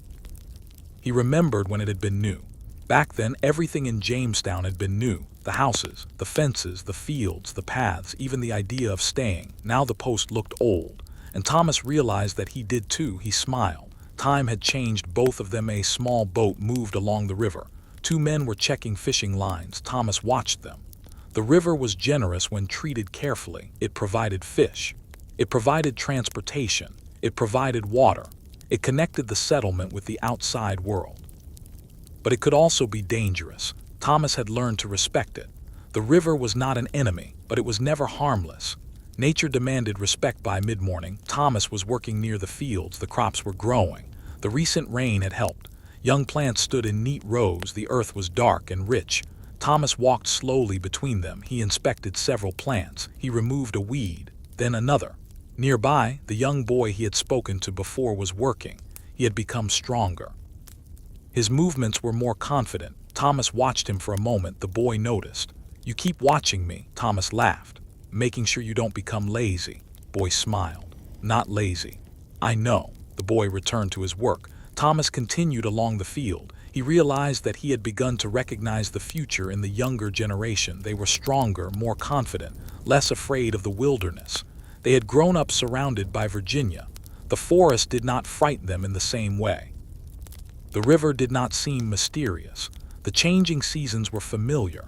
They belonged to the land in a way the first settlers never could. At noon, the workers rested. Thomas sat beneath a tree. The shade was cool. A light breeze moved through the branches. He ate a small meal and drank water. The young boy sat nearby. After a while, the boy asked, "Do you remember your first day here?" Thomas smiled. "Yes." "What did you think?" "I thought the forest was too big." Boy laughed. "It is big." Thomas nodded. "Very." "It still scare you?" Thomas looked toward the trees. "Sometimes." The boy seemed surprised. Thomas continued, "Being brave doesn't mean you're never afraid." Boy thought about that. "Then what does it mean?" Thomas smiled. "It means you keep going anyway." The boy looked toward the forest. Thomas watched him. The lesson was simple, but Thomas knew it was important. He had learned it many times, during storms, during hunger, during illness, during uncertainty. Courage was not always loud. Sometimes courage was simply waking up and doing the work again. The afternoon passed quietly. The sun became warm. The fields moved gently in the breeze. Birds flew overhead. Thomas worked until his shoulders became tired. Then he stopped. He looked toward the settlement. From this distance, Jamestown seemed peaceful. Small houses, thin trails of smoke, people moving between buildings, the river beside them, the forest beyond. It was difficult to believe that this same place had once seemed close to disappearing. As evening approached, Thomas returned toward the settlement. The sunset was beginning. The sky became golden. The river reflected the light. Children were playing near the houses. Their voices carried across the air. Thomas stopped. He watched them. One child ran after another. A little girl tripped. She began to cry.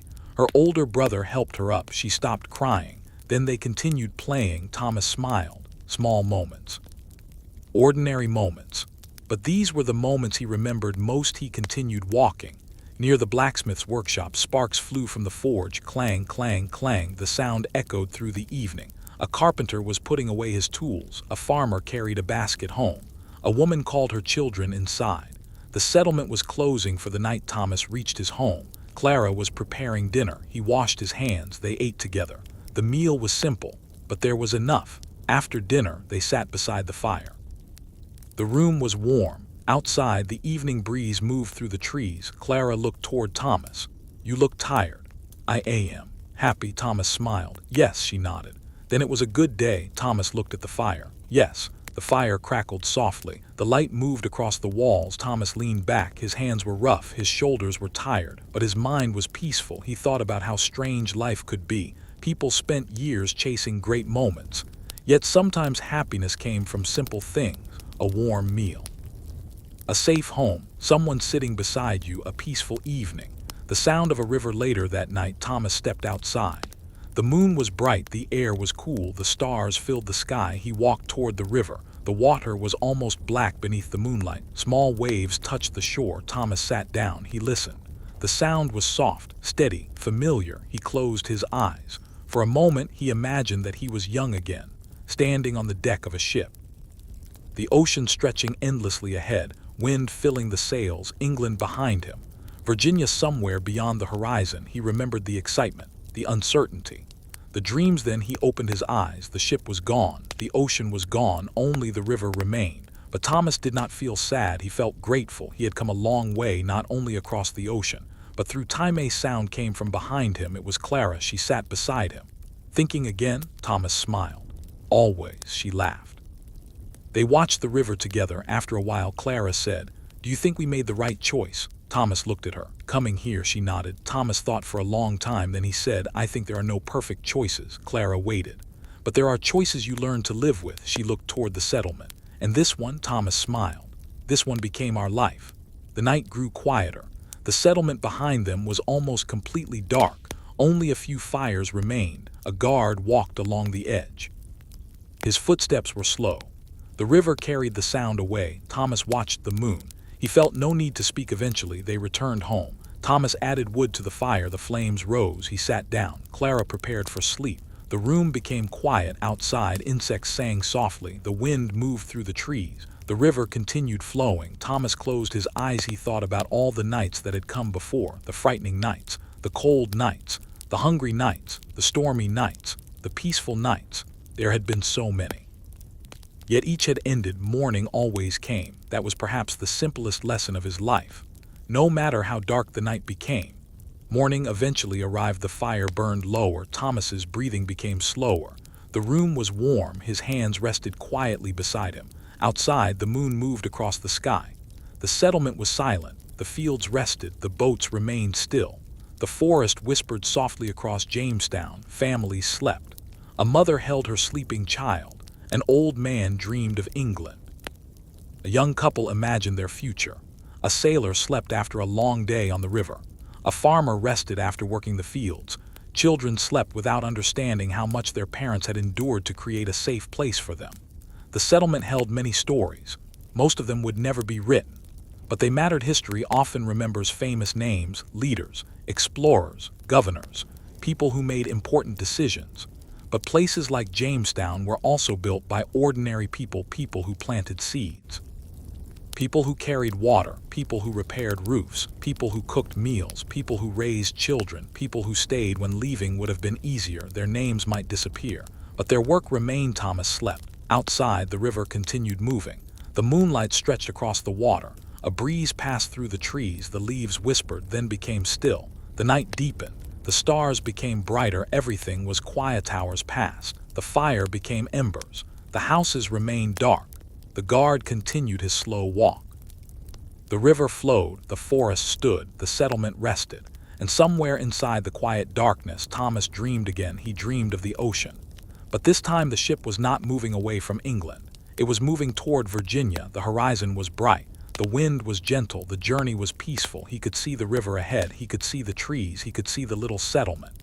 And when the ship reached the shore, there was no fear. Only home. Thomas smiled in his sleep. The dream continued. The sun rose.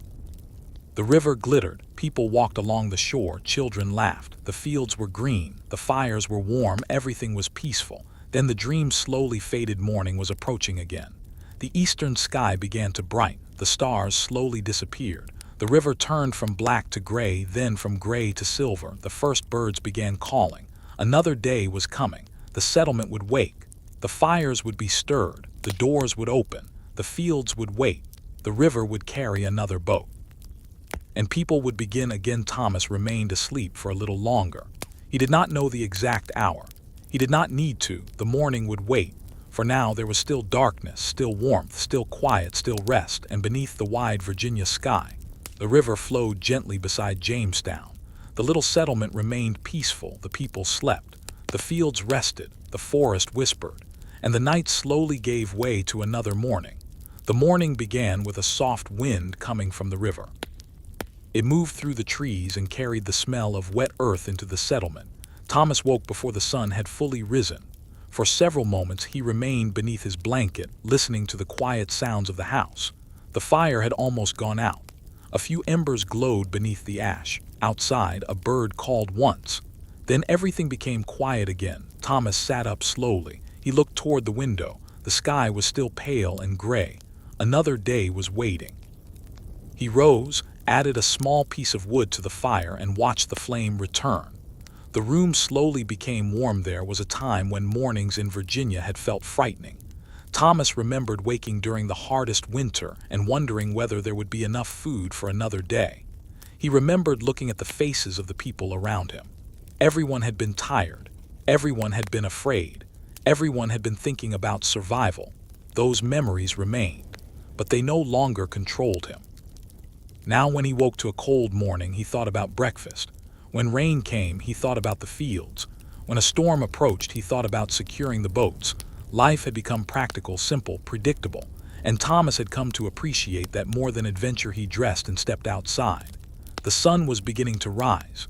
The river was covered with a thin layer of mist. The trees were dark against the pale sky. Thomas walked toward the shore. He liked to visit the river before beginning his work.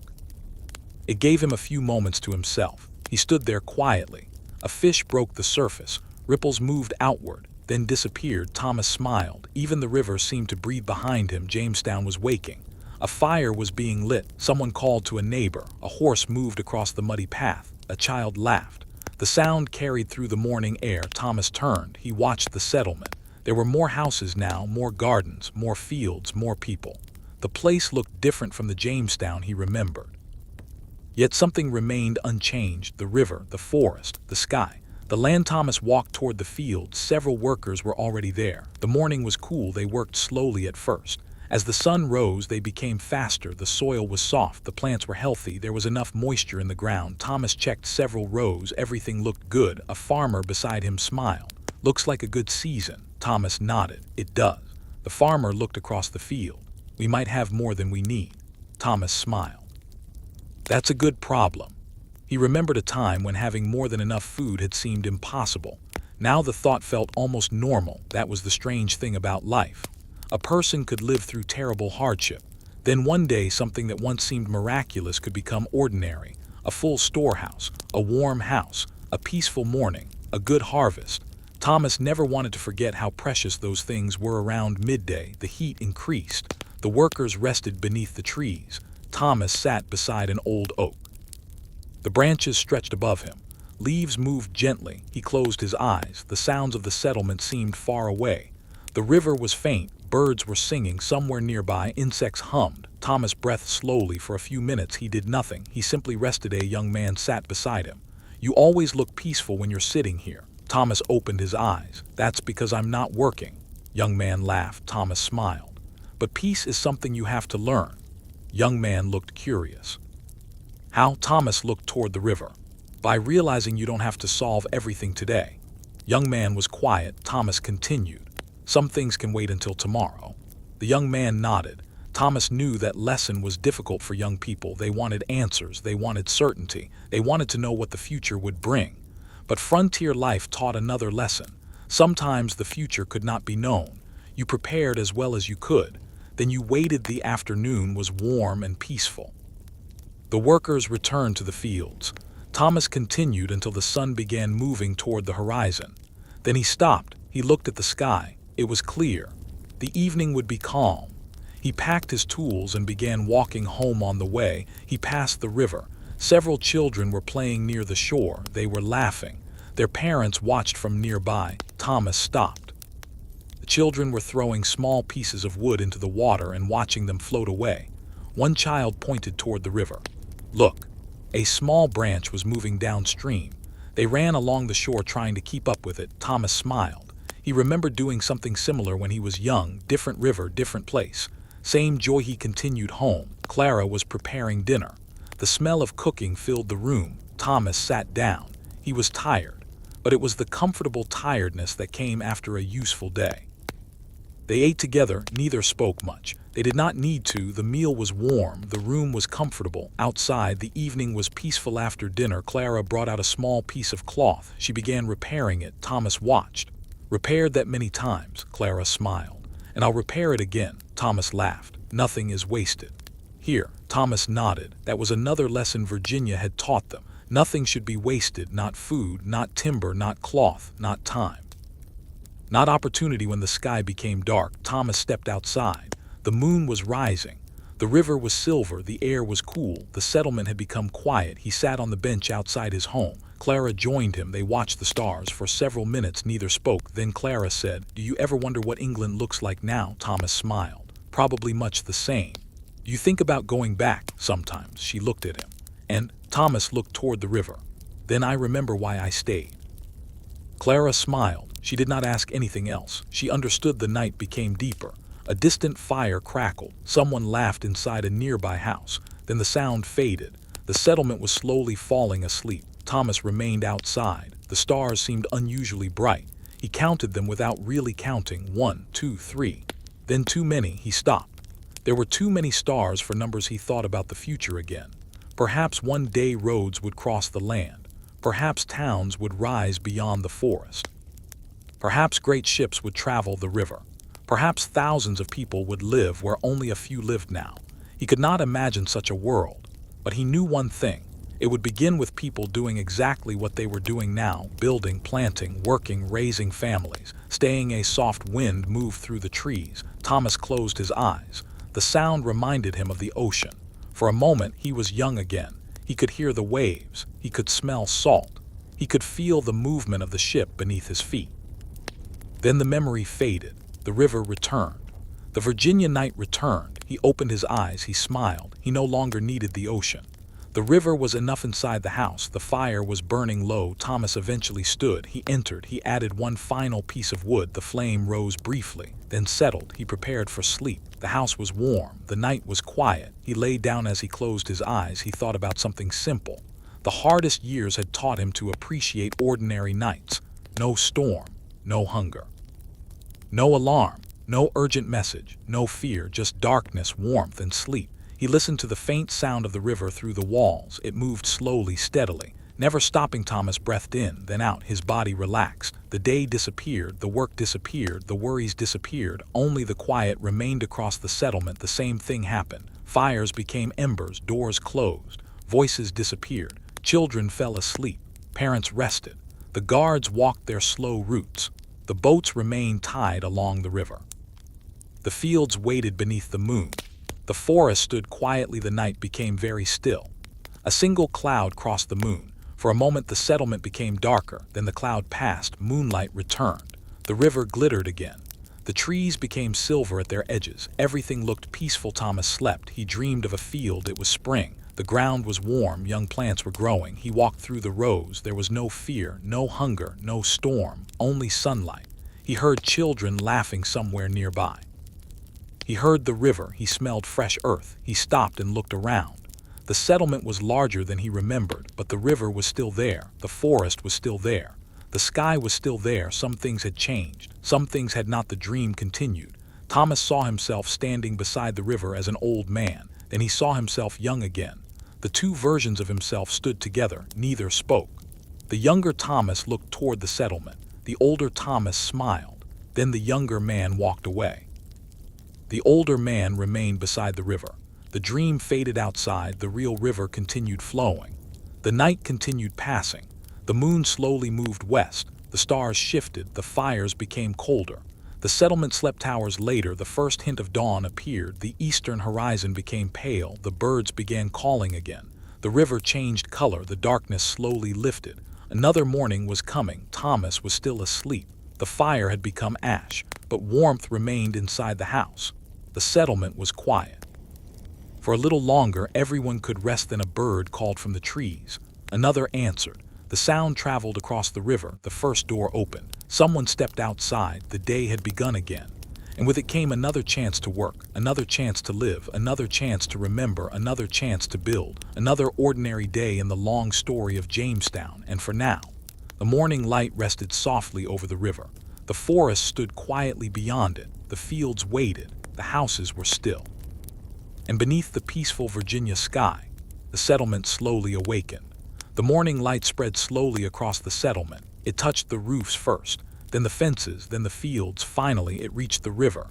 The mist above the water disappeared little by little. Thomas was already awake. He stood outside his home with a cup of warm water in his hands, watching the morning. There was a softness in the air, the kind of morning that made a person want to remain still. But Jamestown was never still for very long. Soon the familiar sounds began. A hammer striking wood, a horse moving along the path, a door opening, someone calling to a neighbor, a child laughing. The settlement was alive again. Thomas walked toward the river. He had no urgent reason to go, he simply liked being there. The river had become part of his morning routine. He stood at the shore and watched the current. A small piece of wood floated past, then another. The water carried them away without effort. Thomas sometimes wondered where they would end up. Perhaps somewhere far downstream, perhaps in the Chesapeake, perhaps eventually in the ocean. Everything that entered the river became part of a larger journey. Thomas understood that feeling. He turned back toward the settlement. A group of men were preparing a boat. One of them waved. Thomas walked over. Going out, the man nodded. Fishing. Morning for it. Hope so. Thomas looked at the sky. No clouds. Man smiled. Then maybe the fish will cooperate. Thomas laughed. Never found fish very cooperative. Men laughed. They pushed the boat toward the water. Thomas watched as it moved away from shore. The oars dipped into the river. Dip, pull, dip, pull. Soon the boat became smaller. Then it disappeared around a bend. Thomas walked toward the fields. The morning work had already begun. Several farmers were inspecting the crops. The plants looked strong. The recent rain had helped. Thomas stopped beside one of the rows. A small green plant had grown taller than the others. He touched its leaves gently. The farmer beside him said, "That one may be the strongest." Thomas smiled. "Sometimes the smallest ones surprise you." Farmer nodded. "Like people." Thomas looked at him. "Exactly." Continued working. The sun climbed higher, the air warmed, the settlement became busier. Thomas spent the morning repairing a section of fencing. It was simple work: cut the wood, measure it, fit it, secure it, repeat. There was something satisfying about repairing things. You could see the result immediately. A broken fence became a working fence. A damaged door became a strong door. A leaking roof became a dry roof. Life on the frontier was full of things that needed fixing. At midday, Thomas rested beneath a tree. He drank water slowly. The young boy from the settlement came over. He had grown even taller. Thomas looked at him. "You keep getting bigger." The boy smiled. "Eat a lot." Thomas laughed. "That's one way to do it." Boy sat down. After a moment he asked, "Do you think I'll be strong enough to work the big fields?" Thomas nodded. "One day, I want to." "I know." Boy looked toward the fields. "I want my own farm." Thomas smiled. "Then learn everything you can. From you, from everyone." Boy nodded. Thomas liked that answer. No single person knew everything. The settlers had learned that through experience. One person knew the river, another knew farming, another knew carpentry, another knew metalwork, another knew medicine, another knew how to navigate. A community survived because knowledge was shared. The afternoon became hot. The workers slowed. Thomas decided to stop early. He walked toward the river again. The water looked inviting. He washed his face and hands. The coolness felt wonderful. He sat on the bank for a while. A breeze moved across the water. The heat became easier to bear. He remembered the ocean. The first time he had crossed it. The endless water.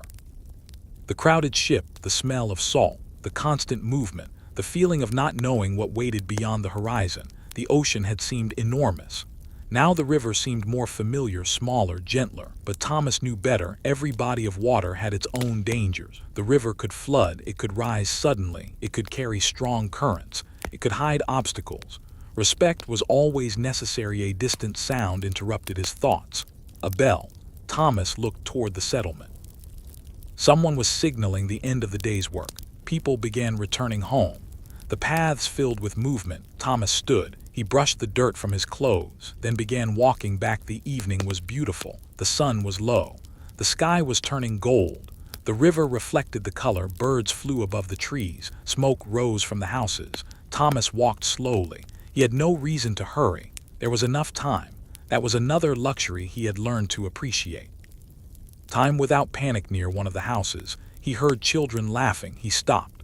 A group of children were playing a simple game. They chased one another around a wooden post. One child fell. Another helped him up. Then they continued. Thomas smiled. Children did not remember history the way adults did. They remembered places, faces, sounds. They knew the settlement as home.